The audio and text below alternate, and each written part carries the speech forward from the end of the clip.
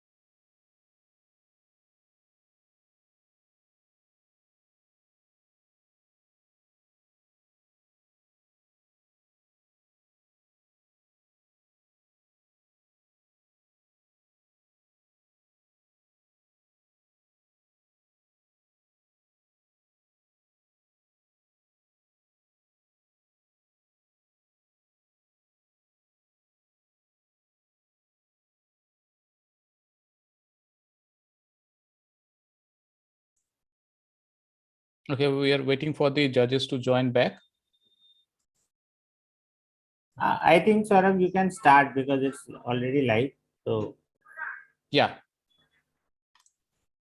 All right. So I will go once again with the introduction and the welcome message and all. Okay. So sorry for that technical glitch.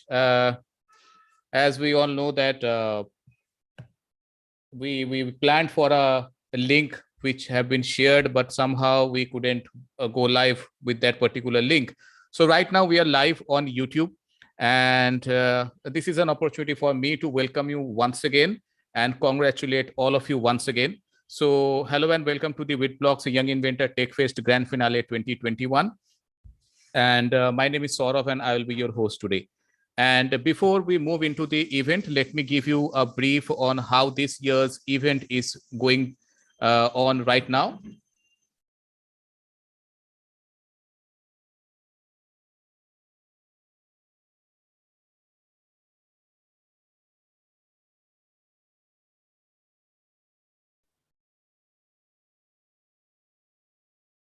I think there is some problem, Saurabh. So Yeah. So basically we started like around 2 months back, and we got more than 800 participants, and from there we selected 21 best young inventors and with their ideas, and today we have all of them with us, and I would like to congratulate everyone who participated in this great event, and my best wishes are with all of them for the grand finale event today. We are also live streaming on YouTube with some glitches, but we are still live streaming. So the world is watching you all with your ideas and innovations. And best of luck once again to everyone. Now, coming to the most important part, how the judging are going to happen today. So there are three things that we will share with you: how the judging will happen based on your project, who are the judges, and what are the prizes. Now there are 5 different judging criterias, or 5 different aspects through which we will look at your projects and your ideas. Number one is the originality of your project or your idea. How original, how unique is your project? Then comes the applicability of your project, which means is it on, is it made for on paper, or is it for the real world application? And then comes the efficacy, where we will check the efficiency of your project, whether your project is really out there to change the world. If there is any existing project which is similar to your project, how efficient your project as compared to the other projects. So we will check that efficacy of your project. Then comes the scalability. How can your project serve maximum people, more people? That's the scalability. How can we take that project to more and more people? And finally, we come to the fifth point, which is eco-friendliness of your project. And I hope you all know what is eco-friendliness. So how eco-friendly is your project? That's the 5 different aspects that we will look into your project, and we will judge based on all these 5 aspects. And in case there is a tie, uh, the judges will go once again on these 5 aspects one by one between those 2 projects which will have a tie. And that's all about the judging and how we are going to judge. Okay, we have a screen coming up. Okay, great. So, so let me now introduce all of you to our judges. And for that, I would like to invite Amit is already here. I would like to invite Amit Modi, the founder and CEO of Witblox, to introduce us to the judges for today's event. Amit, over to you. Thank you, Saurabh, for inviting me, and I'm very excited for this another season of Witblox Young Inventor Techfest 2021. And I personally had some time to look at all the submissions which were there. There were around 800 submissions participants, and out of that, it was very difficult to finalize and find out 2021's 21 inventors who had great ideas, and everybody struggled to look at each and every video and to assess the projects which were submitted.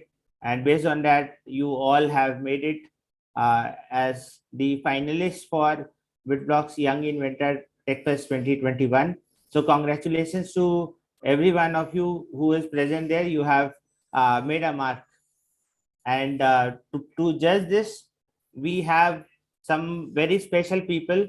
And based on your projects, your ideas, we had to finalize the judges who could do justice with you. So I'll just start with the introduction of the judges. Can you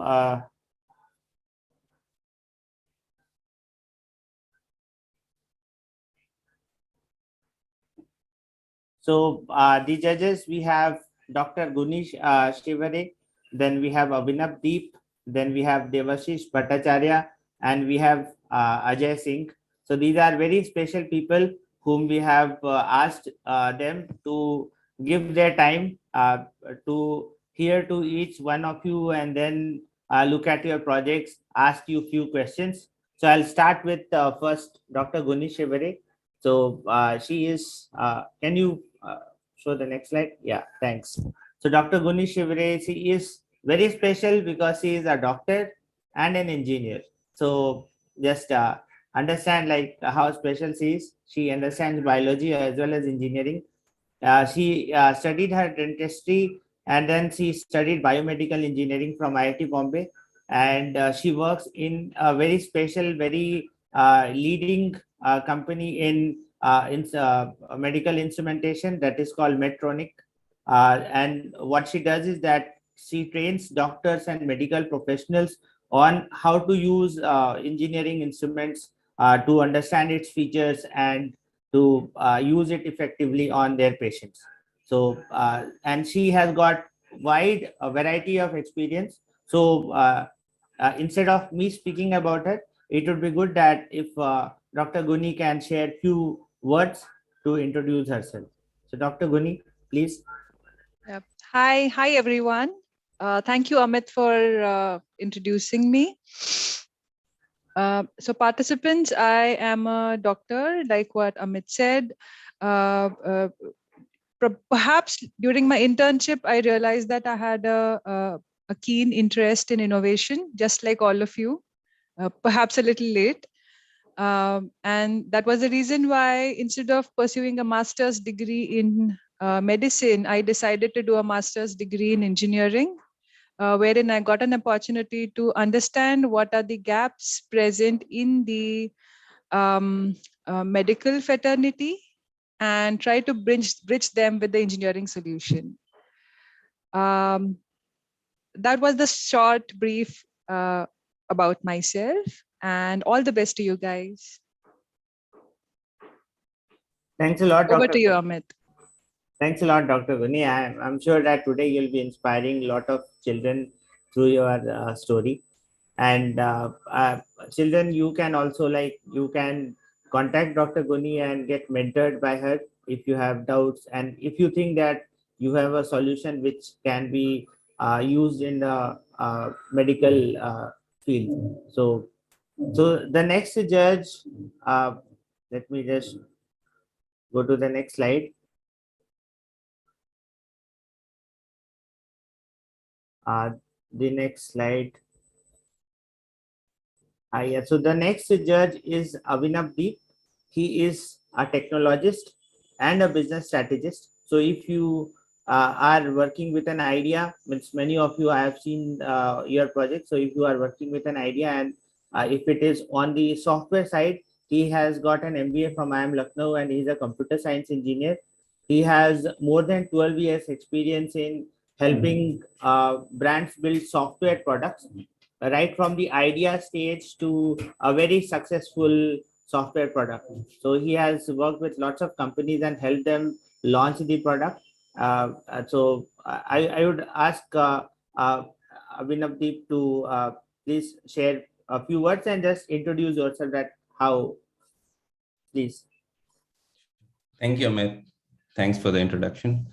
Hi, everybody. I'm Avinav. I work in the technology and strategy space, primarily helping incubation of new products in the enterprise space and taking it to the market. I have worked across technology advisory, business consulting, mergers and acquisitions in software space. And I'm looking forward to looking at all your projects today and seeing, how successful that can be in the practical world. So all the best to everybody. Thank you. Thanks, Amit. Back to you.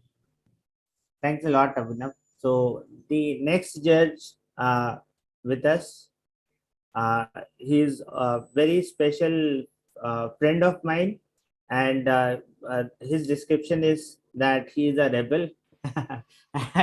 And his t-shirt, you can read his t-shirt says that he survived IIT Bombay.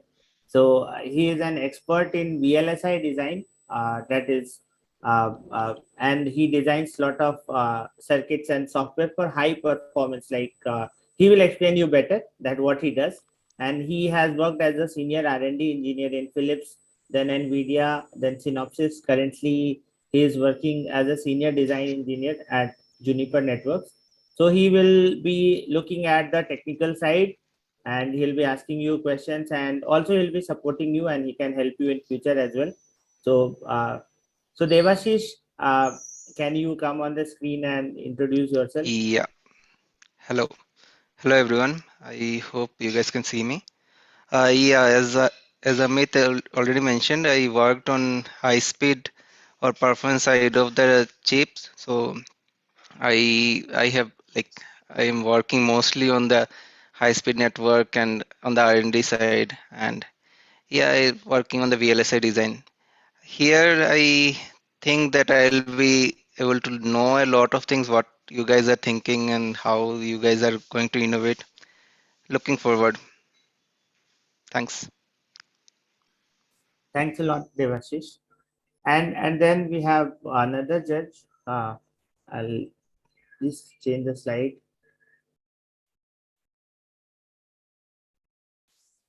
So we have another judge today. He is Mr. Ajay Singh. He is an early pioneer in blockchain technology. He has worked with lots of government officers and government, especially advising them and helping them build blockchain-based products and open source technology. He has worked with government, and he is also running many emerging technology labs in partnerships with colleges and universities. And the other part of it is that he is also an angel investor, and he is an investor in Witblox as well. So he has come with his check today. So if your idea is super and he likes it, then you can request him to write a check and he will definitely consider investment. So Ajay, can you introduce yourself? Thanks, Amit. Thanks for the nice word about me. And hi, guys. Hi, everyone. So so I will start calling you already as a winner, irrespective of whatever is the result today. You are the set of batch who has already overtaken a challenging journey and reached out from 800 people group. So you all are already a winner. Do not assume or do not believe what we are going to say about you at the end of the day. You are already a winner in every sense and in every way. Apart from what Amit has already told you, I have co-founded one company which is known as Realty Labs, which works especially on blockchain side, building products on blockchain and building emerging technology product. to solve a certain problem around distributed data management. As well as I run a lot of emerging tech labs across the country in various colleges and university, promoting open source technology and how those open source technology are going to finally help enterprise. So all the best for today, but everybody of you is already a winner in my eyes. Thanks, Ajay. And have you also come with your checkbook?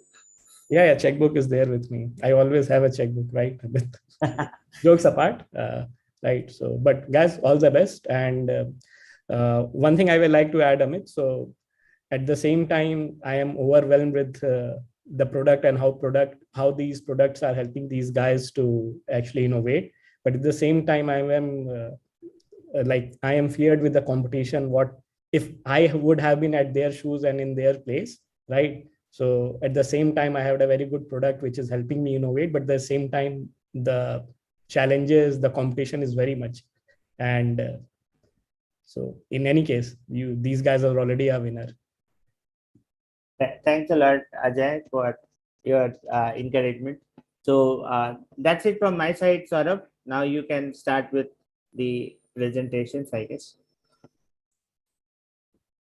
Yeah, thank you so much. Thank you so much, Amit. Thank you to all the judges for being with us today and spending such a long time we're going to spend.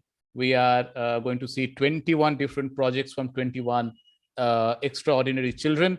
And finally, we will have winners today. But there is something for everyone today, because this year there are, 3 different winners: the first, the second, the third. Last year we only had one, and finally we got a joint winner last year, but this time we had 3 different winners.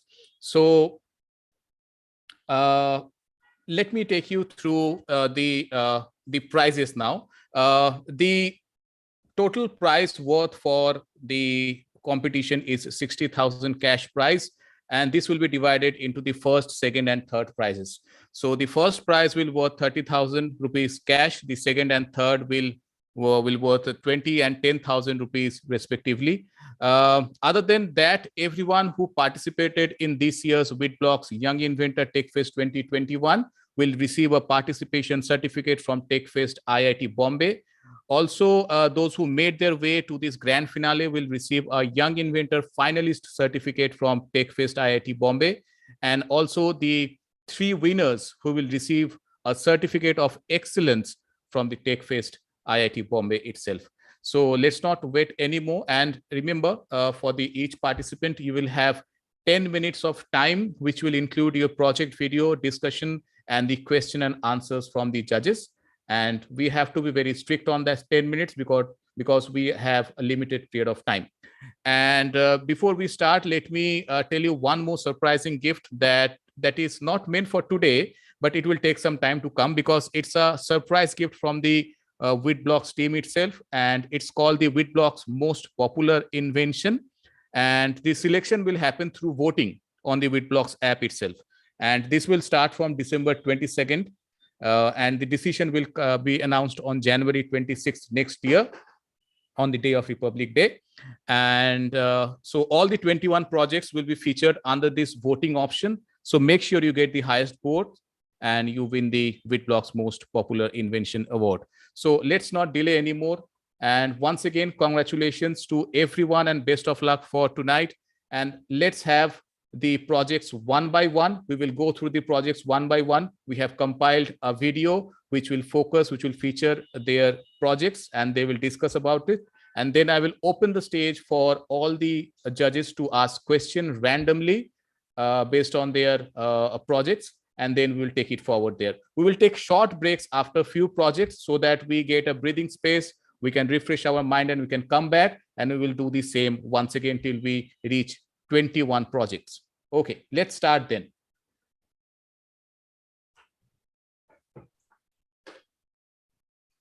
Okay, so we will watch the first project from Nitisha. Let's play the project.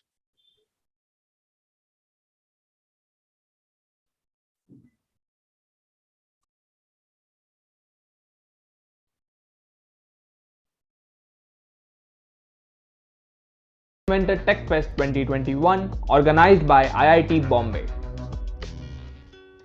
Let's check out the journey of Nitisha Garg and Khwaish Gupta from Ludhiana. My name is Khwaish and I study in class 9 in DC Presidency School, Ludhiana.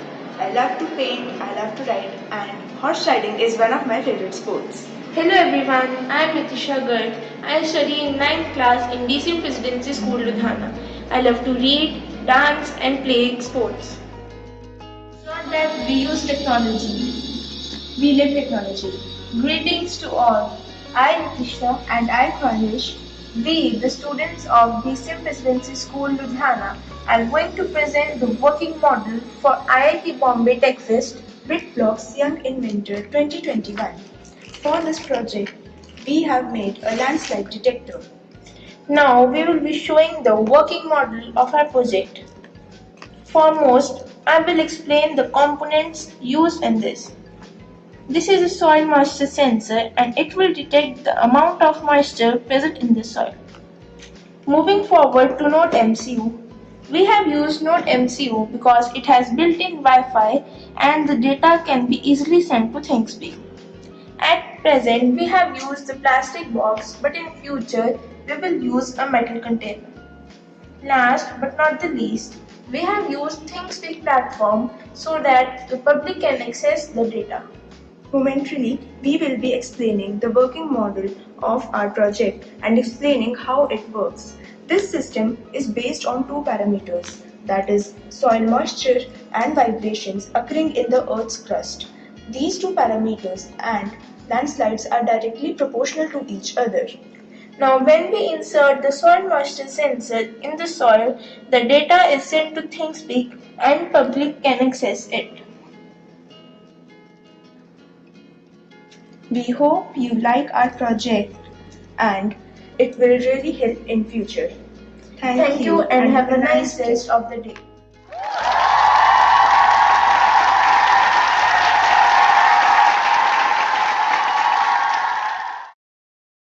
Okay, can we have Nitisha? I have pinned Nitisha. Can you please switch on, turn on your camera, and if we can see. Judges, up to you. It's open for Q&A. You can ask your questions. Good afternoon all.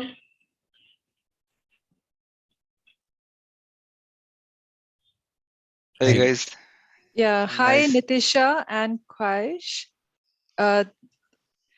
So my question to you is, how did you come up with this idea and what inspired you to choose this as the project? Yes, ma'am. During our research works, we thought we just see in the newspapers, read the news of landslide occurrence, and on the internet as well. We came up with this idea to construct a landslide detector so that the fatality rate can be reduced, as it has been occurring, like the landslide is increasing day by day in all over the globe. There are a huge number of deaths which are caused due to landslides. To reduce that number, we came up with the idea of landslide detector, as it will detect the landslides and will alert the people. All right, thank you. Have you tried testing it in a real setup? Yes, ma'am. Ma'am, we have performed experiments where we have used 3 different kinds of soil with different amounts of moisture.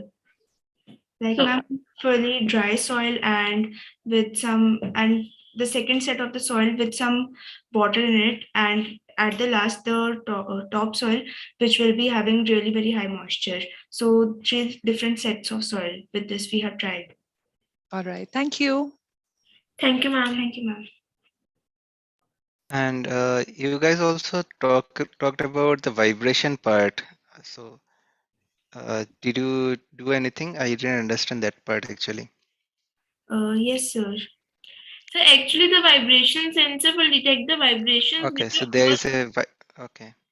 Yes, sir. which are caused in the Earth's crust. So when the landslides occur, they are also due to earthquakes. So the landslides occur mainly due to earthquakes. When the vibrations are caused, the sensor will detect it and it will give the value on ThinkSpeak platform. Okay, nice idea and like nice work, like nice way of solving this issue. Thank you, sir. Thank you, sir. Nitasha and Khwahish, Ajay here. So, right. So current your setup has a lot of wires, right? There are wiring which is sending data to the computer. Yes, sir. So how do you think that when it will be deployed actually in live, in real scenario, do you have any, like, have you thought of what other components will add, or how will you make it sure that it is getting deployed in a real life scenario where it is doing a detection? Sir, we will be using PCB circuit so that it is easy to operate and the wires will be reduced. Okay. And can you also explain me around the moisture part? So there are only main two components which you have come up with in order to decide that the landslide is going to occur. One is vibration and another is moisture. So is there if you have followed any paper which says that moisture is one of the necessary or one of the very important components which actually leads to landslide, or it is something which you have come with your empirical evidences, or you have experimented, or so, like, what was the reasoning for using moisture as one of the component? So mostly the landslides are occurred when there is huge amount of moisture as the soil becomes loose. So we thought of using a soil moisture sensor, which will detect the amount of moisture and will tell the people in the form of data that landslides are about to occur. And sir, even the landslide occurrence is more in the rainy season as well. And if we see in the northern part of India, it occurs frequently in the rainy season, most of the times. So that is basically due to the moisture present in the soil. Okay, thanks. Thank you, sir. Thank you, sir. Thank you. Good presentation. No questions from my side.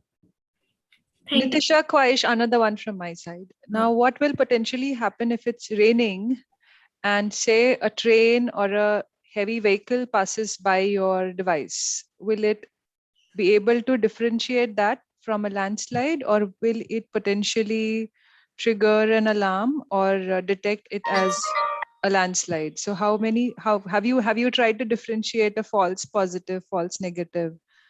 Ma'am, we will be placing our project under the surface.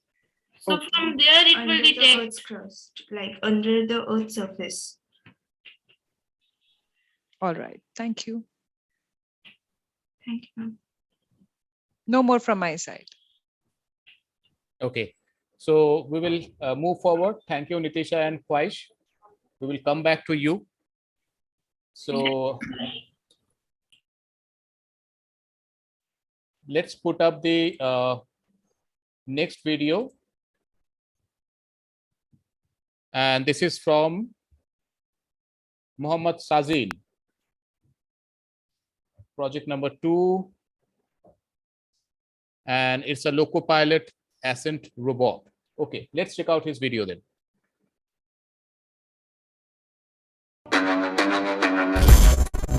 Welcome to the grand finale of Witblox Young Inventor Techfest 2021, organized by IIT Bombay. Let's check out the journey of Muhammad Shazeen from Kannur.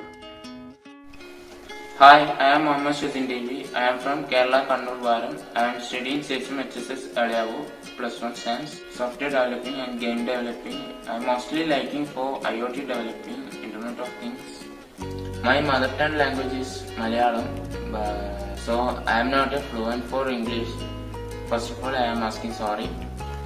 I will developing a product. I can firstly develop here and will go to programming softwarely, and softwarely I can developing. So I am ready to manufacturing this robot. Can you have give a support? I will make this robot. Hi, this is my school lab. My free time I can spend here. I will show my lab. In this last 2 years, I am constantly working here because COVID pandemic period. It's a bad period. But about me, I am happy these periods. because I make so much products and projects. Hi, I am Mohammed Shazin Devi. I am from Kerala, Kannur, Varam. I am studying system. I am studying +1 system HSS allowed in Varam. I am not fluent for English, but I am trying to. My mother tongue language is Malayalam, but I will try to speak in English. My innovation is based on railway safety. It's aimed to 100% safety for railway. This product has fully worked on Internet of Things, but something parts like working for artificial intelligence. Many people are at risk of losing their lives in a train accident. I think 8 May 2020, 50 migrant workers sleeping on a rail tracks were crushed to death by the goods train in Aurangabad district of the Maharashtra. When I saw this news accident, my mother asked me if there was any solution. That's why I decided to make this project. I believe this idea is useful our country. Our railway system is prone to accident more a number of reasons to such a derailment, signal maneuvering, mechanical failure of tracks and more issues in the level crossing, connection break between train and the control room. I strongly believe that my project helped to reduce such a kind of, not reduce, it's 96.9% problem will solve it. Only for this robot, I believe 100% safety for railway. And I will show my product view. This project about me, it's a big, will get me help financially and resourcefully will help me. I will ready to make this project, and now I currently making 3D model in SketchUp and V-Ray and some animations like SketchUp. That's only for me, and I will show you my documents review. Its project name is Loco Pilot Ascent Robot View.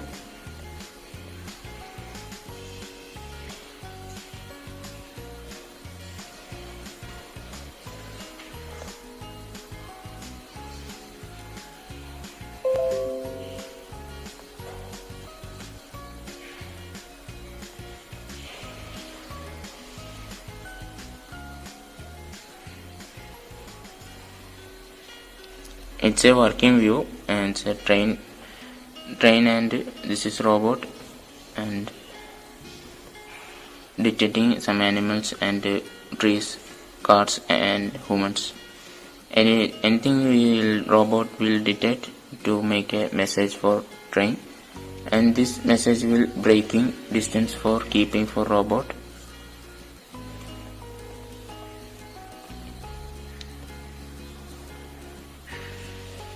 It's an animation video, working view.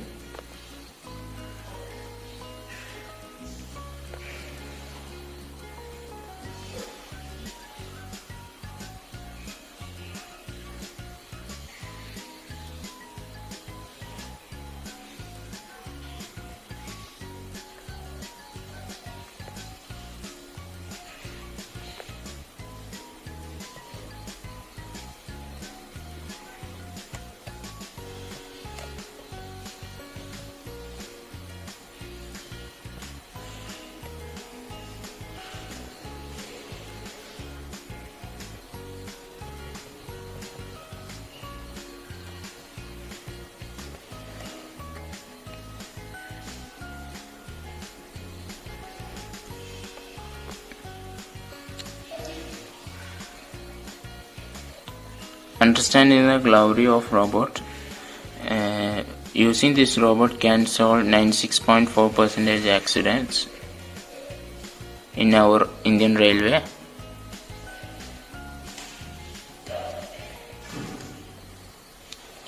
It's a graph of animals, accidents and deaths. Is increasing the year will increase in the accidents.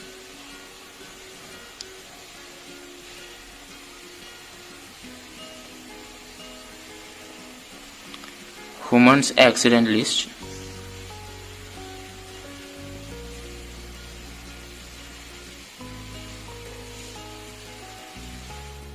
Features of robot. Wireless horn with the control of pilot. The pilot can watch videos visuals at all times. There is a facility to remove all animals in a track using some kinds of sounds like that to remove the animals in track using sounds. This robot is used to communicate with people close to it in all time. The quality of running rails will be checked and the result will be shown to the pilot. To open and close the railway gates automatically without humans are possible. It's always to working in IoT. It's some kinds of sounds and otherwise to working artificial intelligence. Its main part of using is Raspberry Pi.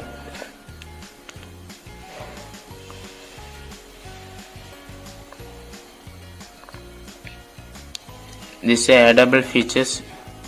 With the robot, all the rubbish on the track can be picked up throughout the vacuum cleaner process. The bombs on track, the related items will identify and the result will be announced on the pilot.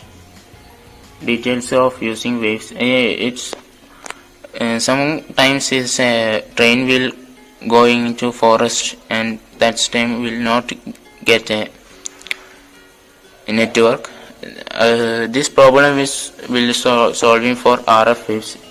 It's commonly using for televisions and some kinds of video visuals using RF waves details. This is a main components of robot.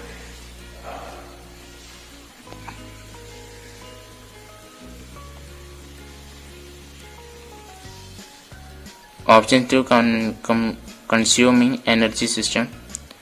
Each robot can working 3 energy system using solar power, using mechanical energy, using direct railway current. It's all too possible to working this robot. These are dimensional details in robot.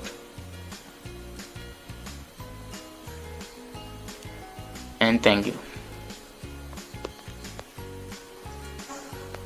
It's also working part, main part is Raspberry Pi. I can show you 1 minute.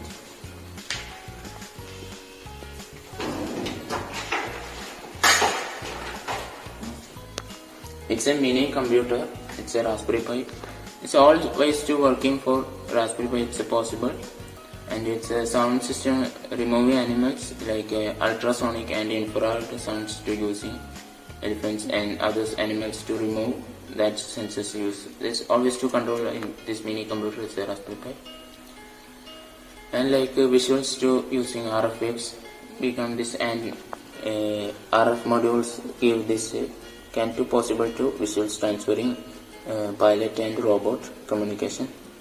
Always to possible this it's may get the artificial intelligence and IoT always to possible for this. Okay, thank you.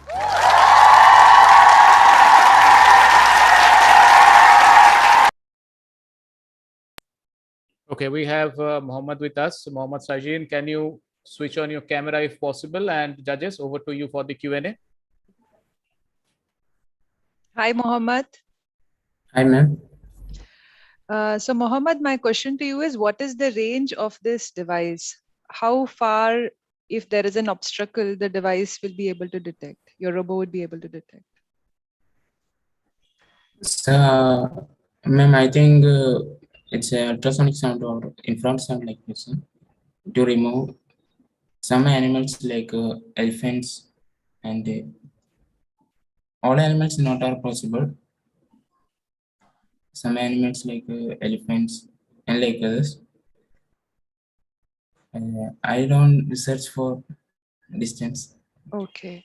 The reason why I wanted to ask is it possible to mount this device on the railway engine instead of having a separate robo? What is the advantage of having a robo?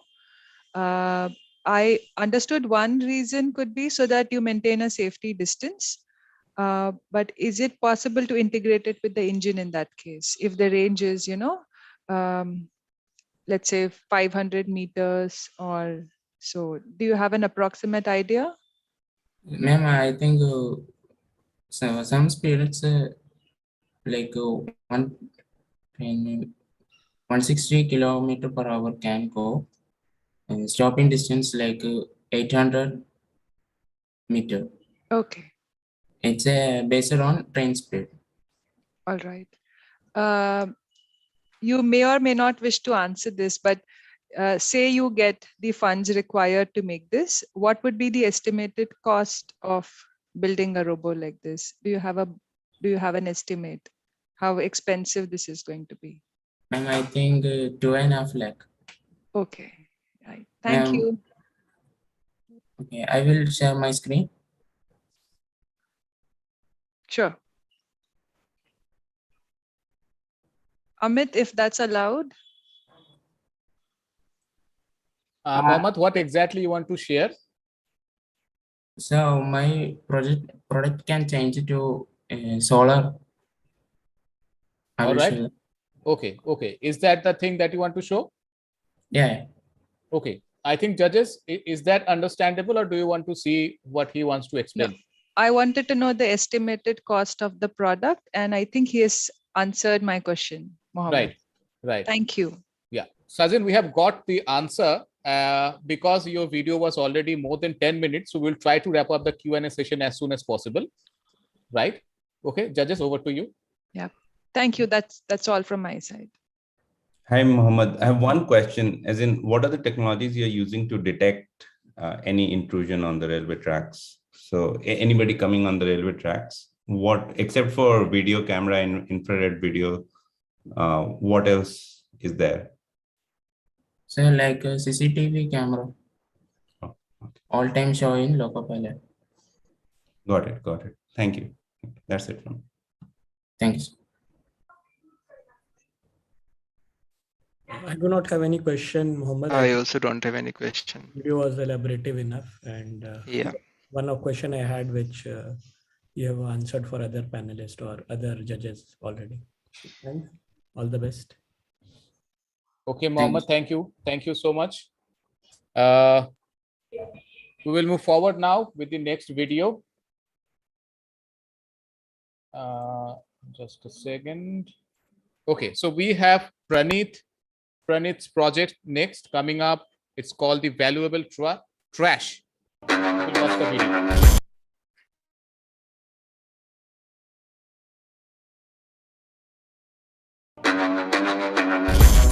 Welcome to the grand finale of Witblox Young Inventor Techfest 2021, organized by IIT Bombay.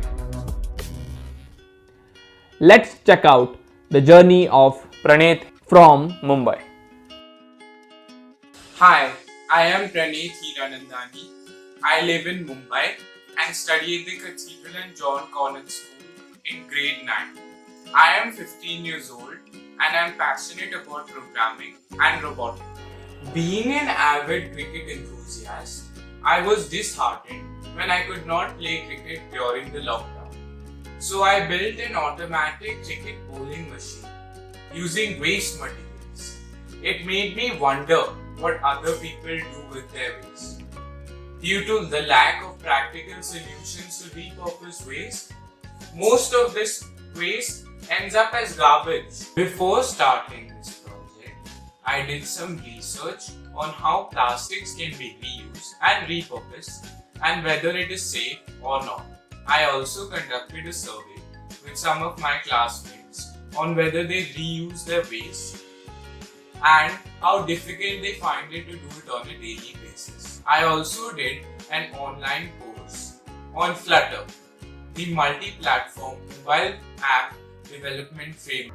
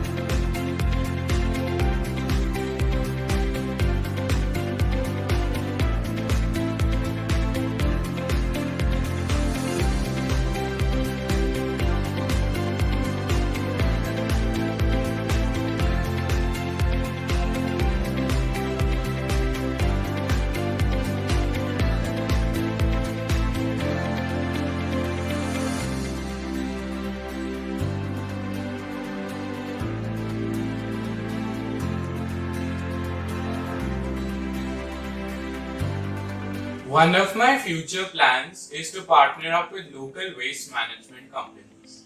Another is to reach out to schools to start initiatives on reusing and repurposing waste. This will instill the love for environment in these young children's minds.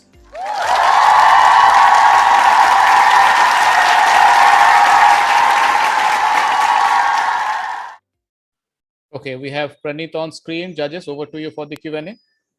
Hi, Praneeth. A very novel idea. I already downloaded your app. Thanks. So my first question is, I tried clicking a few pictures and seeing if it was able to identify what kind of waste it was. I realized that it could identify plastic and metal, perhaps aluminium.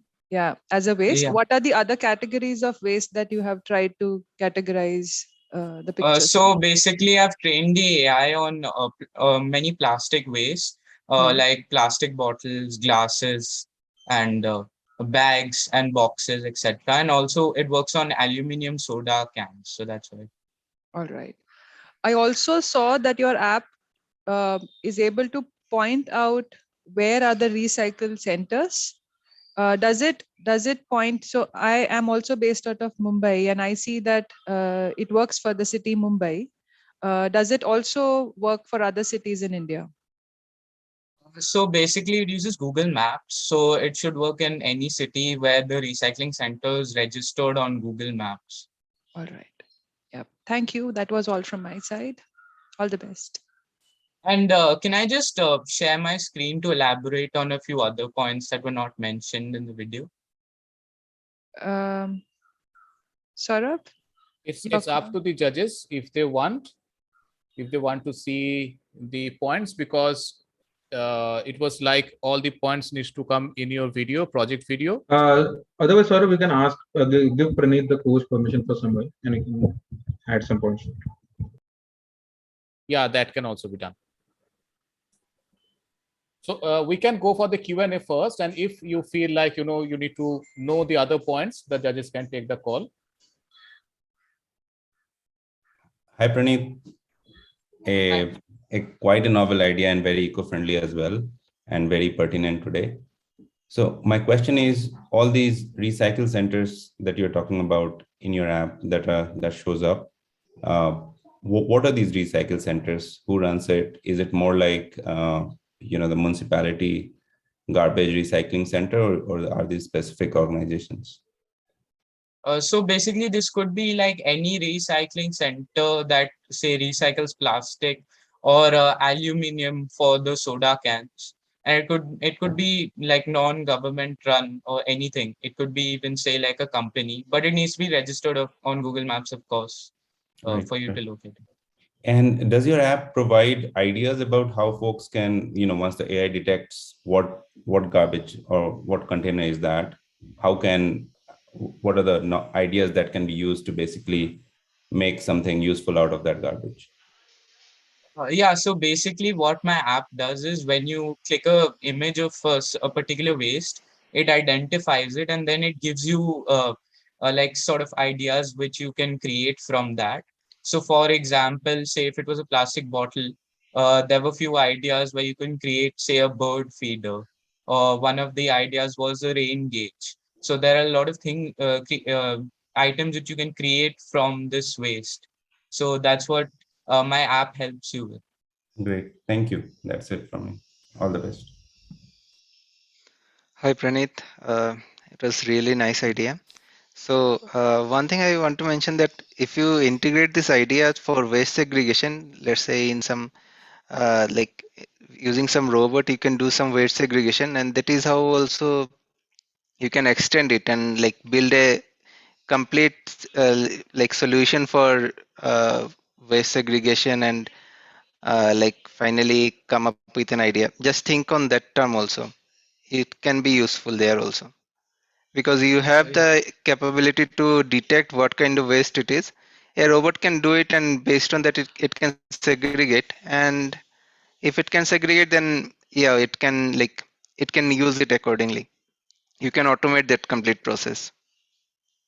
Yeah, that's a great idea. So, Praneeth, in contribute the community, is there anything else or apart from adding your ideas where community can, like, I think whatever idea you submit get reused as creatively reused for e-waste, right? When you click an image. Apart from that, is there any other aspects to it? So basically, how this feature works is all the tutorials and everything is stored on the cloud. So if you go in the contribute to the community section, it uploads these ideas to the cloud, and the ideas can be filtered by, say, a human, and checked if those are appropriate, and then they can be added to the app easily. And currently, this is the only feature. And also, I was planning to expand the app on the home page. It gives climate change news and tips that you can do to reduce your carbon footprint. So maybe those can also be added to the contribute to the community section. Okay. And is there any way you can, when somebody is clicking a picture, can you segregate hazardous waste from a normal waste, or is there any current capability in app? Let's say something which is very much harmful to be touched by hand, or somebody has clicked the image. Does currently app do certain categorization on that particular front, or it's just whether it's plastic or whether it's so is there any current segregation there in categorization? So currently, I'm not doing that segregation. It just segregates based on what type of the waste material is, like, say, like a plastic bottle or a plastic bag. So currently, I'm not checking whether it's hazardous or not, but I will. That's a great idea that I can implement in the future. So currently it just tells about reuse. It doesn't tell us about how to actually dispose it. In case it's all about reuse. It's when you are clicking a photo, it tells about how to reuse it, but nothing around in case it is not reusable, how to dispose it, right? Yeah, so in case it's not reusable, then you can, of course, give it to a plastic or aluminum recycling center. But the whole point of the app is to allow you to repurpose your waste, because that's extremely practical. And, you can do it from anywhere, and it requires minimal time and effort. Okay. Okay. Thanks. That's all from my side. Great idea. Okay, would you judges, would you like to see his presentation? Yeah, I think I am okay with it if everybody else is okay. Shall we go for it? Sure. Okay, I am making you co-host. Praneeth, please go ahead and do it as soon as possible. You are now a co-host. Okay.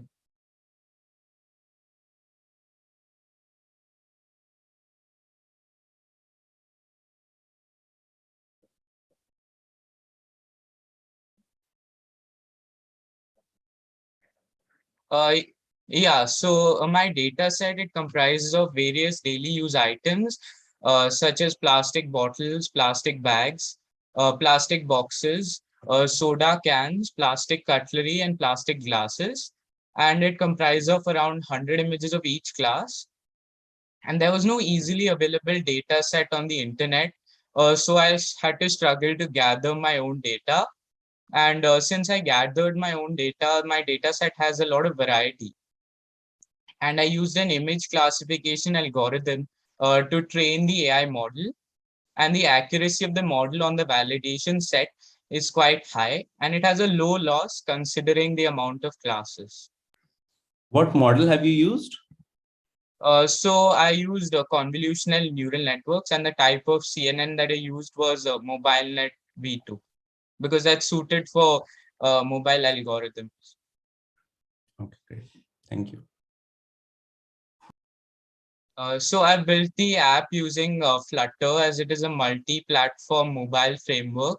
So it makes it easy to develop both iOS and Android apps, requiring minimal effort. To run the model on mobile, I had to use TensorFlow Lite, which is supported on mobile. And all the data, including the tutorials, is stored on the cloud using the Google Firebase services. And I've created a program using Firebase APIs that makes it easy to upload ideas with just a few clicks. So I've redesigned the homepage of the app. It now gives useful news on climate change. Additionally, there's a quick actions menu that allows the user to access all the features. Furthermore, the app gives useful tips to users to reduce their carbon footprint. Here are some of my other future plans. One of them is to host many competitions where people can submit a reusing idea, the best getting prizes which can help promote the app. Another is to partner up with food delivery agencies such as Zomato and Swiggy in India, such that when a user orders food from the app, it incentivizes the user to use valuable trash to repurpose their plastic food packaging materials. So the whole idea of repurposing waste is highly practical, as it can be done on a daily basis and requires minimal effort and time. Furthermore, valuable trash is not just a prototype, but it is a ready-to-use application that is available on the Google Play Store, and millions of smartphone users across the globe can use it. Additionally, it is extremely easy to implement and requires minimal resources to develop it, being a mobile app. Moreover, Valuable Trash is a unique and creative app, and there is no such existing solution like this. Download the Valuable Trash app on the Google Play Store now to contribute to the Valuable Trash community in saving our Mother Earth. Thank you. Okay, thank you, Pranit. Any further question on that, or shall we move on? None from my side. None from my side. I think we can move on. Okay, okay. Thank you, Pranit. Thank you. Okay, so the next project is from Vanshika, and we have a project where she will be showing us something which will treat the acidic water produced during the chemical pre-treatment in the textile industry. Let's play the video.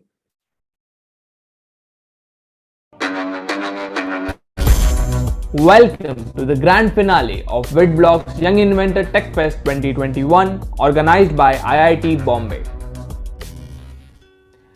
Let's check out the journey of Vanshika Pandey from Pune. Hi everyone, my name is Vanshika Pandey and I'm a class 12 student from Navroji Wadia Junior College, Pune. Besides being an avid science lover, I'm a formally trained fine artist and a black belt in Taekwondo. In my spare time, I enjoy running, meditating and doodling.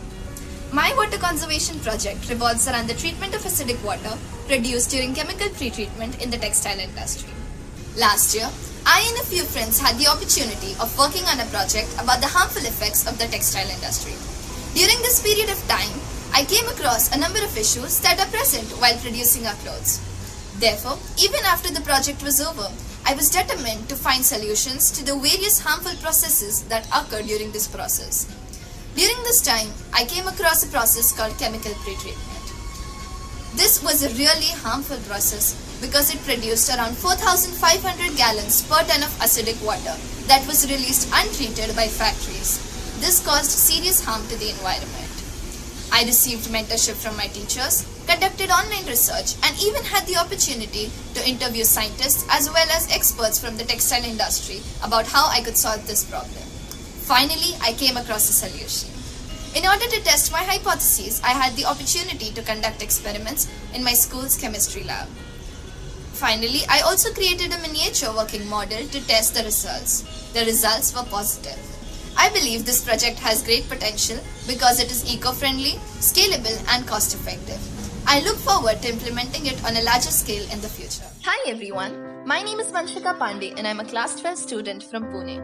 My project revolves around the treatment of acidic water produced during chemical pretreatment in the textile industry. According to a 2019 report, the World Bank stated that the textile industry is responsible for about 1/5 of the total global water pollution. Water use is a big part of the textile industry. It is used for scrolling, bleaching, and dyeing processes. The pollution aspect of the industry mainly comes from the wastewater it produces. While I was looking out for the different steps in fabric processing that would cause the severe water pollution, I came across a process called chemical pretreatment. In this process, cotton cellulose is acid treated either in water or in ethanol containing 1.39% HCl at 45 and 65 degrees Celsius for 1 to 5 hours. This process is mostly done in water. This process is carried out because both pectin and lignin are very important non-cellulosic substances occurring in hemp fibers that need to be removed without damage to the fiber cellulose so that more flexible and non-yellowish fibers can be produced. This complete process is called chemical pretreatment. Water pollution and consumption is a major challenge in the 21st century, and this process consumes about 4,500 gallons of water per ton.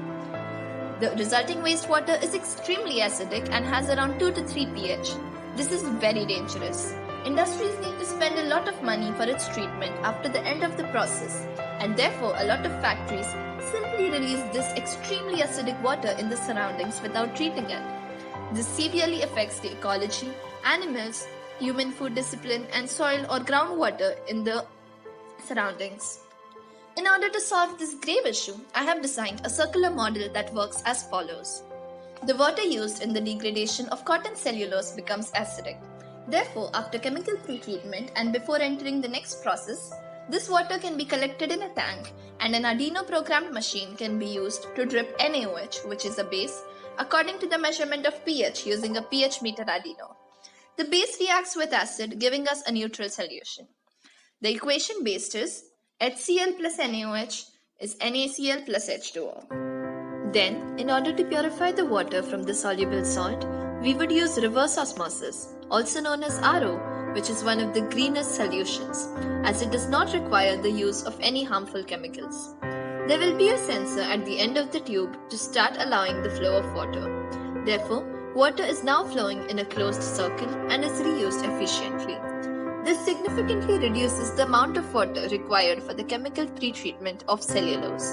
I also designed a diagram of the system that could be used on a larger scale on the Draw Concept Pro software. Further, I conducted real-life chemistry experiments in my school's science laboratory in order to check my hypotheses. The results were favorable. Last but not the least, I programmed an Arduino in order to create a miniature version of the desired model that could be used in these factories. I believe this project has great potential as it is cost-effective, scalable, and environment-friendly. This project can also be used in other factories that produce similar acidic wastewater. Thank you.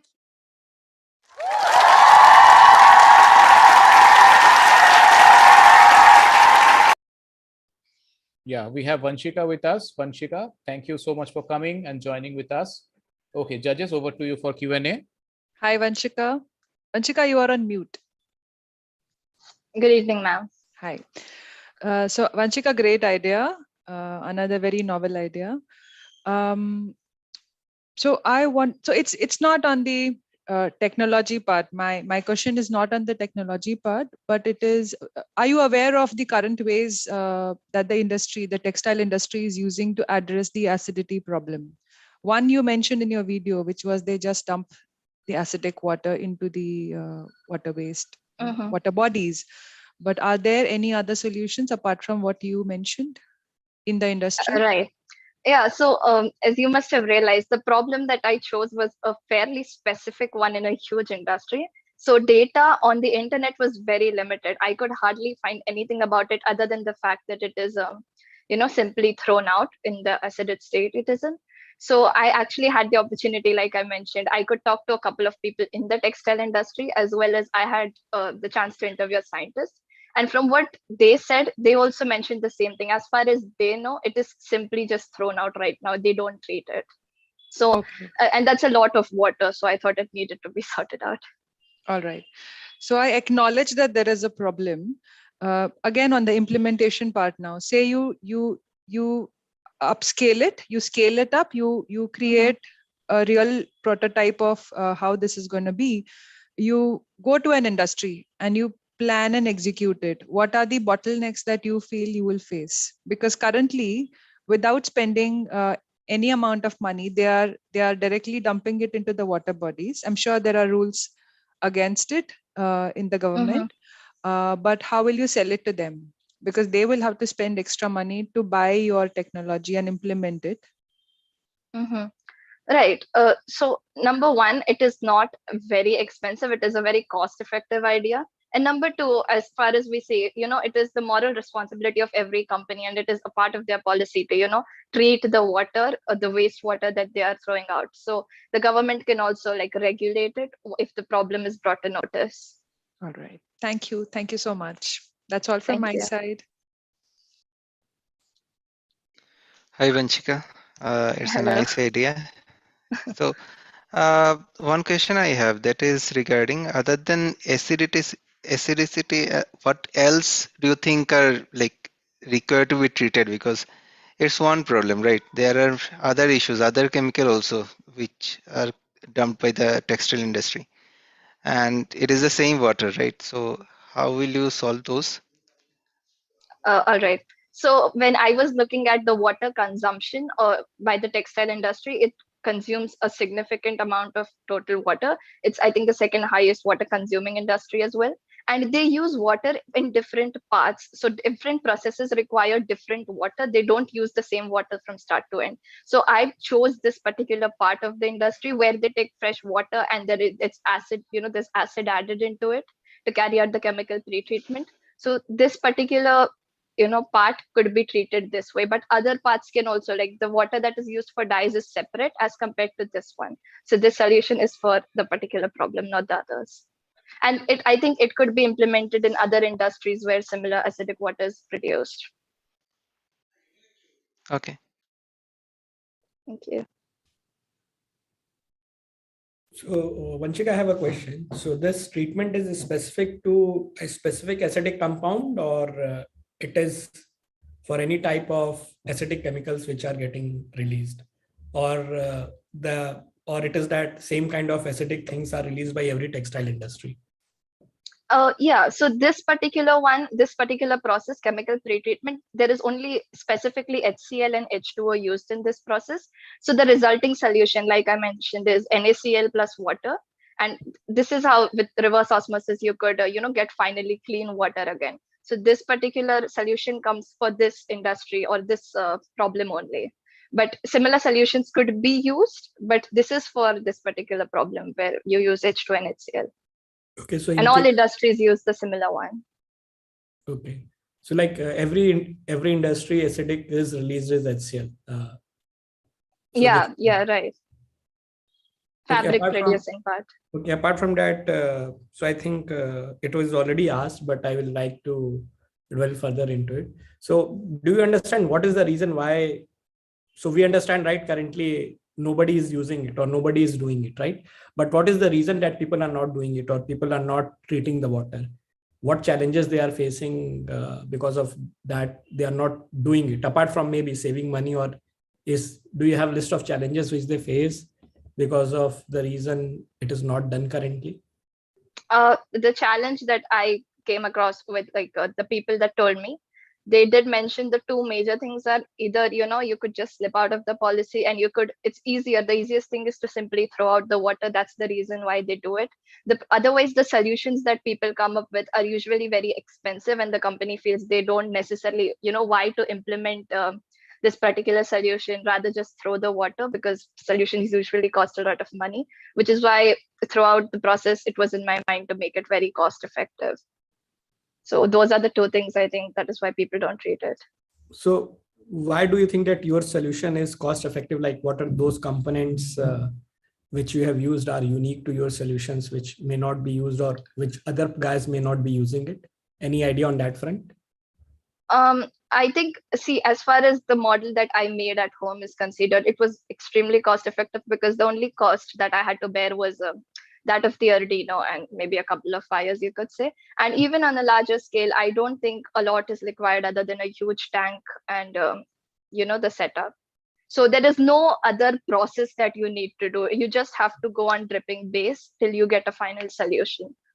No, so I was just dwelling onto the fact that what are the cost constraints which they are facing, probably where they are not using it. So, because see, in any case, the government compliances, if they get caught right, are huge. The fines are huge. Having a lawyer to fight for them is a huge cost, right? So I was just dwelling into the fact, what are the cost consideration? Anybody take a risk to just dump it out? Okay, that's all from my side. I'm good.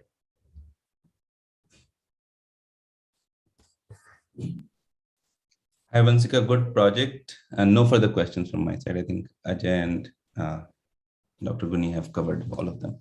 Thank you. All the best. Thank you so much. Okay. Wonderful, Vanshika. Thank you so much. And I think water pollution problem is really taking a toll on our life, and such kind of projects are really needed. So thank you, Vanshika, for coming up with such a noble idea. So we will move forward, and let's see who is on our list. Okay, we have Shakshar, and we have a project which will detect heart disease. So it's a heart disease prediction mechanism. Let's watch the video.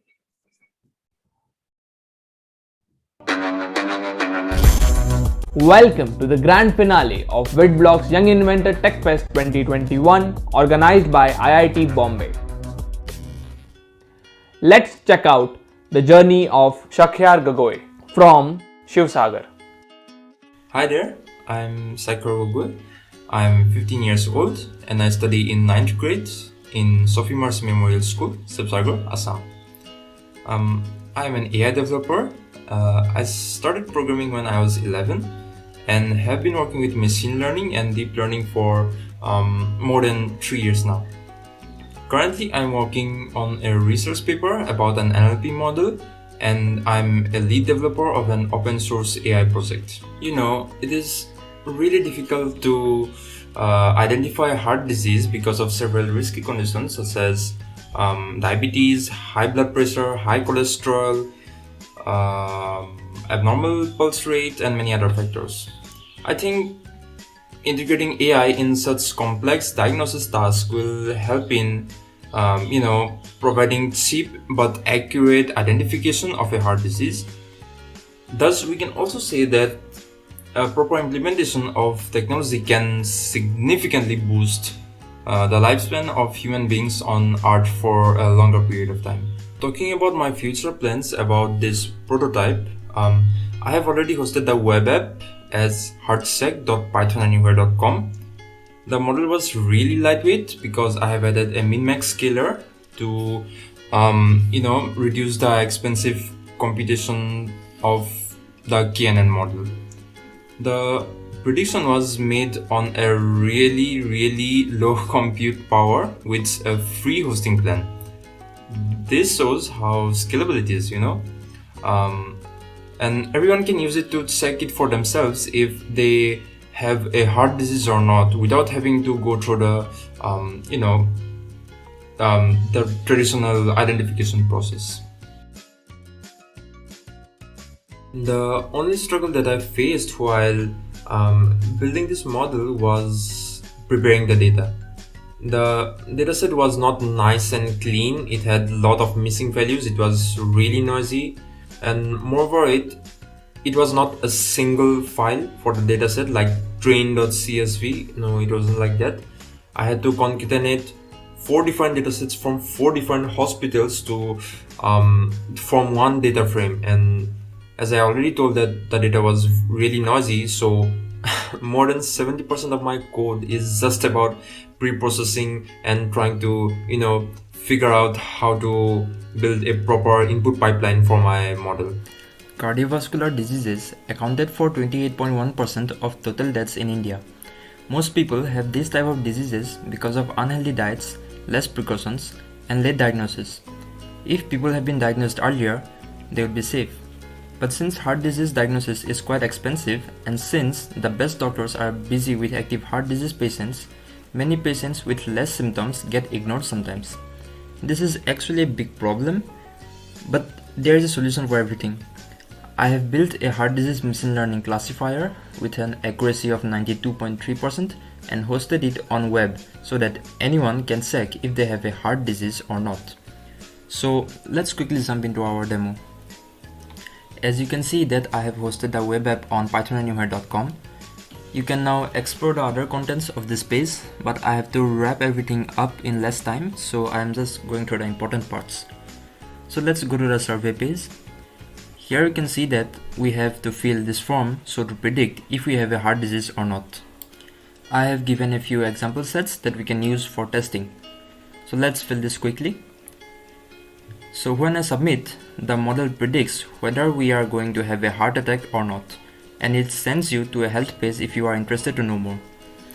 So now moving on to the technical part, the accuracy of the model is 92.3%.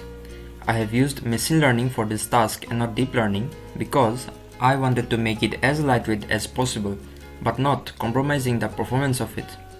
This will help to scale our idea with a much larger data and would be easier to manage traffic load.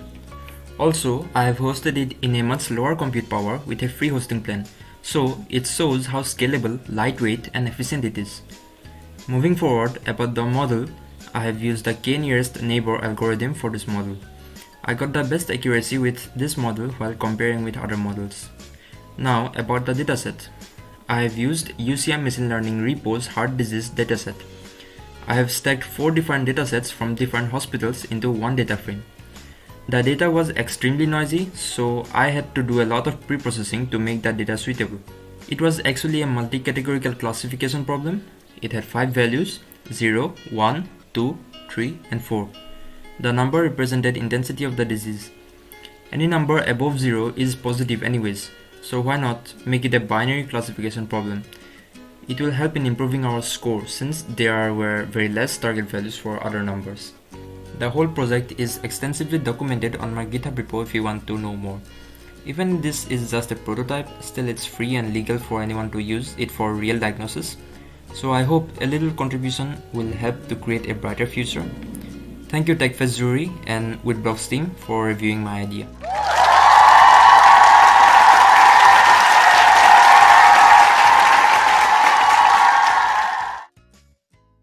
Okay, we have Shakir with us. Sorry for pronouncing his name. It's a little tough for me. So judges, over to you for Q&A. Hi, Shakir. Hi there. So Shakir, my first question is, who is this web app developed for? Is it for a patient or is it for a doctor?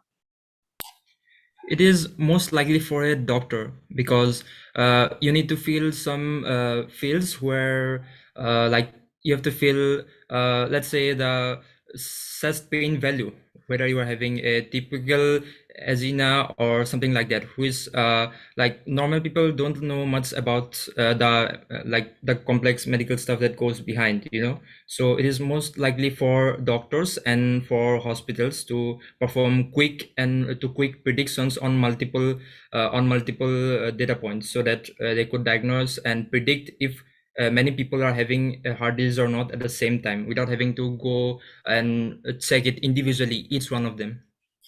All right. So I realized that you are using this for a very complex clinical condition, which is a heart condition. I'm just curious as to know, you also mentioned the accuracy of this model, right? It was in 90s. Is there a way to Yes, increase ma'am. the efficiency? For that, we need a little bit of more data. My data set, there were only 900 people, like the data of only 900 people. Because you see, I was able to get only the data from 4 hospitals, which was actually not enough for getting a very great amount of accuracy. We need a lot of data for it. And also we could apply other pre-processing methods, such as simplifying the data a bit more to make it more suitable for the model. All right. Do you have any other medical condition in the mind that you would want to try next after the cardiac condition? I could do for lung imaging for pneumonia, and it will be a deep learning approach with convolutional neural networks. All right. Thank you. That was all from my side. All the best.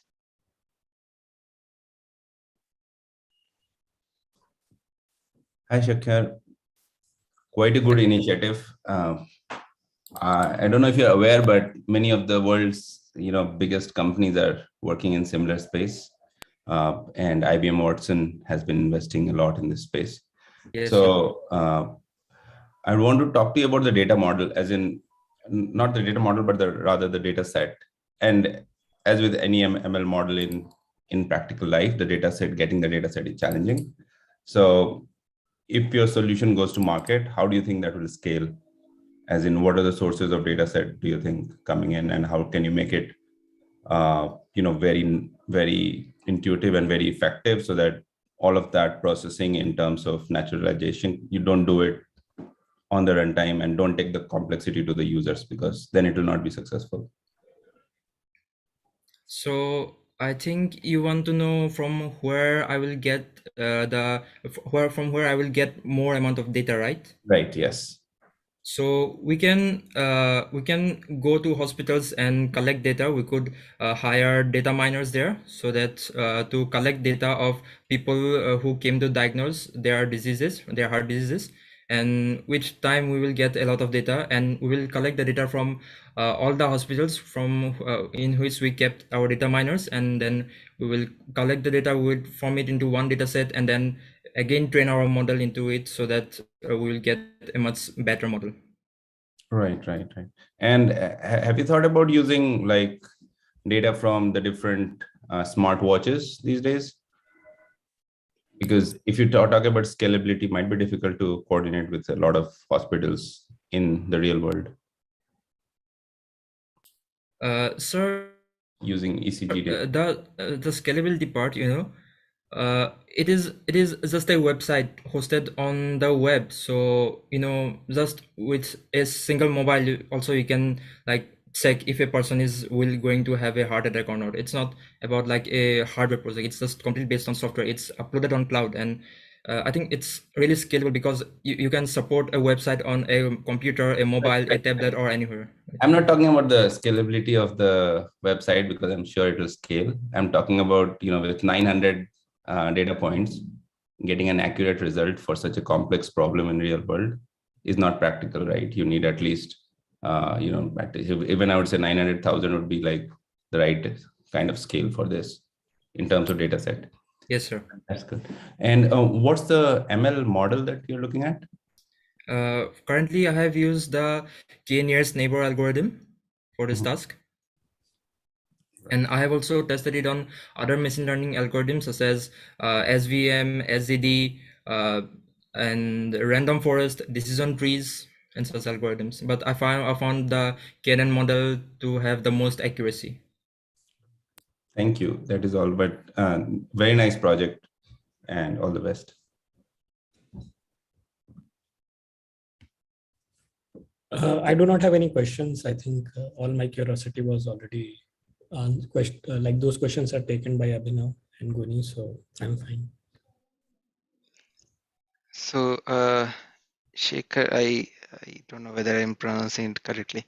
So my only question is that in some hospital it can happen that for some patient you get partial data. So some person may do some kind of tests in some lab and some in some other hospital does some other test. So in those cases, how can you like do you think of a way to like combine them and get a better result? So even if you perform your test on multiple labs, you will go and come to one hospital, or you will go for one doctor to give you medications to treat you, right? So in that case, we will collect the data when the person will go to that particular doctor or that particular hospital, and we will like wait for a few years, and we will get a lot of data like that. Okay.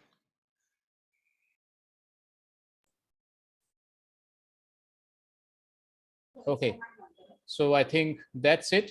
Thank you so much. Stay with us. And as far as I can recall from the last year's projects, I can see this year we have projects which are quite visionary. They are looking far ahead in the future, looking deep into the real world problems. So we are really looking forward, and I hope the judges are also enjoying the ideas and the innovations the makers are bringing in onto the table today. So let's move forward. Before we take a break, we have another project to look into, and this is from Stuti and Alekha, and this is for the identification and mapping or device for Alzheimer's. So let's play the video. Welcome to the grand finale of Witblox Young Inventor Techfest 2021, organized by IIT Bombay. Let's check out the journey of Stuti Bhatia and Alekha Malhotra from Mumbai. My name is Stuti Bhatia. I am 16 years old and I study in the 11th. Hi, my name is Alekha Malhotra and I'm 17 years old and I study in the Cathedral and John Conant School in the 11th grade in Mumbai, Maharashtra. Hello, I am Stuti Bhatia. And I am Alekha Malhotra from Mumbai, Maharashtra. The biggest problem faced by Alzheimer's patients is irritation due to memory loss, causing depression in patients and caretakers.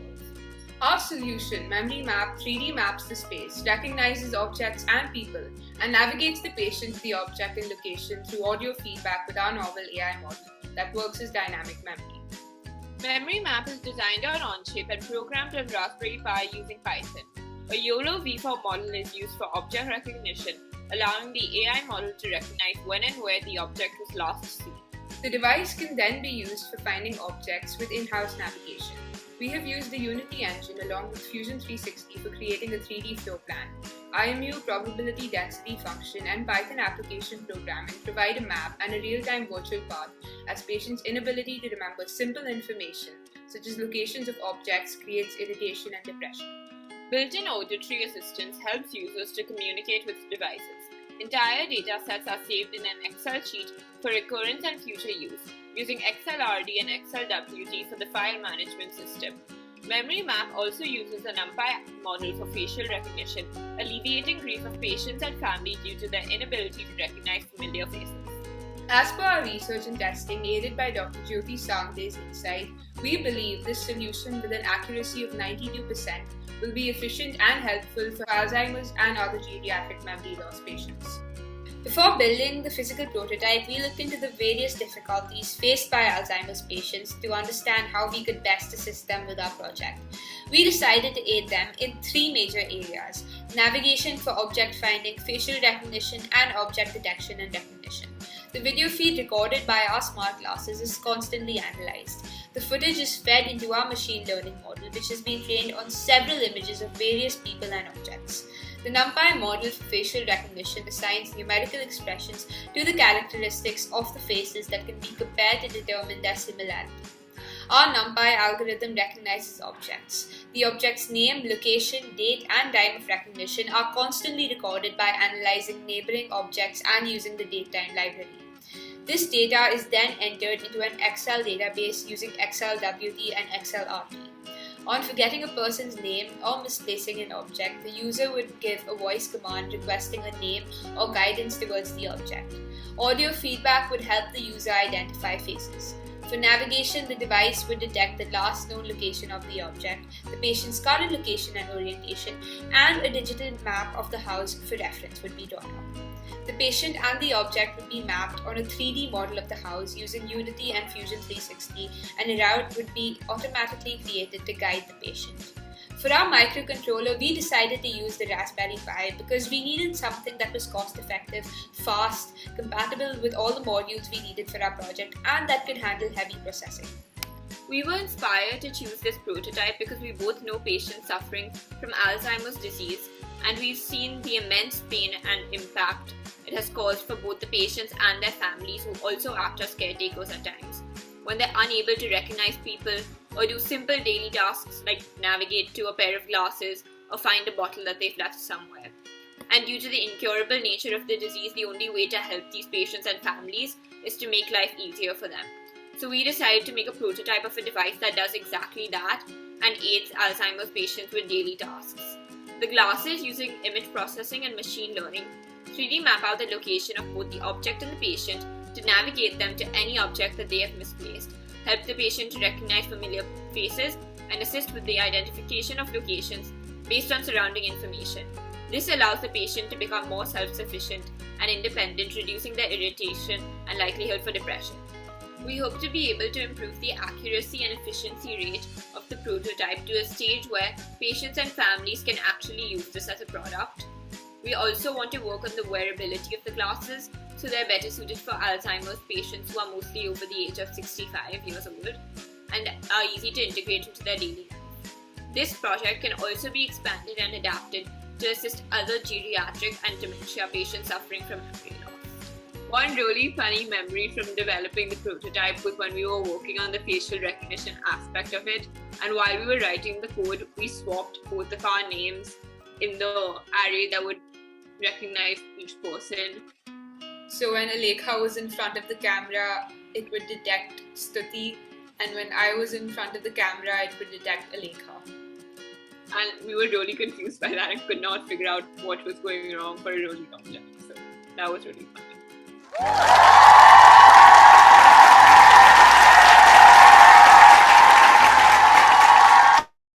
So we have Stuti and Alekha with us. Over to you, judges. Hi, Stuti and Alekha. So a brilliant solution to a very complex problem. And also you have explained it very well in your recorded messages. So I do not have any further questions for you.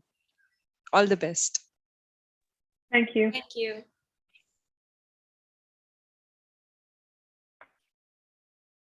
Hi, Alekha and Stuti. I think this is a very original idea. So congrats for that. And you talked about, knowing people with Alzheimer's, so very practical as well. Good work. What I would want to know is, how do these patients interact, or how do you envision them interacting with your solution? Is it through a mobile app, or how do they go about using your product to basically get help in their daily life? So we have a simple prototype over here. This is more of a concept rather than a prototype. So we have the R-Pi over here, and we've got a camera that's going to be attached to the side of the frame of glasses. And there'll also be a speaker attached on the frame. So essentially, the feedback that we're trying to deliver to the patient will be delivered to them through audio. So yeah, that's how we are going to be communicating with the patient. So you're on mute. My bad. So it's voice command based. Yes. Great. Thank you. That's all I had. Very good idea. Thank all you. The best. So guys, did you also thought about attaching any RFID to the objects which are present, which is getting daily used, where it can be co-located? RFID has a much smaller range than because ours would be able to detect it at any distance. Like it could be in like a different house also, and it would still be able to detect it because it uses the camera feed. But RFID has a much shorter range, So that wouldn't have been as practical. We did consider it. Okay. So other than that, I do not have any other questions. I'm fine. Hey guys, it's a nice idea. No question from my side.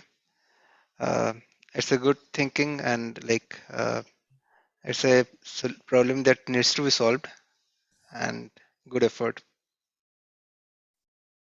Thank you.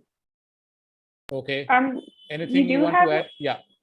Yeah, we do have a 2-minute presentation prepared in which we'd like to cover points such as scalability, and we'd like to compare it with existing solutions. So if we have time, we'd like to present that. Is that okay, judges? Saurav, you are the timekeeper. You suggest. If we have time, we would like to see. Yeah, we have 2 to 3 minutes time. If you can wrap up within that, it's fine. All right, Stuti, then please go ahead. Okay, just who is going to present? Stuti, you? Yeah, I'll be presenting. Yeah, just hold on. Okay, here you go. You are the co-host now. Yeah, thank you. I'll be with you. The biggest problem faced by Alzheimer's patients is irritation due to memory loss, causing depression in patients and caretakers. This chronic and incurable disease affects around 50 million patients worldwide and 10 million new patients each year, causing grief for the patients, caretakers, and families, creating the need for memory aids to reduce their suffering. Our solution, Memory Map, 3D maps the space, recognizes objects and people, and navigates the patient to the object and location through audio feedback with our novel AI model that works with dynamic memory. The novelty of this device is that it maps the location of the person and the object to allow object recognition and navigation to the object from any location and distance by creating a 3D model of the house. The framework allows object detection and navigation at any distance as compared to most other tracking devices, which require you to be in a specified range. Additionally, any new device can easily be added to the software database while only incurring a cost once. The dynamic database updates itself with any new information to provide only the latest location of the object. Based on our testing, this algorithm operates with an accuracy rate of 86%, 83%, and 98% for object recognition, facial recognition, and location finding of the object respectively. The navigation model uses the Google AI machine with an accuracy of 96%, and the overall accuracy rate is 92%. The nature of our device is such that it requires no previous knowledge of technology, thus making it easier for geriatric patients to use. The user-friendly interface and the portability of the device further enhance the ease of use. Since this device fits on the user's glasses, they will not have to change any part of their routine to incorporate the device. It also can easily be adapted for other geriatric memory loss patients besides those with Alzheimer's, and it's also really easy to reproduce for production. The total projected cost of this device is 9,000 rupees, out of which the RPI costs the most. The glasses are optional as most geriatric patients are likely to own glasses to which this device will be connected. Other components such as the IMU sensor will already be in the patient's phone, so an extra cost need not be incurred. This device's technological nature ensures that the environmental impact is minimized and this device can be produced in an eco-friendly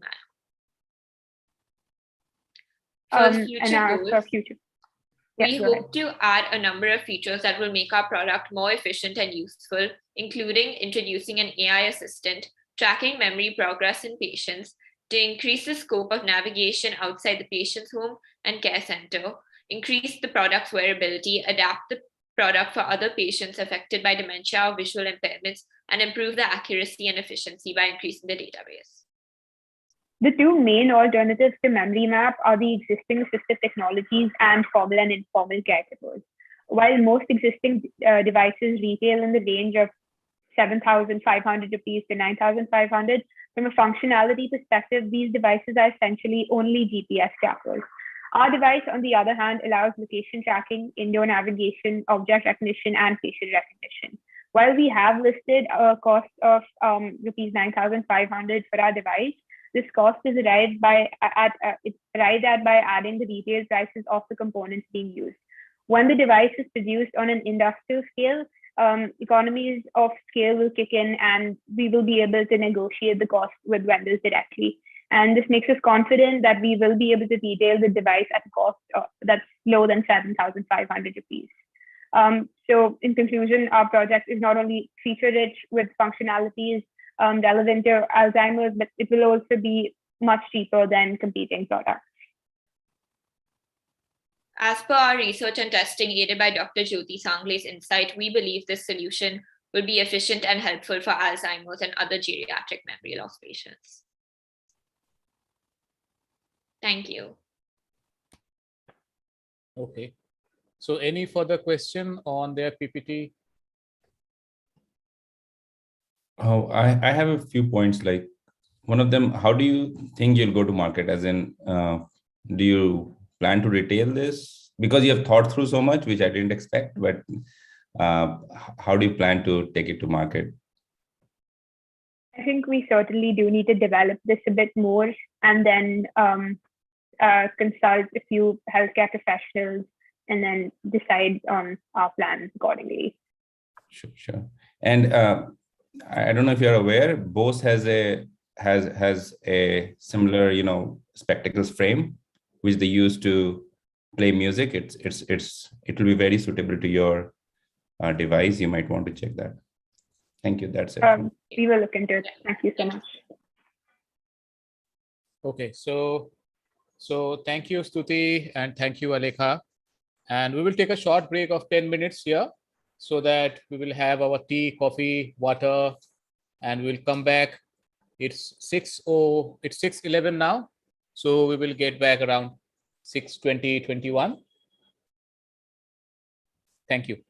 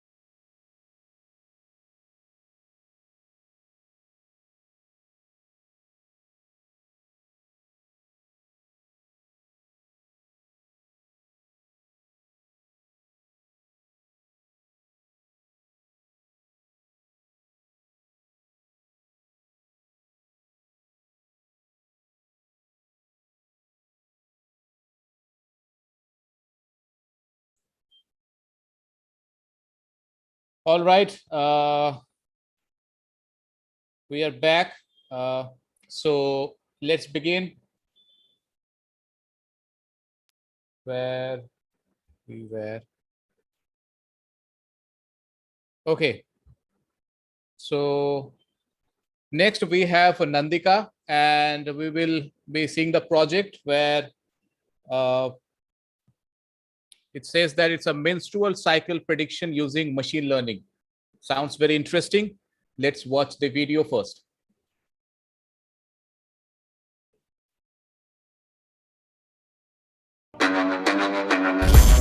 Welcome to the grand finale of Witblox Young Inventor Techfest 2021 organized by IIT Bombay. Let's check out the journey of Nandika Oluk from Ludhiana. I'm Nandika Olak. Stop the Spot is a wearable band which uses sensors to continuously record heart rate and temperature of women during their sleep. It then feeds this data into a machine learning algorithm which predicts the week in which the woman will menstruate with an accuracy of 78%. What is so novel about Stop the Spot is that unlike other period tracking mobile apps, it uses real-time physiological changes in the body to predict her entire menstruation cycle. We started our data collection by creating a graphical user interface which we made using Python Kinter. The GUI used Arduino microprocessor and sensors to record heart rate and temperature of women in a local hostel before and after their menstruation cycle. We collected 1665 datasets of age, length of cycle, menstruation date, heart rate and temperature using Slide 3 inbuilt application in Python. Using the length of the cycle and date of menstruation, we calculated the luteal phase and ovulation period in women using basic math. The level of sex hormones change during different phases of the menstrual cycle. This affects the cardiovascular system and body temperature. We used Pandas, NumPy and Matplot to perform exploratory data analysis to correlate heart rate, BBT and age to understand the mean heart rate and temperature of women during their luteal phase and ovulation phase. We used SVM to predict whether a woman will have an irregular cycle and linear regression to predict her menstruation week. We made the first iteration of our prototype. I tested it on myself every night for 3 months. For the last 2 months, it accurately predicted my menstruation week. Thank you. Stop the Spot can be extremely useful in various sectors of life. For example, having irregular periods is a symptom of various chronic diseases. In today's hectic, fast-paced life, we do not realize that we are menstruating irregularly. Stop the Spot detects such irregularities and can thus be an objective tool to aid doctors in the early diagnosis of endometriosis, pelvic inflammatory disorder, polycystic ovary syndrome, uterine cancer, thyroid problems, etc. Moreover, Stop the Spot positively impacts the environment by curbing unnecessary plastic usage. About 12.3 million tons of sanitary pads are dumped in landfills in India annually. What inspired me to choose such a topic was the fact that every year 23% of girls in rural India are dropping out of their schools because of their inability to manage periods at school. This critically undermines their abilities as individuals and future workers. This is a huge unforeseen factor that instigates the inherent gender equality that is so deeply rooted in a country like ours. At a more personal level, my own mother was diagnosed with endometriosis. It became extremely difficult for her because she did not know when to start wearing sanitary protection. She couldn't use period tracking apps because those apps mainly used calendar dates for prediction, but her cycle was irregular because of endometriosis. I feel that it was her struggle that inspired me the most to make such a band. The one major struggle that I faced was during the data collection. While collecting the data, I encountered a few conservative people who were shy to even talk about their menstrual cycle because of the huge taboo that our society has attached to this natural phenomenon. Before making the prototype, I consulted Dr. Tapasya Dhar, the head gynecologist of the Christian Medical College in my city. I asked her about various changes in our body before and during the days when we menstruate. She further helped me understand the 4 phases of the menstrual cycle. This interaction, coupled with some further research, helped me understand that the basal body temperature, the heart rate, and REM sleep levels are impacted the most by sex hormones secreted during various phases of the menstrual cycle. I collected 1,665 datasets by creating a graphical user interface which used Arduino MAX 30102 heart sensor, MLX 9061 for ESF temperature sensor to collect the age, length of cycle, menstruation days, heart rate, and basal body temperature of women in a local hostel before, during, and after their menstruation. So you've used my band for the past 2 months. What can you say about the efficiency of it? Okay, so real life menstrual tracking devices are very, very rare. Very frankly, I haven't heard them about in my practice besides the ovulation tracking kits which patients use. There are different charting methods like the basal body temperature charting and everything, and mobile applications also, but not everybody knows how to use them properly, right? So in patients, again, they are not helpful in patients who are having irregular cycles because of different reasons. Now, the fact that you have correlated these real-time changes into your algorithms, what is happening in the human body, makes your device very unique and helpful for the general masses. Okay, thank you so much, ma'am. I feel that there are any devices in the market that are similar to what I made. Yeah, see, there are a couple of ovulation trackers which are available in the market, and my patients use them on day-to-day basis themselves. But again, these are ovulation trackers. See, but they can only be used in patients who are menstruating regularly. So patients who are having irregular cycles will have a problem, using them. They won't know when to use them. What is the correct time to predict their ovulation. So what I find very unique, very novel about your idea is that in a lady who is not having regular cycles, like patients who are having polycystic ovarian syndrome or endometriosis or other uterine problems, which, in which the patients do not menstruate regularly. So the idea of the band which you've conceived is going to be very helpful to predict ovulation in such women, because that is going to predict her menstruation week, irrespective of whether she is having regular cycles or not. Okay, thank you so much, ma'am. In the future, I plan to further test my prototype and improvise its efficiency by studying the impact of other less significant changes that may occur during the different phases of a woman's cycle. For example, we get lesser REM sleep during and right before our periods. I can measure the length of the REM sleep with a wristband because I found out that the blood oxygen saturation is generally lower during the REM sleep than that during the NREM sleep. I want to also make it more ergonomical so that I can distribute it in villages and hospitals to help irregular menstruators and adolescents.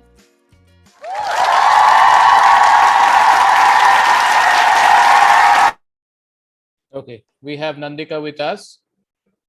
Go ahead, please. Hi, Nandika. Good evening, ma'am. So congratulations. Another brilliant idea and a topic which is very close to my heart personally. And you have explained it very well. I do not have a lot of questions other than two, One is the accuracy of prediction is 1 week. Okay.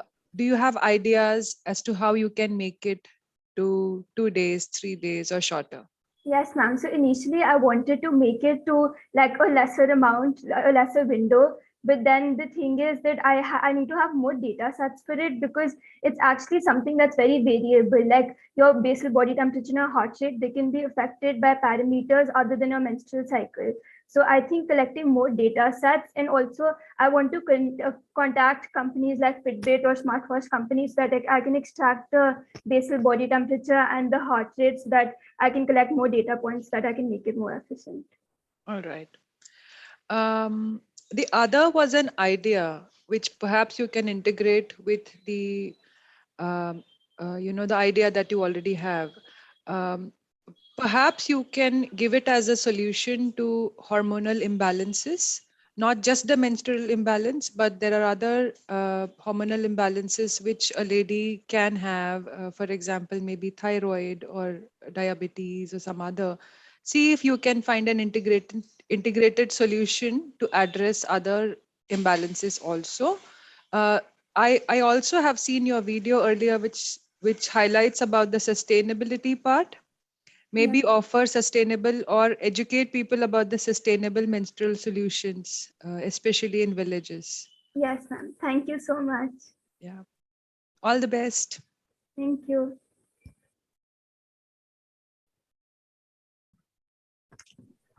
Nandika, any reason you are building your own band as such, and is there any metric which is not already getting captured with the Fitbit products which you talked about, or a smartwatch which you talked about? Is there any metric which is not getting captured by them, which required you to have your own band? Yes, sir.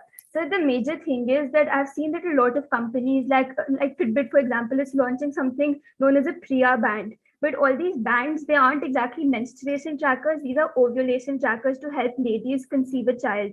But for these trackers, you need to have regular periods. They don't work if you have irregular periods, because to a great extent, they also utilize your calendar date. And because periods generally happen every 28 days, and then there are 4 phases on those 28 days.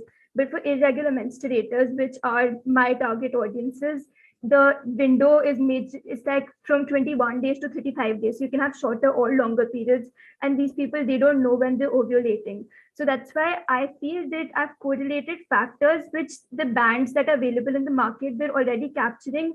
But then I think the main focus is my algorithm, where I've correlated these two things to provide a solution and actually predict a menstruation week. Because and that's another thing, all these products that we launch, they're generally incorporating more factors like I think the Samsung watch, it also measures your BMI now, but to a great extent they don't really focus on the female hygiene part of it. I don't know if it's a taboo or if it's maybe like the gender inequality that's so prevalent, but I feel that my algorithm, it can also be incorporated in these smartwatches, because maybe their sensors are much more efficient than the ones I'm using in my band over here.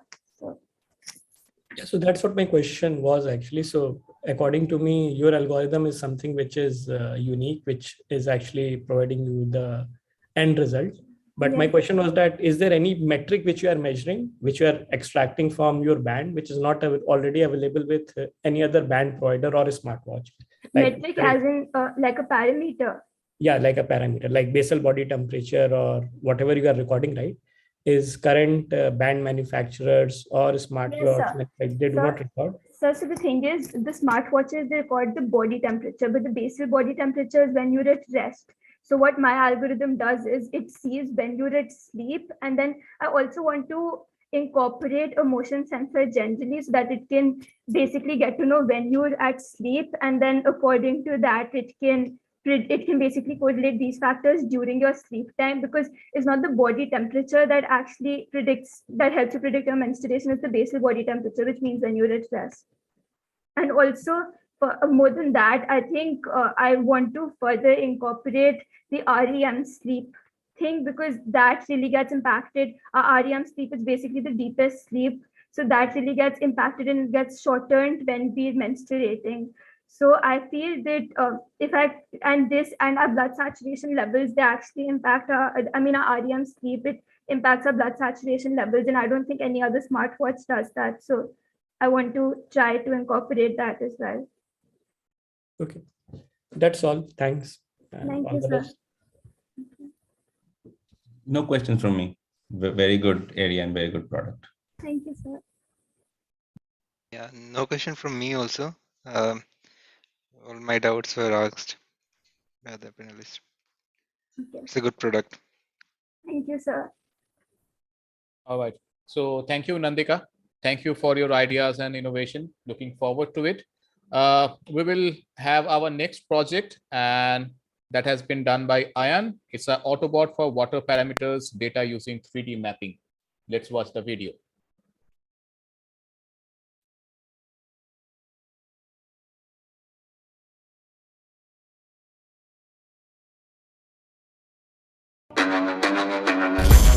Welcome to the grand finale of Witblox Young Inventor Techfest 2021, organized by IIT Bombay. Let's check out the journey of Ayan Shankta from Mumbai. Hi, my name is Ayan Shankta and I live in Powai in Mumbai. I'm 13 years old and study at Dhirubhai Ambani International School in the 8th grade. I'm really passionate about robotics and the environment and love to swim and read books. I live in Powai and I have seen the Powai Lake slowly deteriorate over the years. There were various areas which needed attention, and I aimed to help contribute to saving the lake by creating a robot that would be able to identify the main source of pollution in the lake. My passion for robotics helped me to create Hydrus, a handheld water pollution tracking sensor which could test the pollution levels in a water body. However, one of its major drawbacks was that it was not able to test the pollution levels in the areas where a human could not reach. Therefore, in this project, I have integrated artificial intelligence to make this robot completely autonomous. Moreover, I have also integrated a camera with machine learning to track the concentration of water hyacinth in the lake, which is a very important indicator of sewage. My project is aquatic robot for location-wise 3D mapping analysis of waste, causing water contamination in a water body. It aims to correlate the GPS coordinates with the concentration of sewage and pollutants in Powai Lake. Thus, I present my solution HASTE, a hydroanalysis and sewage testing explorer. HASTE is a novel solution that is able to achieve real-time 3D mapping of sewage dump and pollutants at various locations in the water body, with the help of a pH, total dissolved solids, temperature, and a sonar sensor along with the camera, which is used to understand the turbidity and concentration of water hyacinth in a region. To achieve this, I have trained my own ML model using 5,000 of my own images. The three-step process of this robot is as follows.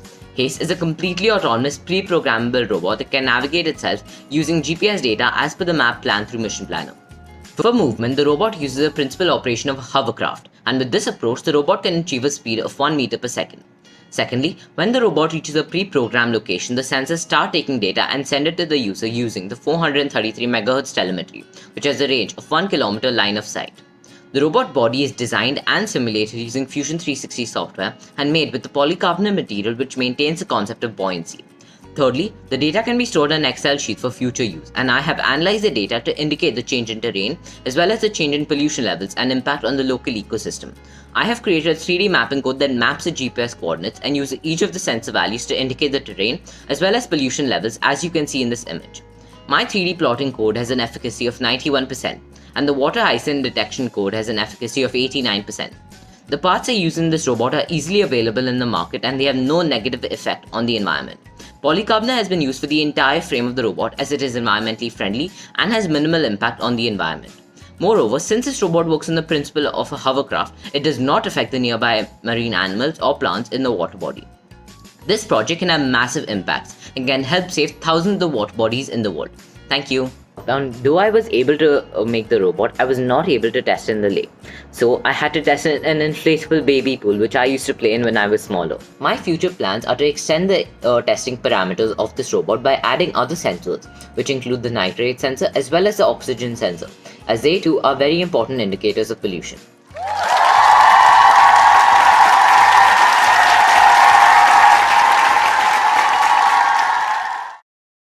Okay, we have Ayan with us. Over to you, judges.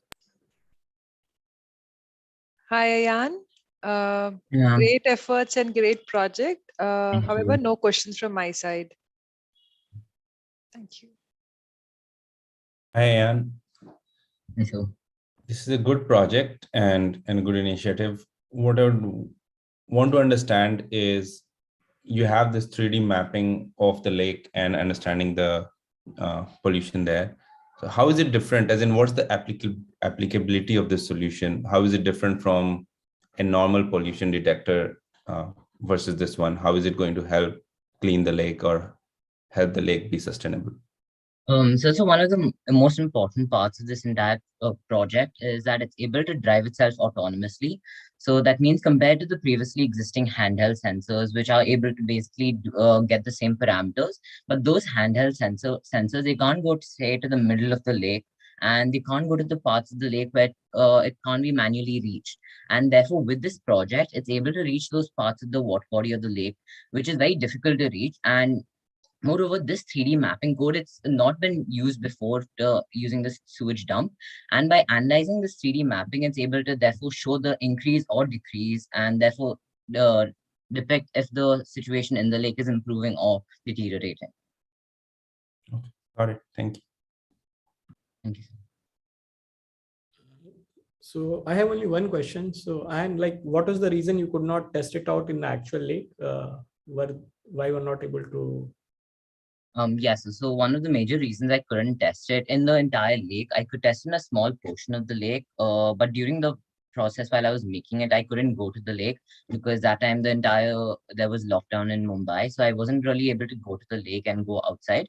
However, recently I was able to go to a certain portion of the lake and I was able to take the data, which therefore allowed me to get the accuracy ratings. Okay.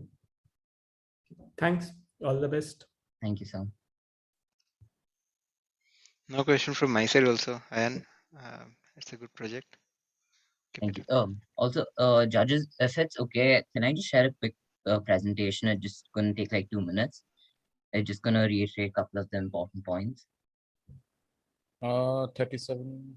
Yeah, you have a few minutes time. Okay. So, okay, just hold on.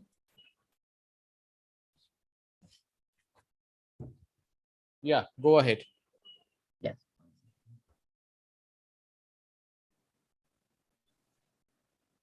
Yes, is my screen visible? Yes. Okay. So, as I stated before, my main issue that I'm trying to solve by this entire project is I'm trying to find the main location of pollution in the water body. Therefore, it will be able to help the government authorities or an NGO understand where they have to pay maximum attention to. And previously, this is not happening because they do not know which is the main reason that the lake is getting polluted or where the entire pollution is coming in from. So moving on to the novelty of the solution. So my project is a multifaceted robot that is capable of autonomously as well as manually maneuver itself through a water body. It's able to analyze the sewage dump by 3D mapping the terrain. And moreover, it's able to locate the source of pollution by monitoring the concentration of pollutants in a water body. And lastly, it's able to monitor the concentration of water hyacinth by using image processing and machine learning, for which I have trained my own ML model. And as of now, there is no other solution that can analyze the sewage dump by 3D mapping and locate the source of pollution by monitoring the concentration of sewage by traversing a water body completely autonomously. So this is a simulated model of my entire robot on Fusion 360. On this entire model, you can see the two BLDC motors or the brushless DC motors on the back side. These have been connected, two propellers have been connected to this so that it's able to attain a speed of 1 meter per second. Moreover, a flap, as you can see in this image, has also been attached on the rear side. So that's it's able to make slight adjustments to its trajectory. And lastly, a pulley system has been integrated, which is connected to my sensor unit to allow the module to attain readings from different depths, as you can see in this image.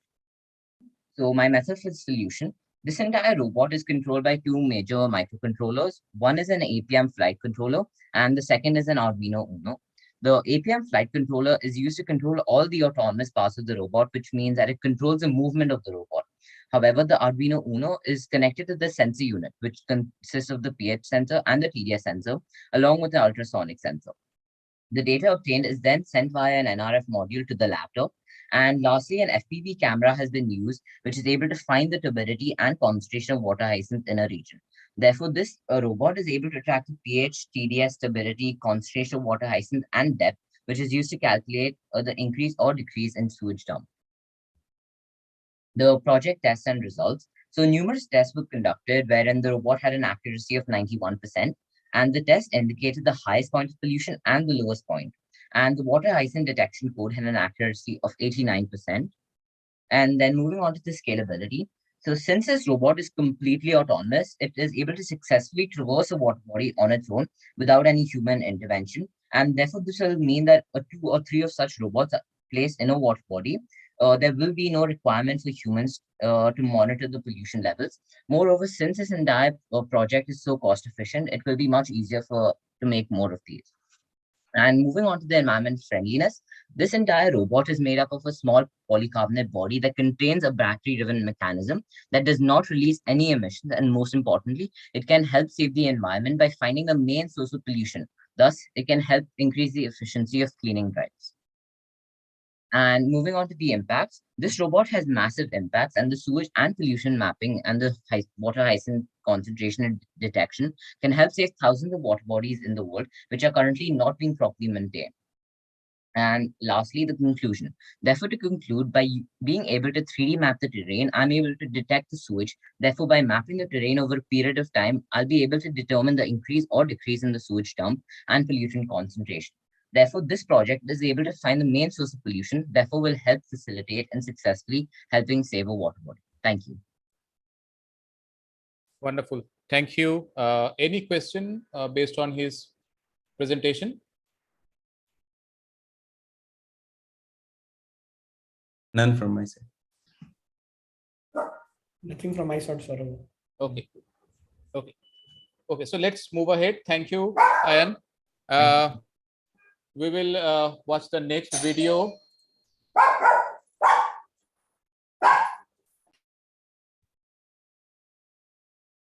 This is from Yash. It's an anti-sleep glasses for drivers. Welcome to the grand finale of Witblox Young Inventor Techfest 2021 organized by IIT Bombay. Let's check out the journey of Yash from Nashik. Hello everyone, my name is Yash Mehta. I study in standard 8. My age is 14 and I am from Nashik. My project name is X3P glasses. My hobbies are to make Arduino projects and discover new things. 2 months ago, I started doing Arduino projects and I am doing basic things in Arduino. And step by step, I am going to advanced level.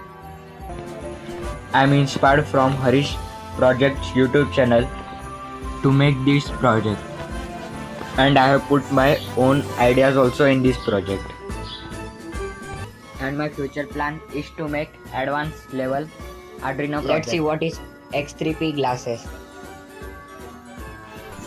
It is a 3-in-1 glasses used for driving and for social distancing and for blind people.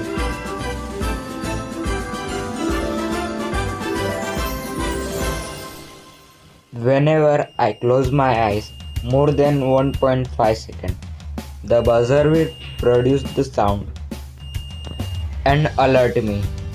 And on the other side, whenever the obstacle will come in front of sensor, it will produce a sound and it will vibrate. And the third use of these glasses is you can keep it in your office or on your desk.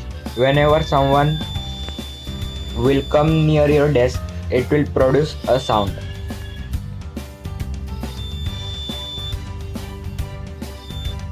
And the funniest part of this project was I have not stick battery to the glasses. The battery was hanging and it was looking like a 9-volt earrings. I have made anti-slip glasses for drivers.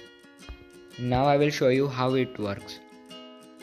Whenever I close my eyes for more than 1.5 seconds, the buzzer will produce a sound and alert me. These glasses will help the drivers to stay alert at night and it will help to prevent accidents. Thank you.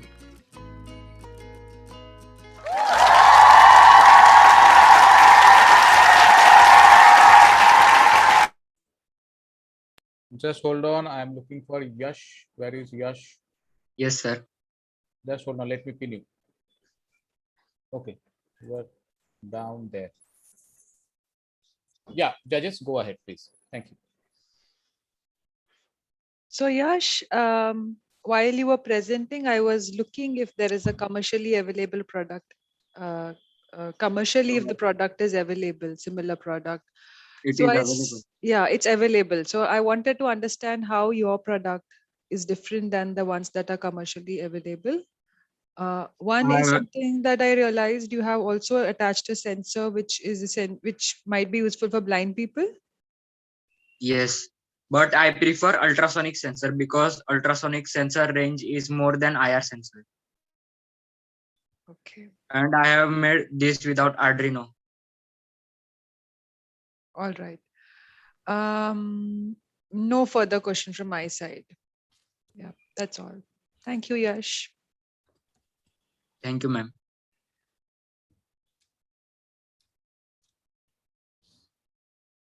I have to present something. Can I present for few seconds? Just hold on. Just hold on. Let the Q&A go first, and then I will see the time, and then you can go for your presentation. Saurav, I do not have any questions from my side. Okay. Best. Yes. No questions from my side. No question from my side also. Okay, so let's have a look at his PPT, and then if we have any question, we'll come back to that. Yes, just hold on. Yeah, go ahead. Be quick. You have started 48. It's 52. You have 5 minutes.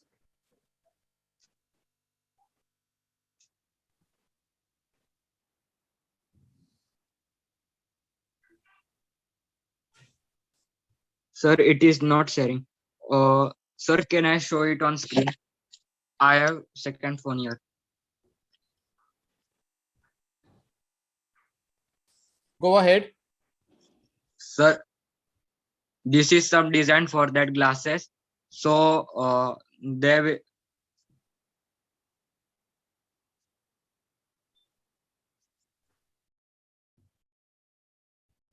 Yes, you are on mute. So you just wanted to show us that new design of your glass. Is that all? Yes. So the means people will be not embarrassed to wear the glasses. So I have. So Yash, And where is your device fitted in those glasses? Like if you can show again. It will be sensor will be fitted under the glasses, and all mechanism will be fitted under these glasses. So the people who is wearing will be not embarrassed, and no one will make fun of them. So Yash, does that mean it is suitable for any glasses? For example, is it an add-on to a glasses? It can be suitable for any glasses. So say I'm wearing goggles, can I put it on? As an Yes. Yes, but in there is separate glasses for drivers in which there will be a small hole. We have to do small hole in the goggles. Okay. Can I look at your glasses once again? Does it come in the line of vision? Yes. All right. And where does the battery go? Sorry, you had shown it once. Is it heavy? Can you show where the battery goes?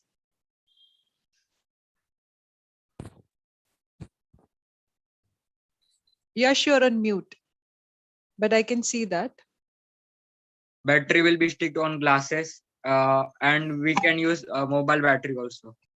Okay. So one small suggestion, perhaps it has to be made more, the design part will have to be taken into consideration. Perhaps will have to be made more ergonomic. So the idea is good. The concept is also excellent. But the utility wise, it is perhaps not ready to go to the market yet.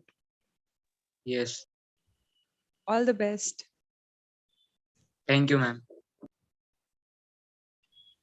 All right. So we are keep working on your project. As already said, we are getting a lot of visionary projects. You can see the real difficulties that the society is going through, and you are coming up with solutions.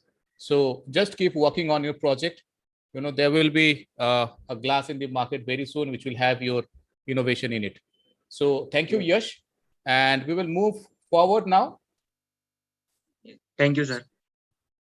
So next innovation idea is from Invent It Up. There is no name, and the project is Water Reminder. Let's watch the video. It's built by Shivam Damani. It's built by Shivam Dhawan. Okay, let's move on. Welcome to the grand finale of Witblox Young Inventor Techfest 2021, organized by IIT Bombay. Let's check out the journey of Shivam Damani from Ghaziabad. Greetings everyone. I'm Shivam Damani from Ghaziabad and I study in 8th standard of Silver Line Prestige School. I love to keep myself updated about the latest technical wonders going around in the world, and I'm fond of reading fictional books. My hobbies are creating mobile apps and learning new things in the field of computer. It is said that we overlook the things that are most important in our life. We are 70% water, yet keeping ourselves hydrated often slips our mind, and I am no exception to this.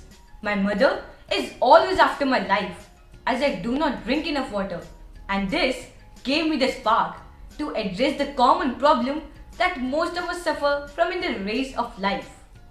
Aqualarm is not just a machine, it is like that caring member of our family who ensures that we do not compromise on our health by not drinking water regularly. After all, health is wealth. Just like that, it never forgets to remind me.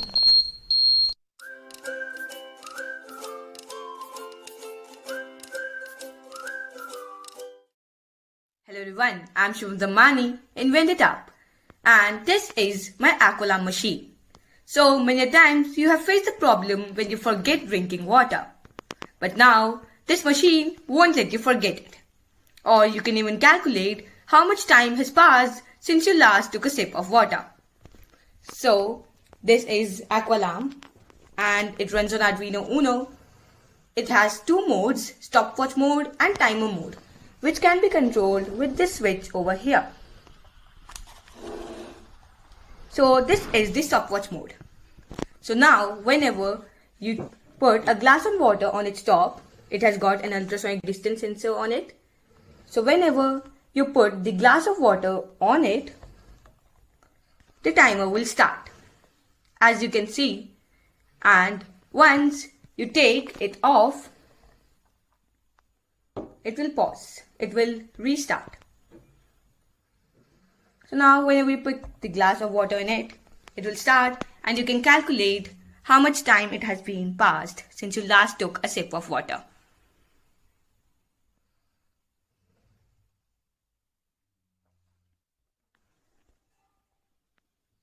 So this is stopwatch mode, and now let's come to the timer mode. So let's switch the mode from here.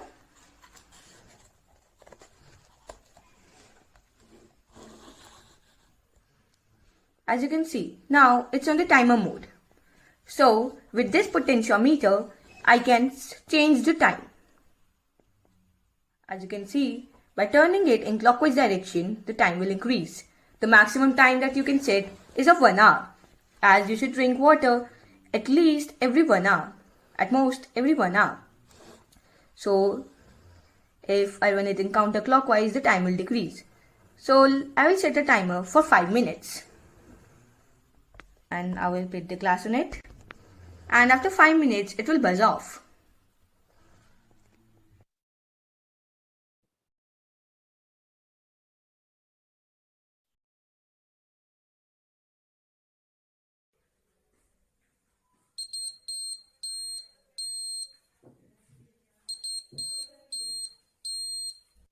So as you can see, 1 minute has passed and it has started beeping. So if I pick up the glass, the beep will stop and the timer will reset. So after drinking, if you put the glass back on, the timer will start again. And this indicator will indicate if the glass is over here. And also, it can run on different kinds of power. So as you can see over here, I can put the Arduino cable in it or a DC power supply. The batteries are also replaceable. Thank you and please like my project.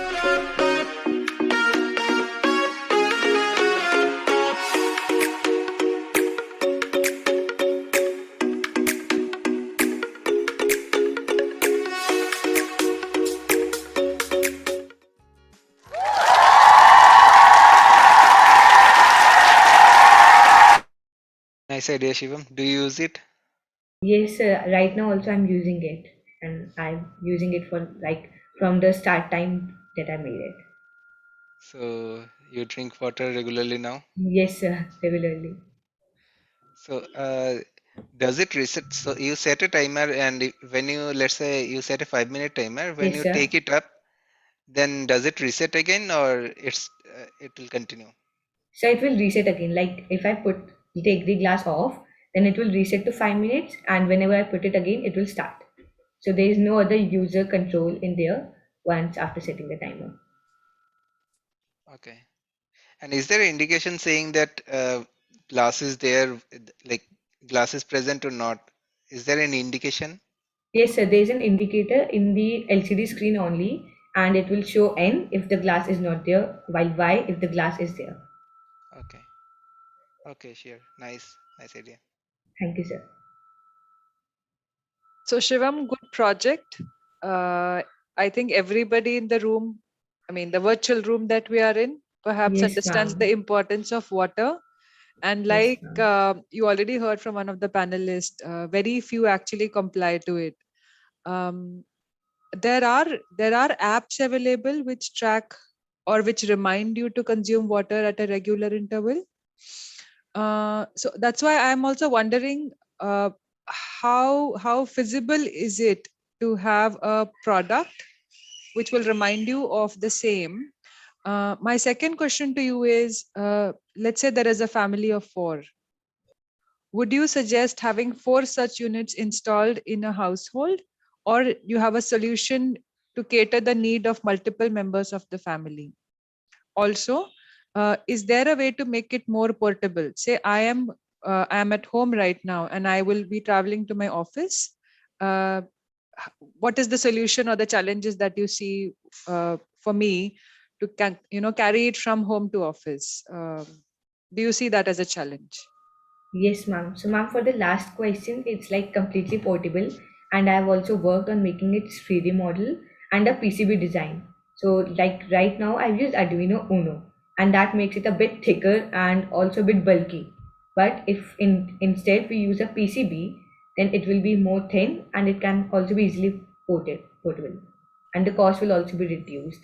So, and for this second question, that if like a families of four members, and then I think that four units should be placed as all four can have their own water bottles. So if it's thin and cost efficient, I think four units can be bought. And What's the approximate cost of producing one yes, unit? for like right now I've used Arduino Uno. So for me the cost was about 850, and instead if we just get rid of all the wires and everything else, if we use a PCB, then the cost I've calculated is about 550 rupees. All right. Great. Thank you so much. All the best. Thank you, ma'am. Shivam, a suggestion from my side. Yes, sir. Actually, so as people told, right, there are a lot of mobile apps which works on the same principles. But I see in order to solve this particular problem or for any habit formation thing, right, whatever you are building, it's an habit formation activity, ultimately let people start drinking. And if not drinking, a reminder is there. So mobile app also does not work very efficiently. It doesn't work very efficiently because you can always switch off the alarm. You can always avoid it, correct? Those kind of thing. And with a hardware which you have built currently, it's good on a hardware part. But if you look into currently, I do not think so you have inbuilt any historical data tracking about your habits, whether you are drinking regularly or not, on which days you have missed. So the holistic solution will only work when you have this hardware coupled with an app. It can be mobile, it can be a web application, but those integrations are very much required. If not there, then the selling point of the hardware becomes a little bit difficult, and you need to present, probably when you once you integrate, you will be able to explore a lot other utilities, or in lot other way this particular hardware can be re-engineered and re-provisioned for other habit formation activity, right? So I think that you should try to aspire for, so that it becomes more utilitarian. Sure, sir. I will try that too. Okay, and all the best. Thank you, sir. Hi Shivam, good project. No questions from my side. All the best. Thank you, sir. Shivam, just one last point. Based on the advice from panelist, I just want to add that. You can think of a way to add this part of a bottle, maybe like at the bottom of a bottle, if you place it, and it may be based on some other sensor.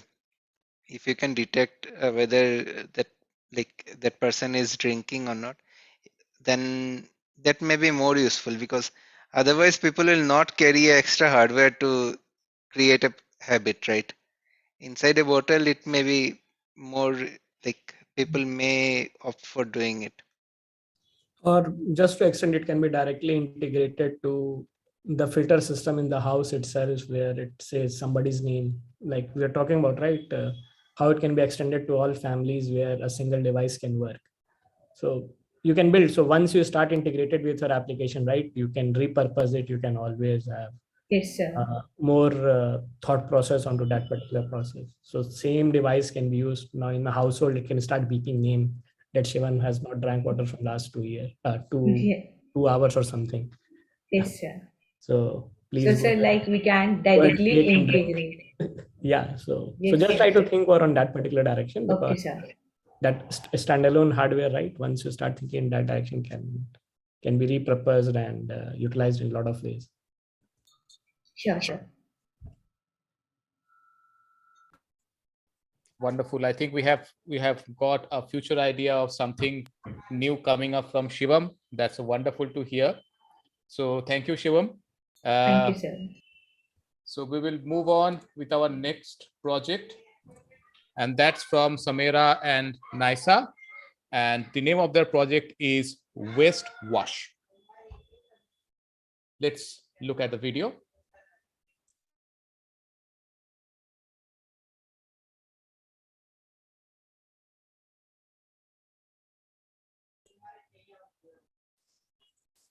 Suman? Yeah.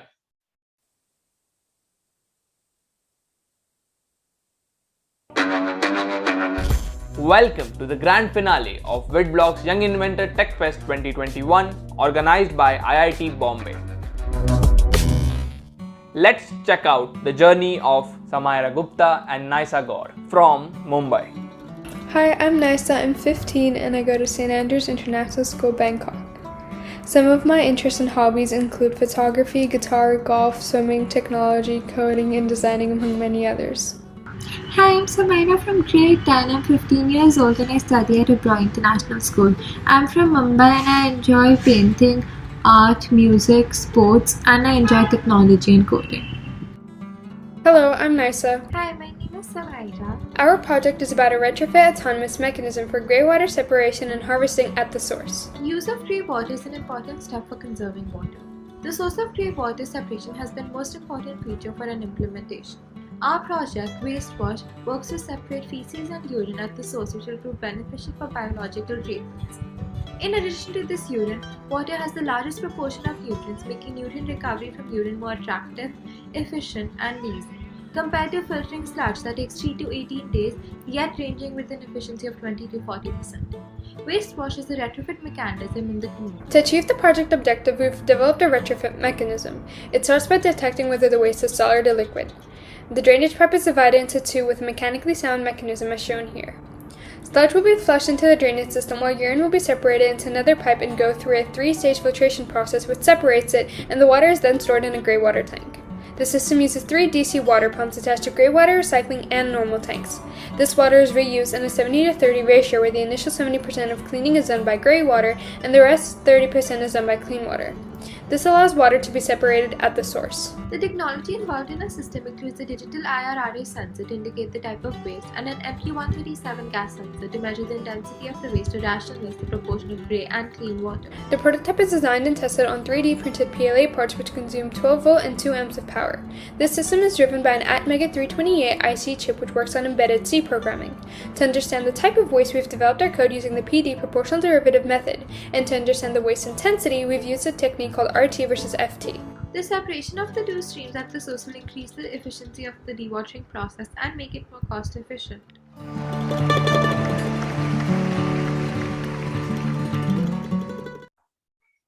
Okay, we have Samira and Naisa with us. Judges, over to you. So hi, Samira and Naisa. Great initiative. I see a lot of projects on water conservation and sustainability. So have you come across a similar product which is available commercially? No, the only product that we've seen that works towards water conservation are smart toilets that focus on just using less water. But our product separates urine at the source at a nominal cost. Other solutions focus on conservation and using less. We focus on reusing the gray water and keeping the water usage to a minimum. Thank you. I saw that you have a prototype. I'm not very clear as to how it works. Can you go over it once again after a round of discussion, Q&A from the rest of the panelists?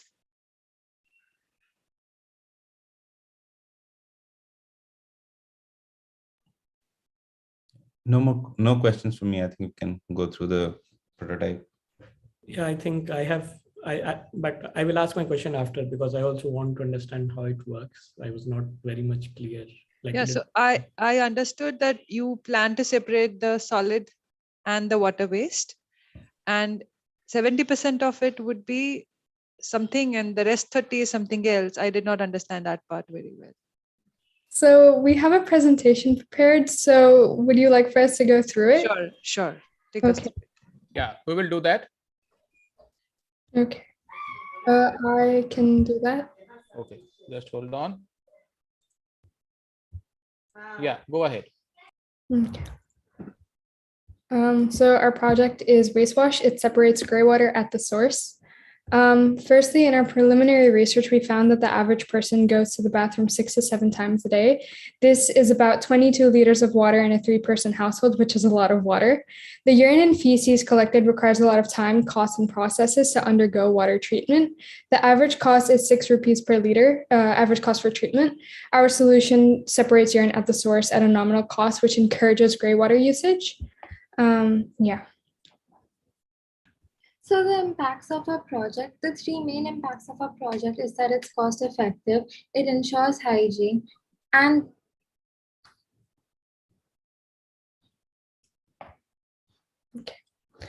So this is, I think, our best explanation of how it works.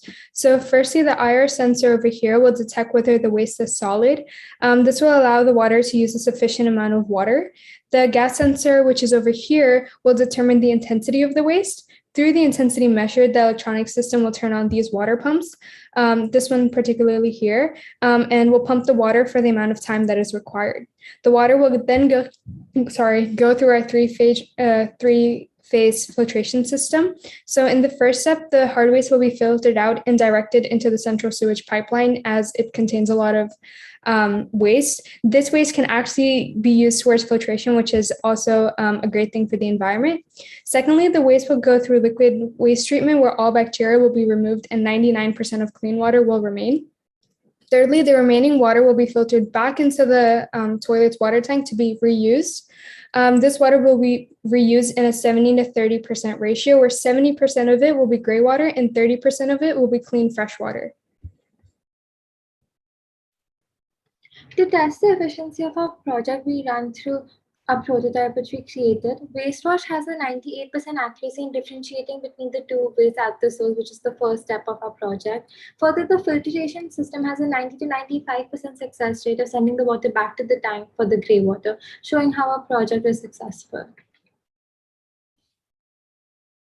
So for future aspects, we plan to develop the prototype further to make it waterproof and even more user-friendly. Another thing is to introduce the product to the market and advertise it to become a commercial product so that everyone can join us in saving the environment. As our product is very flexible in many areas, such as public and private restroom, malls, restaurants, hotels, and many other, and it's also very flexible with toilets as it can be easily fitted into them, Wastewash has the potential to become a large-scale operation. The impact on the environment is that it will relieve pressure off of the limited water supply in the environment and will combat the water crisis and drought issues in India. Another solution focus is on the conservation of water and using less water, and Wastewash focuses on reusing gray water and keeping it to a minimum, as I said. Yeah. Lastly, here's a picture of our final assembled prototype. Now we can leave the floor open to any questions and the discussion move forward. Why 70-30? Just to maintain the hygiene in the toilet, because if we keep on reusing the same amount of gray water, obviously it's going to get dirty. So we irrigate fresh water just to maintain hygiene. So how did you come at that percentage, 70-30? Were At there that some studies? Are there some studies, cases? They're not really studies, but we looked at data and how much bacteria will be reused again. So 70-30 was the perfect one, because if we use 50-50, that is using too much clean water and too much less water. But if we use 70-30, it's not so much clean water being used, and the amount of gray water, which is also being used, will be flushed out eventually. So 70-30 maintains the hygiene. We came at that number by just looking at how much bacteria will be in the gray water. Right. Thank you. No more questions from my side. So basically, it has a two-part solution. One, you are using less water during flushing. Another thing is that you are using the part of flushed water back into the system for flushing, right? So, exactly. Okay. So I think there are already solutions which does same. I have seen a lot of places which have these type of fitting where gray water does get used during the flushing. Is there something different from what your setup is? Yeah, so in our setup, it's actually a whole separate thing that can be fitted into existing toilet systems. I think I know what you're talking about by other products, but what they do is they will reuse the gray water, but it's not to the percentage that's that kind of benefits the environment. It's kind of just like, oh yeah, we're using gray water again. And existing systems, they also use just less clean water, so not as much gray water as well. No, basically because I think they start using or repurpose the water from hand basins and everything. Also, those get also repurposed and start flushing, right, augmenting the gray water as such. So probably you can also do as such if there can be certain fitting done where the water from the hand wash things, right? Yeah, so we can implement that in like our development stage and kind of taking all wastewater in the toilet. Okay. A great idea. All the best. Thank you. Yeah, I think this is a great idea. But what's the USP of the solution that you have? As in, there are solutions which use gray water, right, directly in the flush today. What is your differentiation point? Is it like the ratio that you're increasing the ratio, or is it a technology where you're separating solid waste from liquid waste that's unique to your solution? What is the USP of your solution? It's the unique part is that it is happening at the source, because in a lot of it's happening at the source and it doesn't require a lot of time. I know, as I talked previously, a lot of these processes take a lot of time. So for example, overnight, a toilet will be able to bring back maybe 5 liters of gray water, because it takes so much time to put water through that filtration process. So for us is that we separate the gray water, we separate liquid waste and solid waste. The solid waste can be used as an excellent fertilizer, such as natural compost. And then the liquid waste that is there does not take a lot of time to be chemically treated, as it's a very fast moving process. So I would say it's very time efficient, cost efficient, and it saves a lot of clean water as well.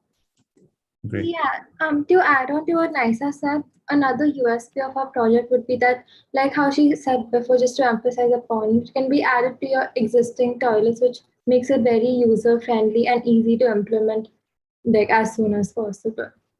Right. Got it. Thank you. Good project, and all the best. That is a nice project, actually. It's very nice idea, and it's required also. Just one question. So in case your sensor fails, what will be the impact? Did you analyze that part? We Because have it's a sensor, right? Yeah, it's a IRA. So I think we haven't exactly thought of that yet, but right now I can think of, because we've used both an IR sensor and a gas sensor. If either one of them fails, you can depend on another to at least figure out the type of waste or the intensity of the waste. Also, in our 3-step filtration process, one layer is there to precisely remove hard waste. So even if the IR sensor does fail, the filtration, one of the filtration part will be able to take out the hard waste. Yeah. Okay. And also, sorry. yeah, please go ahead. Yeah, also because it's added to your old existing system. If this system stops working, your flash is still working. So it's not that big of an inconvenience that it will cause. Okay, fine, sure. Nice idea. All right. So shall we move ahead? Okay, then. Thank you, Samara and Nasa. Just to hold on. We have to go through a few more projects and we'll come back to you, right? Thank you so much. Okay, so we have the next project from Aditya and Manav, and they have designed an automatic oral pre-cancer detection system. And we'll watch the video now.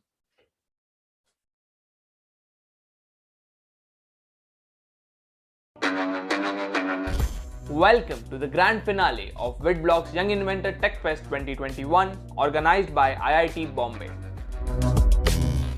Let's check out the journey of Aditya Mehta and Manav Kothari from Mumbai. Hi, I'm Aditya Mehta. Hi, I'm Manav Kothari, and we are from grade 11 from the Dhirubhai Ambani International School. Our project is MouthScope, automating the detection of oral precancerous lesions using fluorescent imaging and computer vision. In my spare time, I like to listen to music, play basketball and video games, as well as CAD and 3D print. I enjoy playing the piano, as well as Formula 1. A few years ago, a close family relative of mine noticed a small ulcer in their mouth. Unsuspecting, they began a simple home treatment for it, unaware that it could be a sign of a potentially cancerous lesion. The ulcer persisted for a few months, and soon it was found to be a case of squamous cell carcinoma, detected at a late stage. We were both determined to find a solution which allows for early and better detection of oral cancer. We learned and researched about the existing techniques for oral cancer detection, focusing mainly on fluorescent imaging to find the most ideal way for automating detection of lesions. We have designed a device that fits into the mouth and scans the entire oral cavity for potentially cancerous lesions without any professional intervention. The imaging of the mouth is based on the principle of autofluorescence. The low wavelength light emitted by the device excites the fluoropores in the oral mucosa and not cancerous tissues, which causes the cancerous tissues to have a darker color. The phone captures these pictures and sends it to the image processing model, which predicts with an accuracy of 86%. Our final 3D printed prototype consists of a cheek retractor, a microcontroller, UV LEDs, as well as a universal phone holder. We have also created our own dataset for creating the program. MouthScope uses two different AI models, ResNet v2, a deep RNN, and YOLO v5.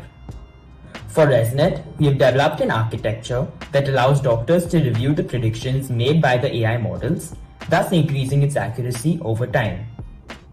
YOLO v5, which has a much smaller model size and lower inference times, is used for real-time detection of lesions, such as in the case of self-diagnosis and remote follow-ups. Both models were trained using pre-trained weights and a self-collected dataset of 1,200 images. We augmented our dataset through rotation and used background images of non-cancerous cases with non-labeled classes to minimize false positives. We also tested the ResNet v2's performance by using a confusion matrix and YOLO v5's performance by using a mean average precision. Our dataset is divided as 60-20-20 for training, validation, and testing respectively. After 30 sketches and 6 prototypes, we arrived at a 405 nanometer light source and a special filter at 45-degree angle for our design. We performed various tests on our device to find the optimal placement for LEDs, cameras, and optical filters to ensure precision. First, we tested for autofluorescence by taking pictures of the normal oral mucosa at different camera angles and filter angles, which was confirmed in our final design by visible green hue. We also tested for ergonomic design, and through our testing, we reached a conical shape with cheek retractor, which exposed the entire oral cavity in a non-invasive manner. Lastly, we tested our device with 4 cancer patients who were confirmed by biopsy, as well as 12 non-cancer patients. Not only did we see a visible color difference between the cancerous and non-cancerous tissue, we were also able to detect these lesions with our models. AI is a crucial part of MouthScope since automating the detection of oral cancers means that there is no need for highly trained medical professionals for establishing a network of mass oral cancer screening in India. The cost of our product, its convenience and its speed ensures that it meets our vision of empowering rural India over oral cancer. One of the main struggles and challenges we faced while designing our device was finding the correct lenses and light sources for fluorescence to occur. For lenses, we used various lenses, but finally decided to use the long pass dichroic mirror of 45 degrees from Edmund. For our light source, we used normal LEDs, a torch, a UV torch, but finally decided to use UV LEDs. We also created 30 different sketches and 6 different prototypes. But our final prototype has a cheek retractor and a universal phone holder, which allows the device to capture the entire oral cavity for potentially cancerous lesions.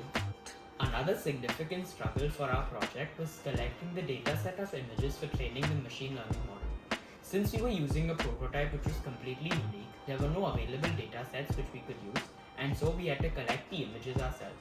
We tested the device on 20 patients, including 4 oral cancer patients, to collect over 1200 images.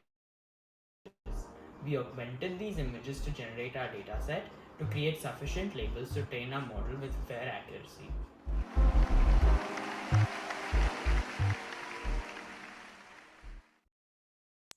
All right, we have Aditya and Manav open for Q&A. Hi, Aditya, Manav. Excuse me, before that, we have a presentation, so could we make that as well? Or Let us go over a round of Q&A and post Yeah. that you can Yeah. show what you have to show further. So I have a confusion now. During the presentation, you mentioned that this is for a self-diagnosis. Yeah.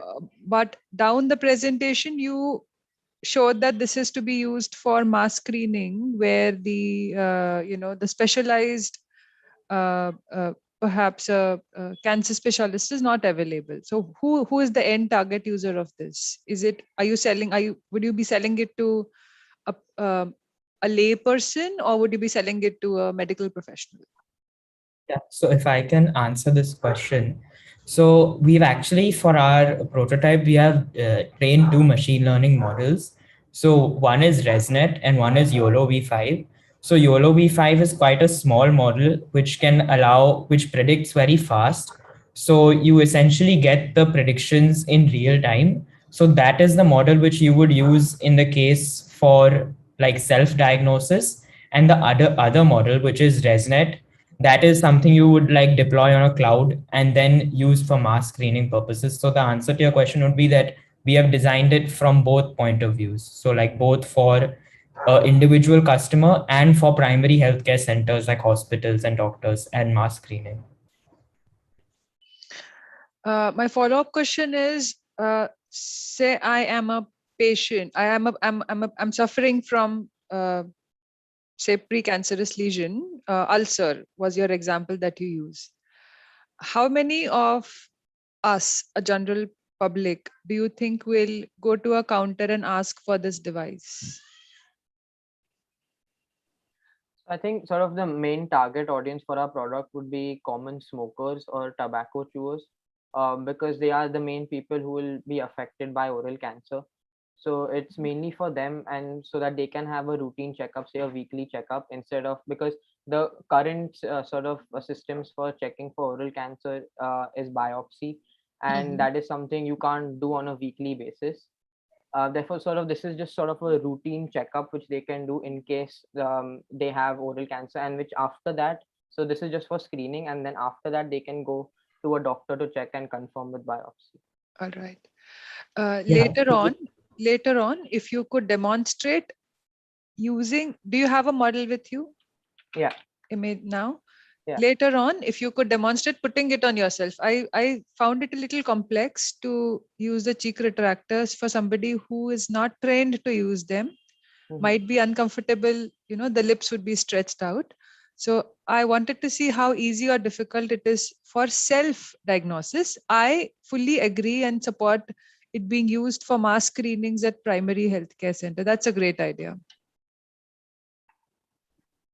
And the follow-up point is that you perhaps need a lot more data set. Did you mention squamous oral cell carcinoma. Yeah, carcinoma, there are many more and you might want to increase the data set.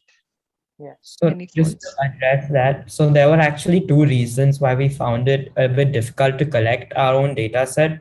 So the first reason was that since we wanted our AI model to be specific to our device, that meant that all the images which we trained it on, we had to collect with our own device. So we couldn't use any existing images or anything like that. And secondly, like our target is for like detecting it at a potentially cancerous stage or like at an early stage as compared to a late stage. So that becomes tricky because essentially you need patients who do not know that they have oral cancer, but then you need them to know that they have oral cancer to test your device on them. So that's like an issue we faced while trying to collect the data set. All right. Thank you, Aditya and Manav. No more from my side. All the best. Thank you.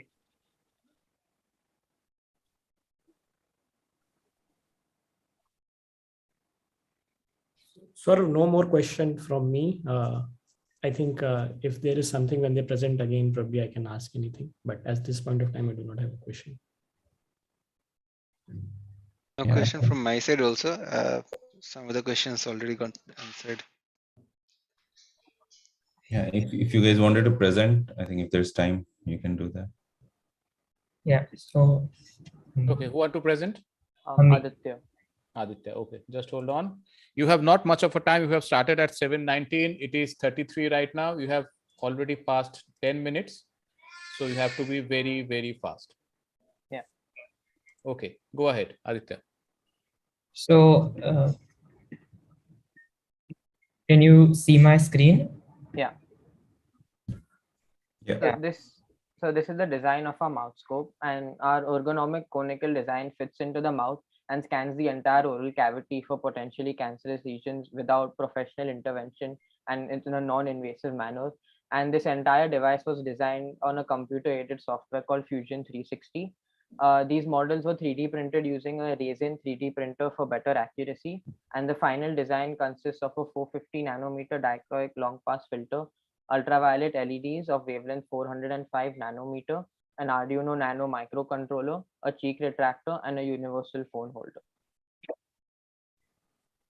And so this just explains briefly how the mouth scope works.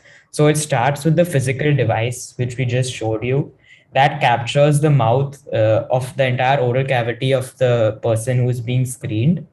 And those images are then uploaded to and stored on the cloud so that the neural network can make predictions based on them. And whichever images the neural network classifies as cancerous are then combined and as a report, and along with the information, medical information of the patient, are sent to a doctor who can then verify the predictions made. So this verification step has two main advantages. Firstly, this report can then be sent to the patient, and thus the patient is screened for cancer. But also the second advantage is that since we are able to get feedback on the predictions, we can retrain the model based on the feedback, and thus it's essentially becoming more accurate over time. So here are some pictures that we've taken using our device, and we can clearly see that it captures the entire oral cavity in one image. And the key attachment helping us with this was the cheek retractor. The cheek retractor is the only part that goes inside the patient's mouth. This means that multiple people can use the same device with just a different cheek retractor or after sterilization. So here is the test we used to prove autofluorescence. We can see the two pictures, one without our device on the left and one with our device on the right. It clearly shows autofluorescence occurring on a normal mucosa, which is indicated by the fluorescent green hue seen. So like we said in our presentation, we did a number of tests to ensure the efficacy of our solution. So the first two of our autofluorescence and ergonomic design, which we just saw in the previous two slides. And the third test was actually testing it in the real world with 4 patients who were confirmed by biopsy. As you can see here, the second column is our device using autofluorescence to highlight the cancerous lesions. And in the third image, our AI model was able to predict on the images and thus detect the lesion. This is just a photo of us in the room collecting the data set using our device. And this is how we evaluated the performance of the machine learning models. So for both the models, we use recall and precision as a metric. And for YOLO V5 specifically, since it was more on object detection, we use the mean average precision metric. And lastly, for ResNet, which made binary classification, so cancerous or non-cancerous, we worked on a confusion matrix. So because we were dealing with predicting cancer, we put a lot of emphasis on minimizing the number of false negatives, since false positives are still fine, but a false negative is quite harmful. So the scalability of the Mouthscope first is automatic screening, and unlike existing oral screening solutions such as biopsy, the Mouthscope automates screening, which means that it does not require much training for use and can be used easily by everyone. Second is the low cost, and due to its low cost, the Mouthscope can reach many villages in a rapid manner and truly spread in rural India, which is our main goal. The third is it's easy to use, and the ergonomic design capturing the entire mouth and the cheek retractor means that the device can be used easily and does not require any professional training. Fourth, our device is cloud-based, and cloud-based edge computing will allow a large network of our users to access a Mouthscope's technology. This also means that our device can self-learn at a faster rate as the data set increases. It learns from the false negatives and assures greater accuracy in the future. And lastly is mass availability. Since screening is fast and automated, the device can be used everywhere from primary healthcare centers to personal users to hospitals, and a single device can be used for multiple people, such as a family, as only the cheek retractor has to change. Our device is also completely environmental friendly in nature. Our device is an electrical device, meaning there are no emissions and hence no air or water pollution. Our device is also reusable in nature as it can be recharged and the cheek retractor can be easily replaced or sterilized for use again. And most importantly, our device does not generate any waste. It produces limited waste, especially no significant bio waste, unlike any other existing solutions.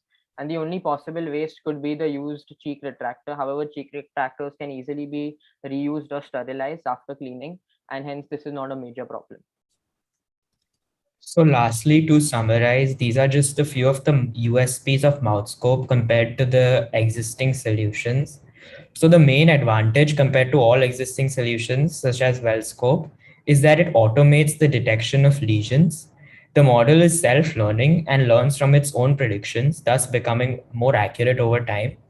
It is also reusable, like we explained previously. And lastly, it's especially useful in the rural Indian context since it detects lesions at an early stage when the chances of survival are higher, and it is cost effective, meaning it can reach more people. Thank you. Thank you.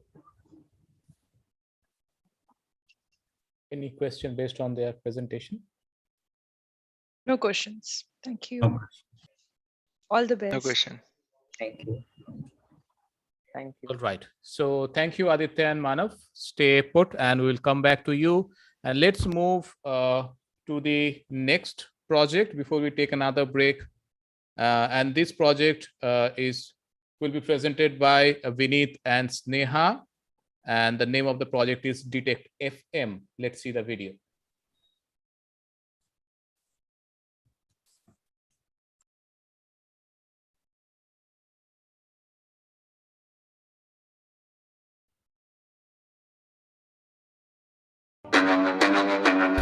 Welcome to the grand finale of Witblox Young Inventor Techfest 2021, organized by IIT Bombay.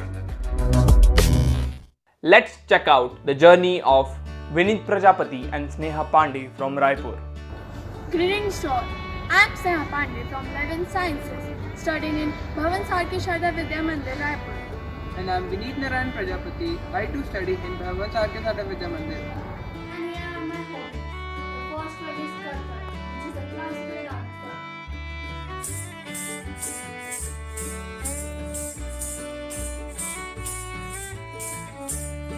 And my second hobby is reading books. And right now I am doing a book, Ravan, the enemy of Aryabharta. Hey there, I am Vineet and my areas of interest are coding and robotics and performing yogasanas. Greetings of the day. I am Sneha with my partner Vineet Narayan Prajapati from Bharati Vidya Bhavan Sarkeshada Vidya Mandir, Raipur, here to present our project Detect FM, which is a novel approach to detect FM or fibromyalgia.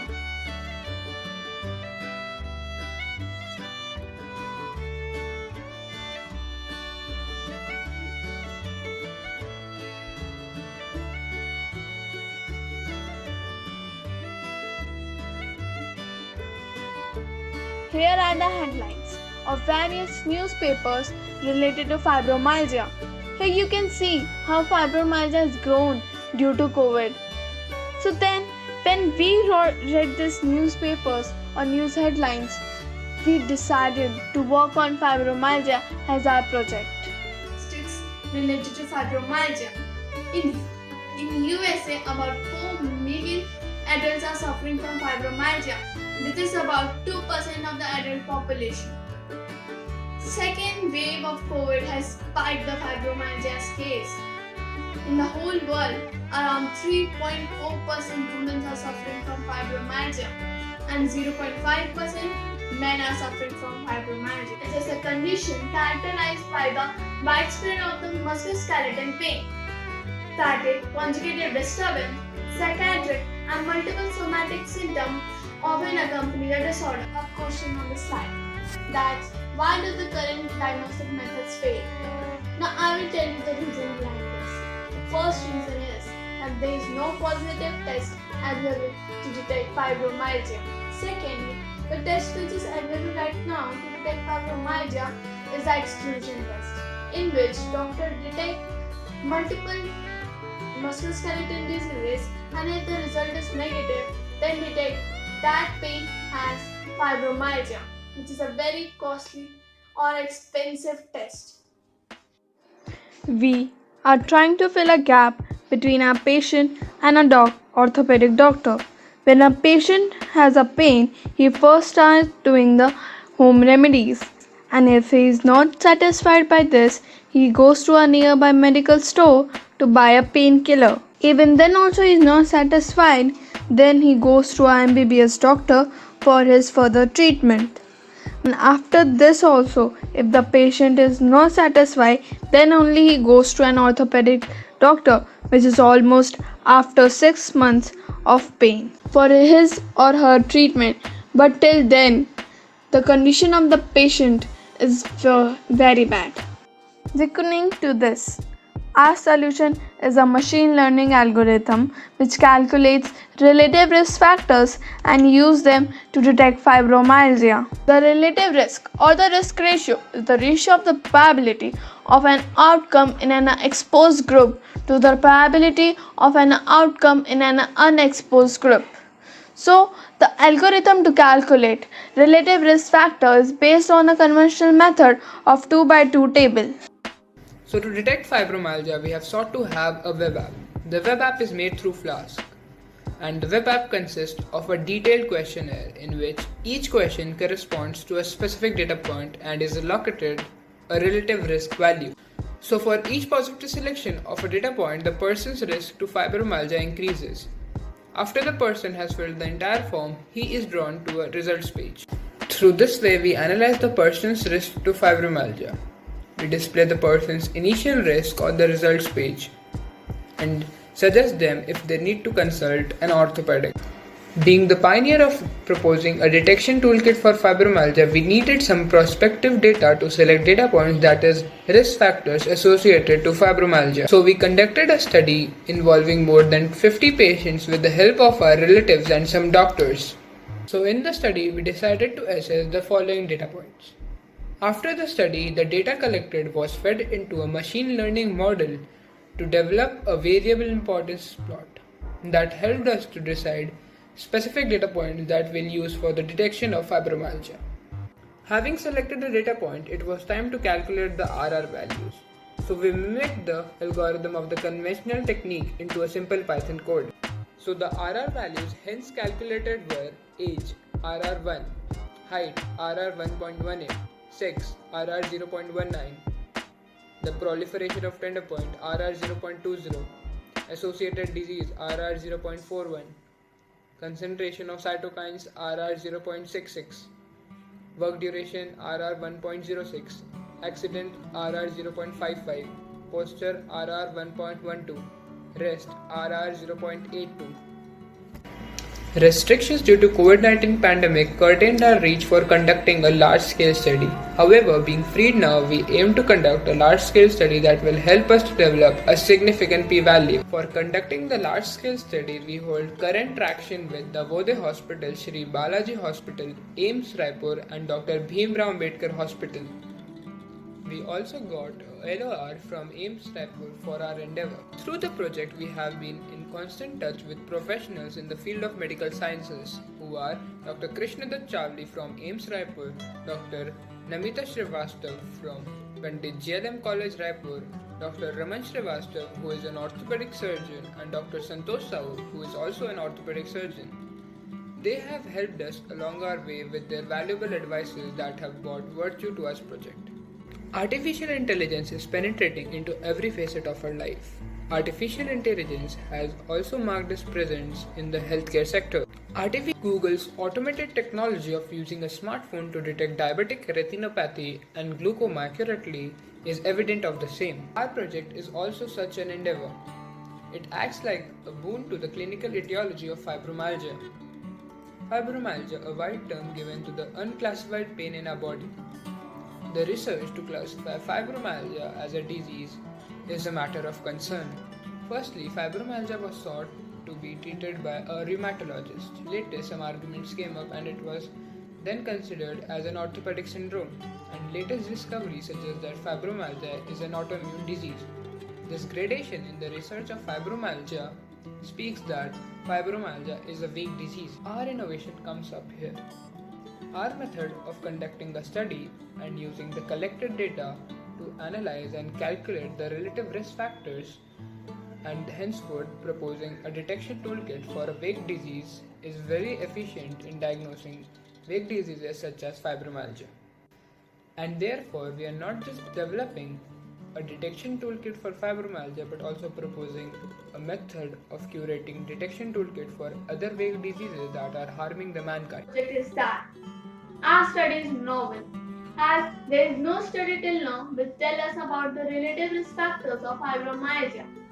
The previous methods to detect fibromyalgia uses blood, which is an invasive procedure, whereas our procedure requires data or information which is totally non-invasive.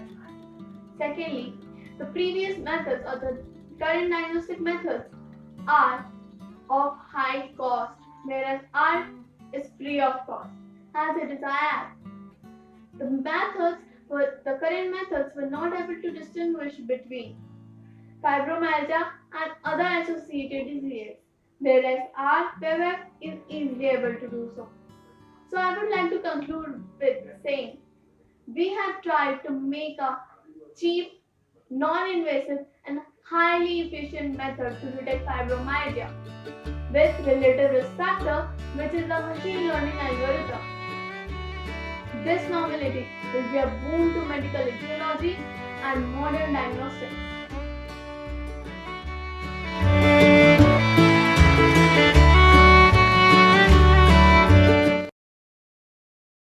Yeah, we have Vineet and Sneha open for Q&A. Hi, Vineet and Sneha. So, say I am a patient who is suffering from pain, musculoskeletal pain. Yes, What do you expect me to do first? What would any one of us do first? We will visit a family physician or a general practitioner, like you already have mentioned. So I'm wondering, at what stage will a patient come to know about your app? And have you thought about how will you reach these patients, potential patients? I like the idea, but how do you plan to launch this? So as you told that if any person is having pain, so firstly we try to massage ourselves or take some normal doses or take rest. And as we discussed in the video also, the loop of a person, when a person has some pain in the body, then there is a loop that person tries some home remedies, then he prefers to take some painkillers or some steroids from the normal nearby medical store, then he'll go then also if the pain persists, then he goes to a normal medical practitioner, general practitioner, and if then also the pain persists, then only he goes to a orthopedic doctor or an orthopedic surgeon. So we are trying to bridge that gap. And as far the question of how we'll reach the people is concerned, so for that we have tried to incorporate this web app into various primary sources like the primary healthcare centers, and for which we are also trying to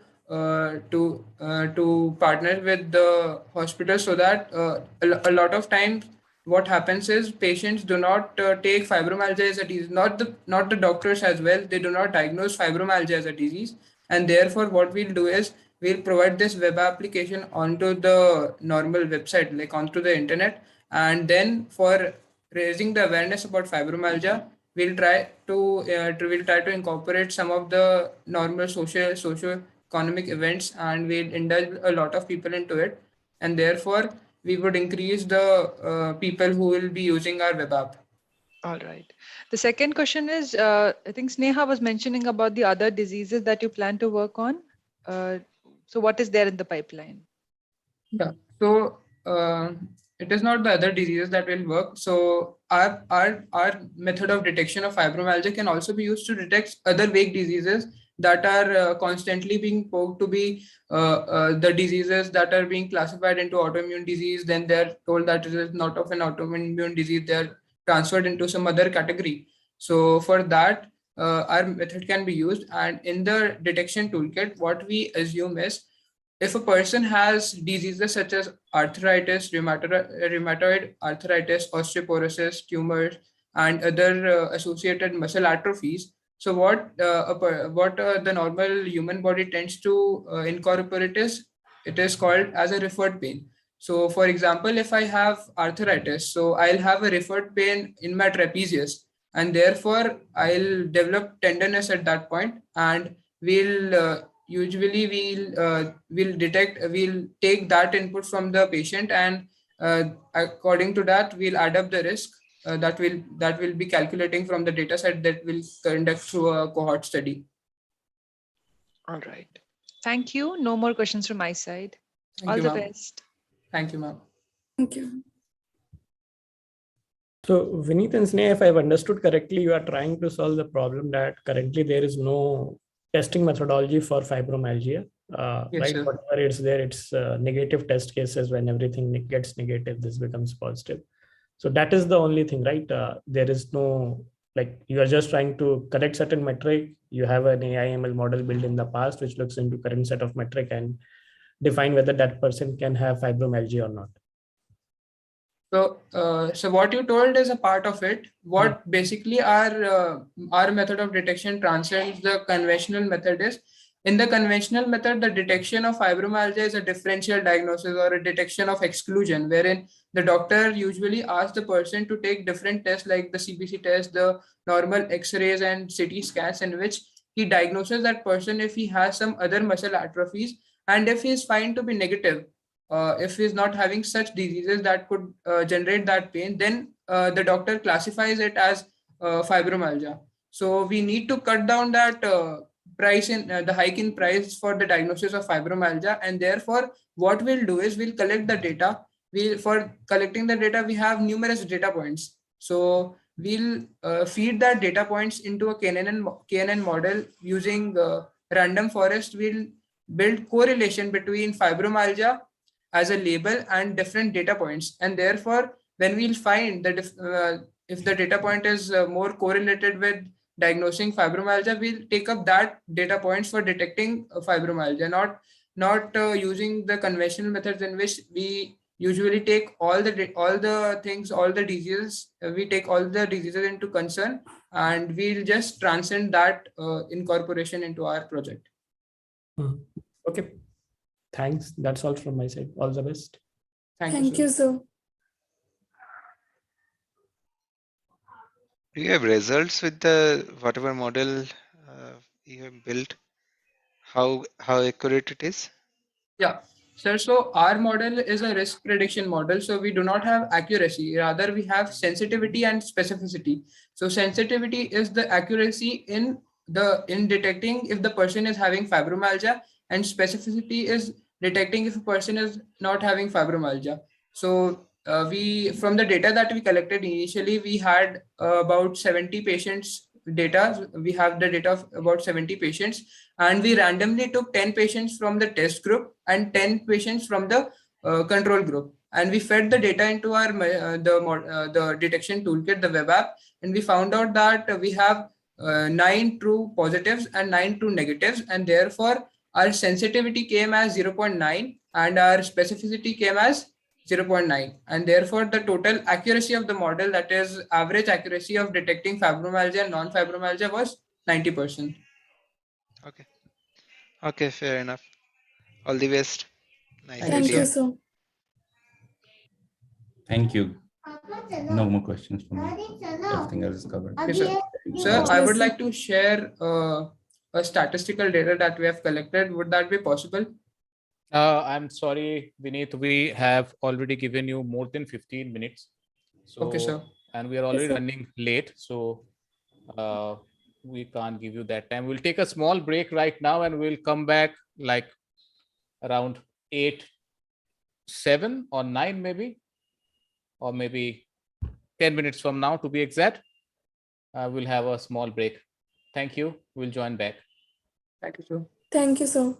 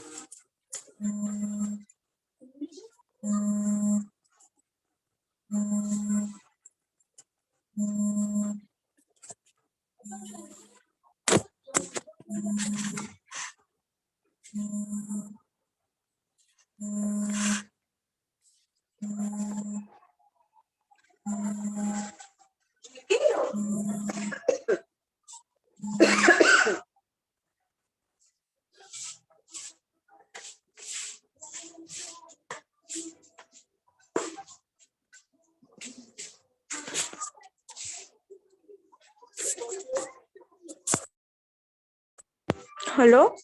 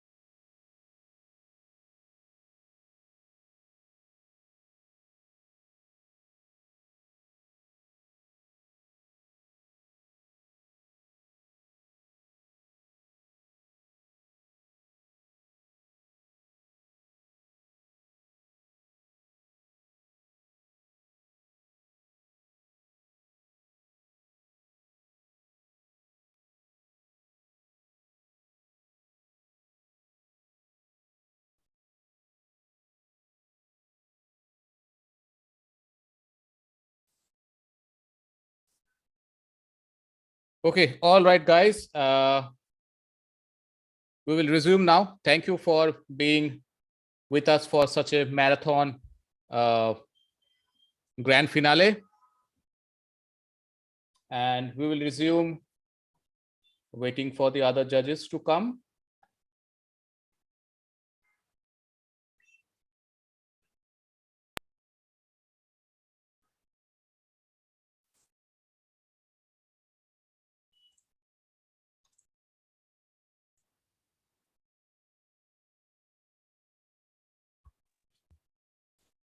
Okay, let's go ahead. So the next project is from Dhruv and Jaiveer, and the name of the project is Breath Free. Let's watch the video. Welcome to the grand finale of Witblox Young Inventor Techfest 2021, organized by IIT Bombay. Let's check out the journey of Dhruv Jain and Jaiveer Kochar from Mumbai. Hello, my name is Javeer Kochar. I'm 13 years old. I'm in the 8th grade. I study in the school Jamnabai Nursery International School. I live in Mumbai and I really like to do robotics, maths and physics. Hello, my name is Dhruv Jain. I'm 14 years old and I'm studying in Vibgyor, Mumbai. I've been doing robotics for the past 5 years. Under the guidance of Dr. Ayushi Shah, we realized that stress and anxiety can lead to lack of oxygen in the body and blood circulation, and also that there is direct correlation between your physical and mental health of breathing.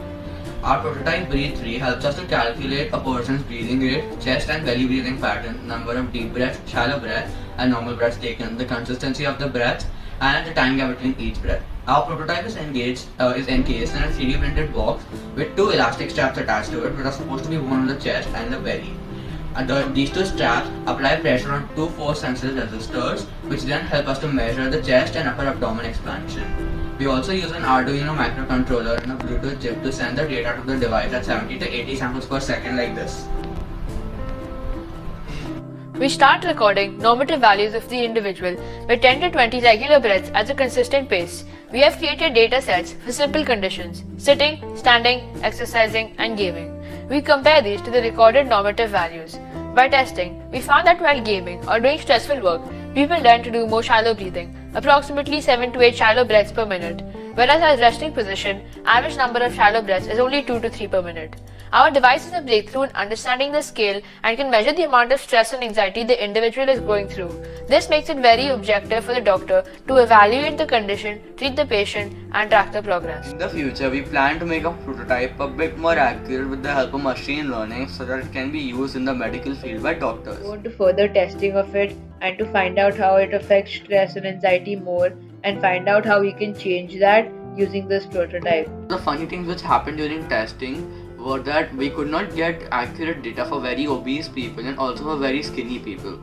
The sensor keeps coming out of the rubber band and we spent so much time figuring out what was the problem with the prototype when it was just that the sensor had come out of the place it should be.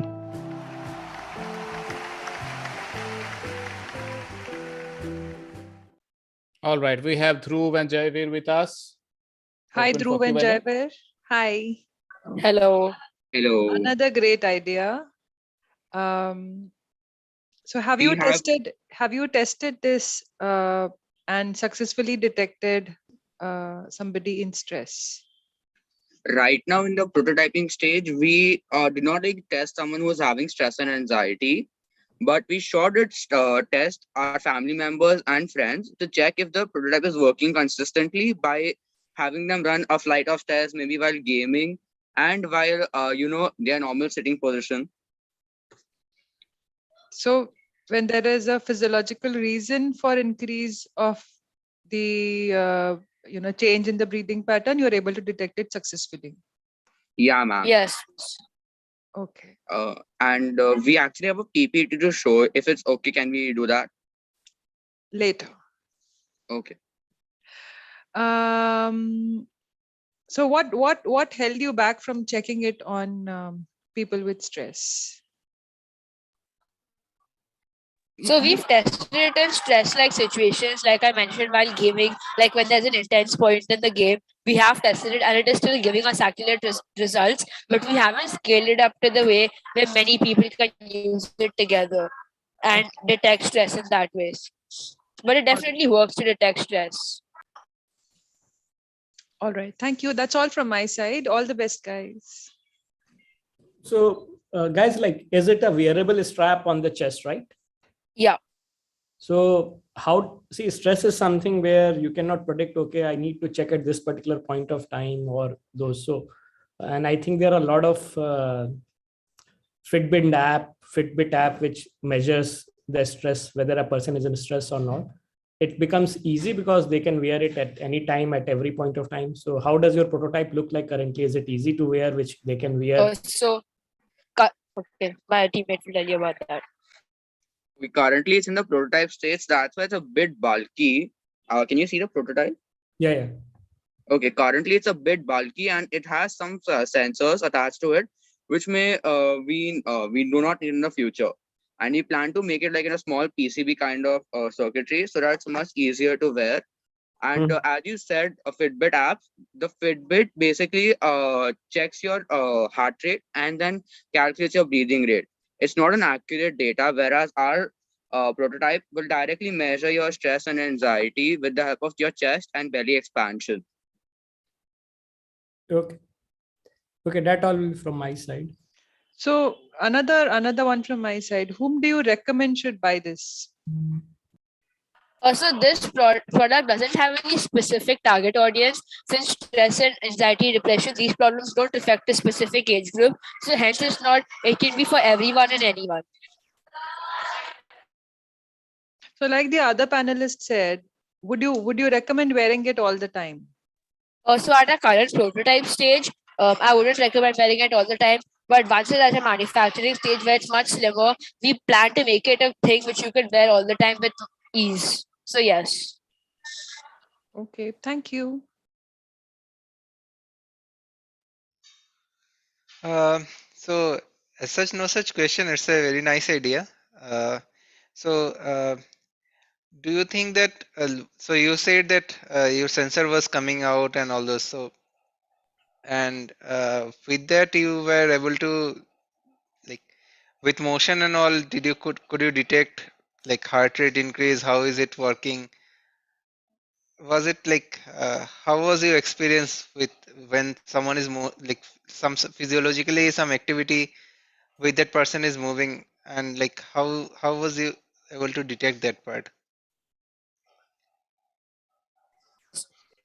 So currently our prototype, since it's still in the prototyping stage, it's not very built for motion since some parts are still moving around. But once it's in the manufacturing stage, the sensor will be held correctly. So currently we've tested it after running a flight of stairs. Okay. But eventually, yeah, we will be able to test in motion and basically any conditions in your whole life.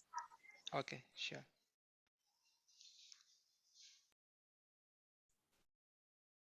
All right, Avinav, can you hear me?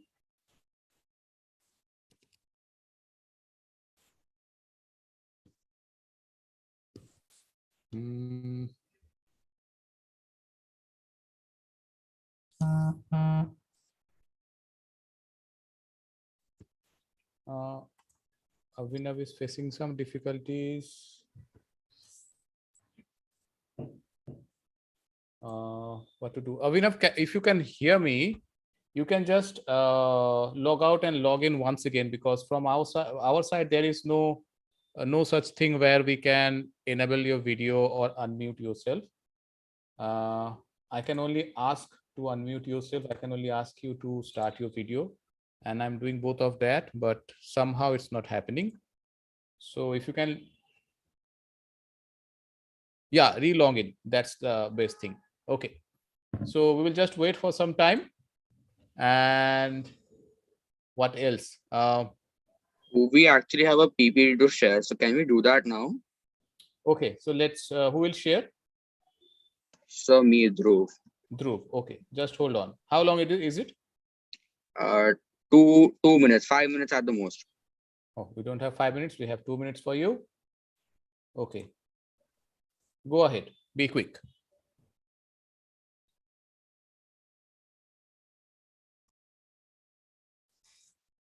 Can you see the PPT? Yes, yes. Okay. So during our research, we found that the stress and anxiety doesn't only affect a person's breathing, doesn't only affect a person's daily life, but also affects a person's rate. And one of the ways to track stress and anxiety is by monitoring a person's breathing rate. And our solution briefly does exactly the same thing. Our solution is basically encased in two 3D printed boxes, like over here. It contains a battery booster pack, a charging point to charge the lithium-ion battery, Arduino Nano sensor, and we also have a HC05 Bluetooth module so that it can send and receive the data. And inside the small bracket over here, we also have a force-sensitive resistor sensor. What we have tested so far. So this report was recorded while the subject was gaming. So in this case, we can see that since it's a high stress situation, there are many shallow breaths which the subject has taken.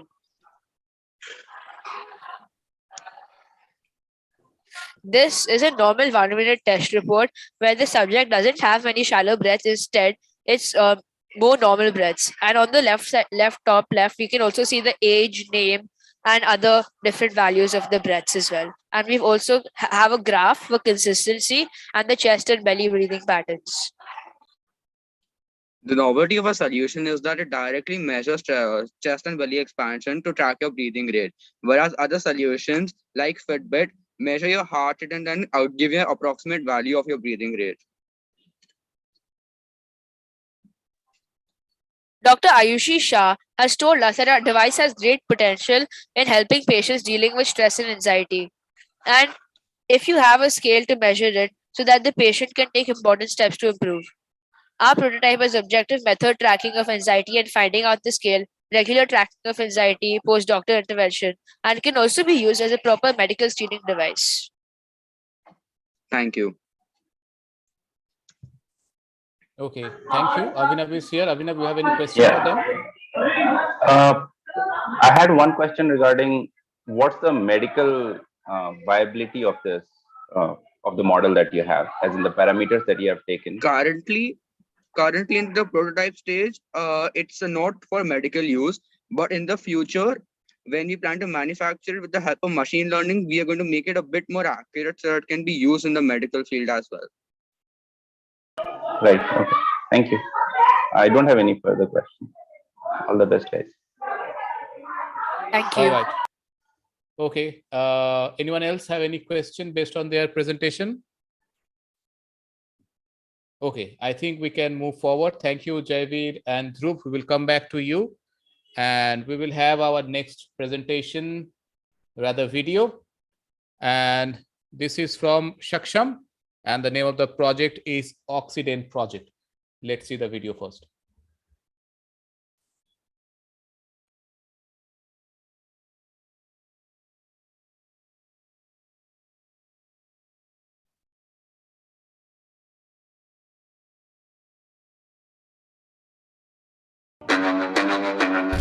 Welcome to the grand finale of Witblox Young Inventor Techfest 2021 organized by IIT Bombay.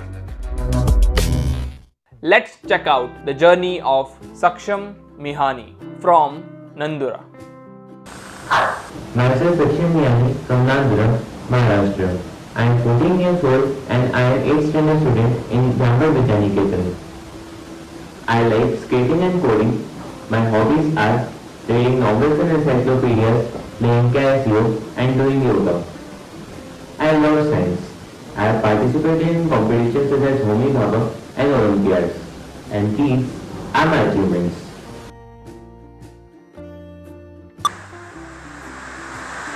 Hello everyone, this is Saksham Mihani and welcome to the presentation of Oxidant Project, the future of carbon-free society. Oxidant Project is a jetpack that is capable of both horizontal as well as vertical flight. It is powered by hydrogen, which is obtained through water electrolysis. Thus, its emissions are completely free from harmful gases and is a novel, environment-friendly, scalable, and efficient automobile of the future.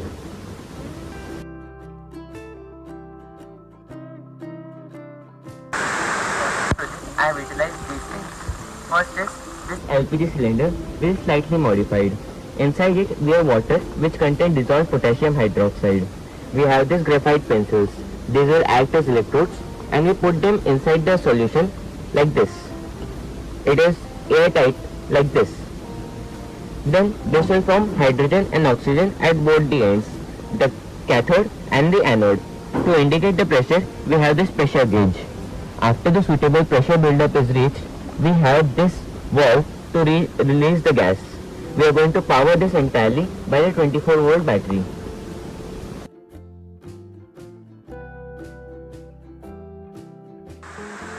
I have this setup ready. I have connected this positive terminal to these 24-volt batteries. The pressure is currently 0. Now I am going to connect this negative terminal to begin the process. And as you might be able to observe, here we are getting some sparks, which indicates that we have very high voltage here. I will connect this and the process has started.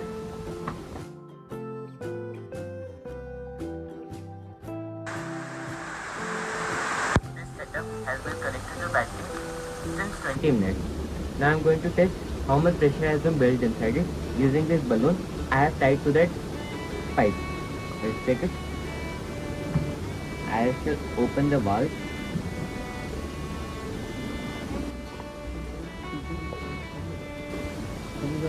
That is a fantastic amount of gas we have collected. It's brilliant.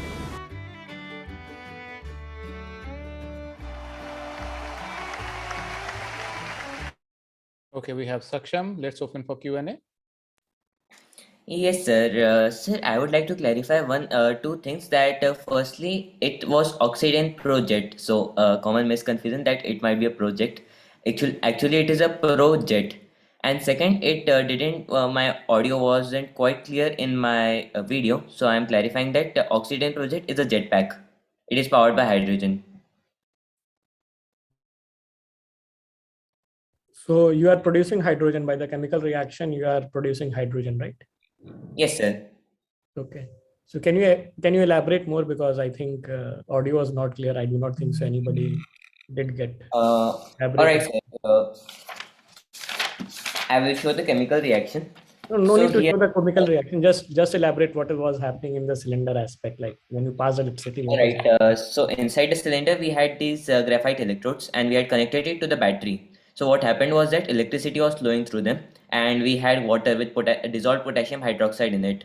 So when there was electricity passed through it, it disassociated into hydrogen and oxygen, which I collected and into the balloon. So you are looking at as an alternative form of fuel, right? Yes, sir. Okay. So like, what do you think that how much water as a raw material will be required to produce certain kgs of hydrogen? So what are the metric there where we are going to utilize it? So well, it depends upon the amount we need, because water is basically just hydrogen and oxygen. These are the both things we need. As much water we put, that much propellant we'll get. And what is the electricity consumption?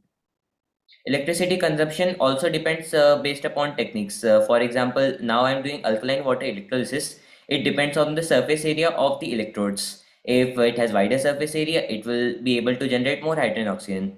And currently what voltage I have used is I have used two 12 volt 250 amp batteries, means overall 24 volt 150 amp batteries. Okay. So in whatever your current setup, right, how much electricity you are consuming to generate 1 kg of hydrogen? Anything, if any metric you have around these things?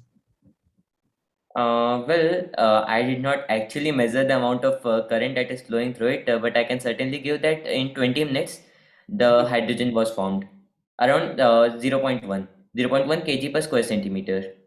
Okay, that was the pressure inside the container. Yes, sir, the pressure buildup. Okay. Okay, thanks. So, sir, actually, what I have shown in the project is the ground unit. It is only the ground unit. My original project is a jetpack. So like, so in jetpack, those generation will happen automatically, or you are planning to that it will be produced somewhere, then put into jetpack? We'll have these ground units, just like I explained in my project. So these ground units would produce hydrogen and oxygen. We are going to cryo cool them, then store them in cryogenic containers in our jetpack. Okay. Okay, I got it. So, Saksham, fascinating work. However, no questions from my side. Fascinating work, though. Thank you, ma'am. All the best. Hi, Saksham. Uh, how would this project or how would this technology be different from what already exists, as in what is commercially available and is being sold in the US and other Western countries? We have got some jetpacks like this. For example, Alpha Jetman, Flyboard Air, Jetpack Aviation. But what different thing I have observed is that they all use kerosene. And when we burn kerosene, we get 2.5 kg of carbon dioxide per liter of kerosene burned. Or they use diesel. Upon every liter of diesel burn, we get 4 kilograms of carbon dioxide. So to solve these problems, I'm using hydrogen. When hydrogen is burnt, it does not produce any harmful gas at all. It just generates water. As that, its calorific value is extremely high, 150,000 kilojoules per kg. Also, it is lightweight. It is almost 71 gram per liter. And how safe it is? Sorry, sir, unable to hear you. Can you please repeat? Sorry, how safe it is compared to other engines that exist today? Unable to hear the second word. How? How safe it is? Safe. Okay. Yeah. Sorry, sir. There is little problem. So it is safe because first of all we are storing it in cryogenic condition. So each and every ignition requires three things: fuel, oxygen, and ignition temperature. Since we are not given ignition temperature because the cryogenic storage of hydrogen involves temperature as low as minus 250 degrees Celsius. So the temperature cannot be reached unless and until we give it that specific temperature. As less I am going to use the user panel that the user will be able to maneuver even more easily than the others. They depend on the human senses, but what I'm going to do is that I'm going to install machines in that, so that it does not entirely depend on human instincts, rather it also depends upon the machines. Right. Great, thank you. My question is also somewhat in line with Avinav's question. Let's say hydrogen fuel cell, cars, whatever are there. So they hydrogen car, whatever is available today in US. So the idea is that you generate hydrogen and then like make it liquid and then use it as a fuel. How it is different from your idea? Yes, sir. I would like to show this with a diagram. I have made this cryogenic containers myself. There is one material called aerogel. Polymer enhanced aerogels is the one that I'm using. So the main principle in this is that aerogels have very low thermal conductivity, 0.01 to 0.02 watt per meter Kelvin. Also, they're extremely light, 0.1 gram per cc. So I'm using them here. What we are doing is that basically it's the idea of thermos flask. We are taking these aerogel containers. We are going to store liquid hydrogen, and liquid hydrogen that we are going to obtain after the cryo cooling, electrolysis of water. Then we'll have a vacuum layer, so that after that we'll have aluminium 6061 covering over it. So these aluminium will be able to reflect radiation. So our fuel won't be getting up heated by radiation. Then we have this vacuum. Vacuum prevents the heat flow by convection. Then we have this aerogel. Aerogel stops conduction. So in all the three ways, the heat is cut off and therefore it is safe. Okay. Nice to see you thought about so many things. Though it was not very clear on video, but it is very good to see. Good effort. Thank you, sir. All right. I think we can move ahead now. Thank you, Sir, Shaksham. if I may have your permission, can I please show one thing? Shaksham, we are actually running 1.5 hours delay. So I'm really sorry. We can't see any more extra PPTs, videos, explanation right now. We need to finish up because the judges, we are requesting them for an extended time period. So I hope you can understand that. But Okay, sir. I'm thank you. I'm really glad to see such a kind of a project, and thank you so much for sharing. If we have time, because we still need to go through like 7-8 projects. So if we have time, we will definitely go through your explanation. Sure, sir. Thank you, sir. Thank you so much. Thank you, Shaksham. So we will move forward and we will call upon Sanchita and Ayush, and we will watch their video based on the project name Crop Ed.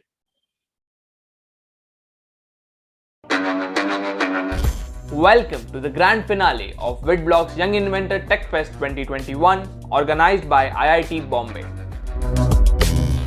Let's check out the journey of Sanchita Kiran and Ayush Kumar Biswal from Rourkela. I'm Sanchita Kiran and I'm 17 years old. I'm a student of class 11, Delhi Public School, Rourkela. My hobbies include playing guitar and painting, and I'm very much curious about artificial intelligence and I wish to pursue that in my higher studies. I have always had a great desire to innovate and come up with solutions to problems, whether big or small.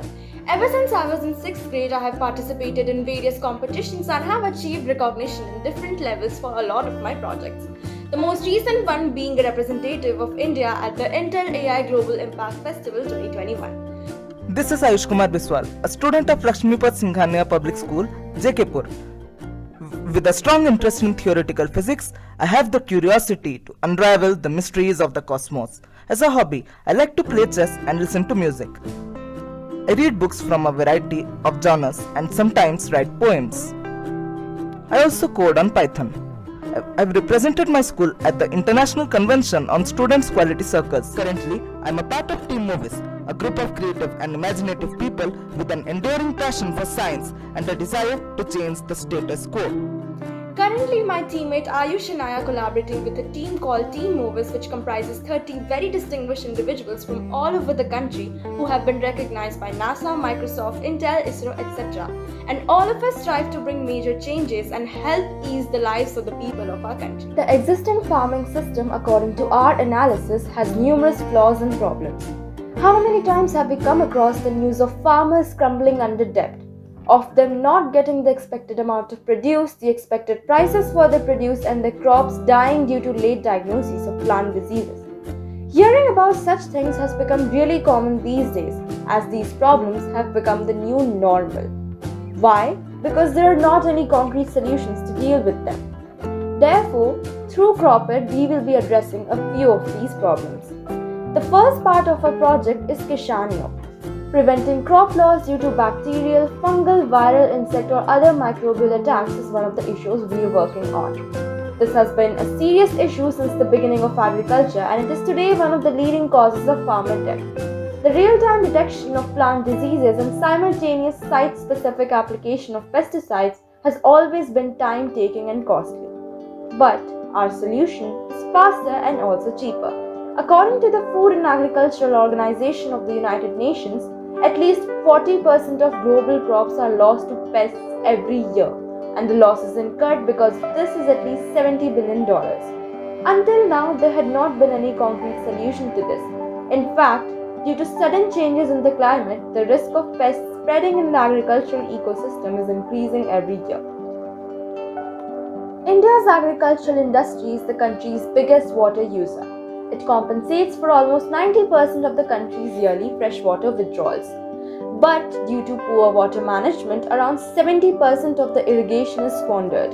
To curb this, our innovation also calculates the exact amount of water required by a crop and triggers the water pump to automatically irrigate. Kishanyo uses thermal and visible imagery for both the detection of microbial and pest attacks and irrigation purposes. Another aspect of Kishanyo is an AI model that helps farmers to identify if a crop is suitable for their farmland or not, and also the appropriate kind of fertilizer for their crops based on certain parameters such as temperature, humidity, soil type, etc. The second part of our project is the CropEd application. There are not any unified platforms that provide access to several facilities such as social media, expert consultancy, a simple agricultural learning module, a direct trading marketplace, and various other agricultural innovations. CropEd is the one-stop solution for this. By providing all of this, we are equipping and educating our farmers for the future while also solving a few of the most crucial problems of the present. Essentially designed as a social media for farmers, FarmTube has a lot of features.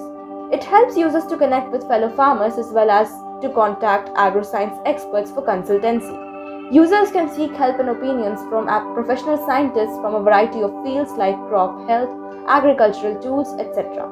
Further, users can check each available expert's individual profiles for better understanding.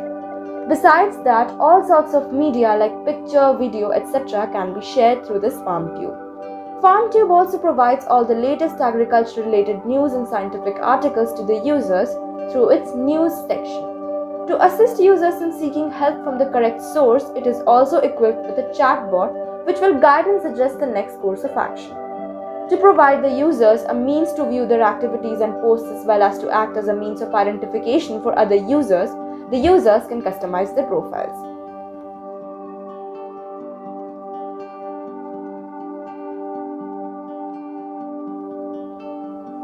FarmEdu is an exclusive educational platform for farmers and others in the related fields to learn new methods and practices which are in demand. All courses provided are professionally taught with attention to ease of understanding. With the advent of edutech in the recent years, incorporating the same for the benefit of farmers will result in immense results. FarmEdu aims to enable farmers to learn and implement new techniques into their own practice to boost their yield as well as allow them to catch up with the Western agricultural scene. Before the start of each course, their respective roadmap is provided beforehand so as to let the user know what they are going to learn. This is provided in the form of a flowchart for more ease of understanding. All topics are taught in tutorial format with each format going over an individual subtopic.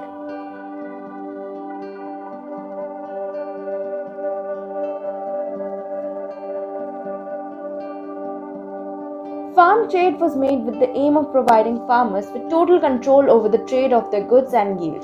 Through this feature, farmers can scout the area around them for potential buyers or customers and trade directly with them without the intervention of any middlemen. The user interface allows the following features: categorization, which are options aimed at both farmers and consumers, selecting consumer type, that is retail, personal, etc., consumer scouting distance selection, wish list for both customers and traders, product and delivery details are available at only one click on the product image. It has an easy to use UI with a clean design but has all the important details available at a glance and use of tags to simplify the process.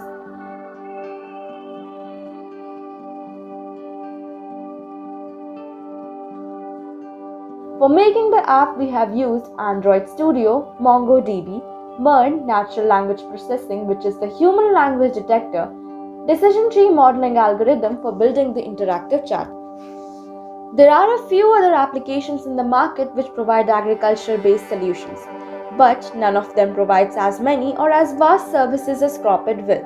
Apps such as FarmBee, FarmCart, IFCO, Enam and AgriApp provide a digital marketplace for farmers, but these are not without their problems. FarmCart has been reported to be expensive and has improper delivery practices. FarmBee has very poor customer service and community response along with a few recurring technical issues and bugs. The same goes with IFCO, which also has many bugs in the app interface and moreover the data presented in it is erroneous. Enam has unresponsive customer care, a very complicated registration process, login issues, technical bugs, and the app is not available on Java-based devices. AgriApp, which is also not accessible for Java-based devices, has delayed product deliveries, login issues faced by customers, the updated versions have many bugs and has unreliable customer service. Cropit, on the other hand, will provide errorless services, fast deliveries, minimum prices, good customer service, well-researched and regularly updated information, easy and safe registration process as well as a future version made specifically for Java-based devices so that users who do not own smartphones or do not have access to one at a particular moment can always use Cropit on the simple Java-enabled mobile phones. Another app, Kheti Bari, is mainly focused on wholesale organic produce and other than that only provides sowing suggestions to farmers. Our aim at Cropit is to make the user experience as safe, secure and as friendly as possible. And our innovation Kishano not only helps in curbing various plant diseases in almost every kind of crop, but it also aids in the irrigation process and helps in precision agriculture, which is the need of the hour. A few days ago, we conducted an awareness drive in a village nearby where we interviewed farmers, talked to them about their problems, and also showed them the benefits of CropIt and how it can help them. Their responses were mostly positive, except a few of them pointed out their concerns regarding accessibility for those who do not own a smartphone. To tackle this, we have planned to work on a version of CropIt which will solely work on simple Java enabled mobile phones. Some of the users found the interface of FarmTube to be a bit complicated, and we are planning to simplify it to make it more convenient. On the positive side, the users really like the marketplace and the innovations available on the app. They were also glad to have easy accessibility to an agriculture related knowledge base and experts. Here is a short excerpt of our talk with one of the farmers. फसल नष्ट हो जा रही है, क्या क्या देना पड़ेगा, क्या करना पड़ेगा? तो हमारा जो ऐप है प्रॉफिट, उससे आपको पता चल सकता है कि आपके किस फसल में कौन सा फर्टिलाइजर देना चाहिए, और अगर आपकी फसल में कीड़ा लगता है तो हमारा जो डिवाइस है किसान नो, उससे आपको वो भी पता चल जाता है. In the future, we hope to use satellite imaging in Kishanu to make our prototype even better. We also intend to have an SMS reach out service for those who are not able to access the application itself. We intend to establish CropIt as a startup and then expand it further. For a better understanding of our goals with CropIt, we did a field study in the villages nearby. Our interactions with these people helped us to gain a better view of our objective.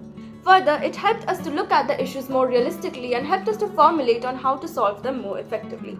It also enabled us to identify newer problem areas for our project.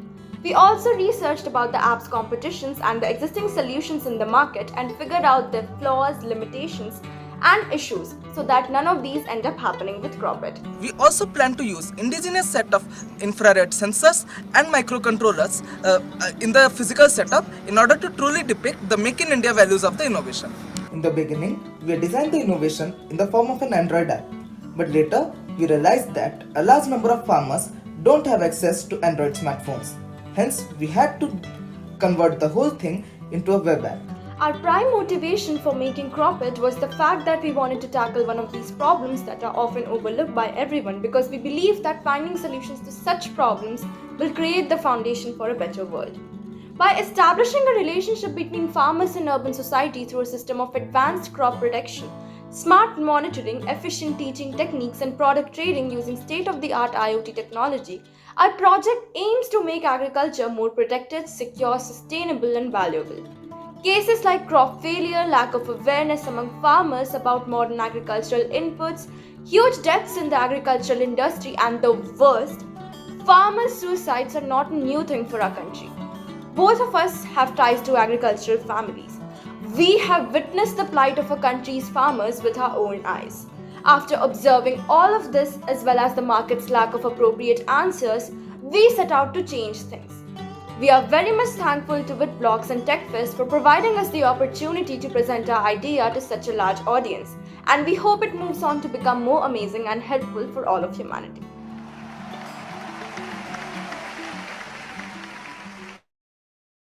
Okay, we have Sanchita and Ayush. Over to you, judges. Sir, if it is permissible, can we show the prototype of Kishano? And how you want to show that? We have a short clip of it, a minute-long clip. We already have a video of I think, minutes long. Yeah, I think we have watched through enough to, Okay, sir, it's totally fine. to make a judgment.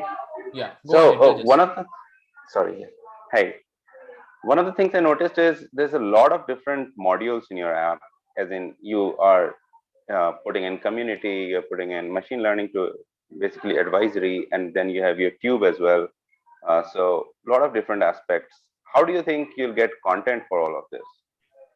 So, sir, for the farm tube segment, we are thinking of collaborating with things like Doordarshan. You must have seen something like Doordarshan Kisan, or like there are channels, there are TV channels which specifically target farmers. But the thing is, it doesn't have a big outreach. So we are planning to contact them, and we are planning to add their content to the farm tube section. And there are agricultural experts, and we are planning to reach out to them as well, as we have already contacted government, and we have the backing of the Krishi Vigyan Kendra of Maharashtra and the Ministry of Education and IT. Great. And the other aspect is you told you will be able to detect what crop what conditions are required, what soil, what level of water, and all of that. So have you done some machine learning on that side? What parameters you have selected? What are your data sets? Yes, so we are actually using thermal imaging and Raspberry Pi for doing that purpose. And that's what our model Kishan Know is about. So what are your data sets? As in, how have you trained your model? How will it know that, for a particular crop, for a particular soil, for a particular moisture condition, air condition, temperature, what kind of water level is required or what kind of pesticide is required? How do you get that data? Yes, sir. We had collected data set from various sources and we have compiled all of that to get the desired results. And how large is your data set? It is quite large. I think it is about, it's actually a CSV file which contains, I think, 7,000 to 10,000 data. I mean, it's not really, we haven't actually seen how many it does have. Great. Thank you.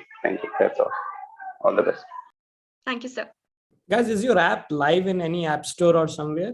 No, sir. Actually, the backend is still in progress. We have only worked on the front end and we have demonstrated that to a number of villages in our locality. So that we can see what other changes we can make before actually working on the backend section. Okay.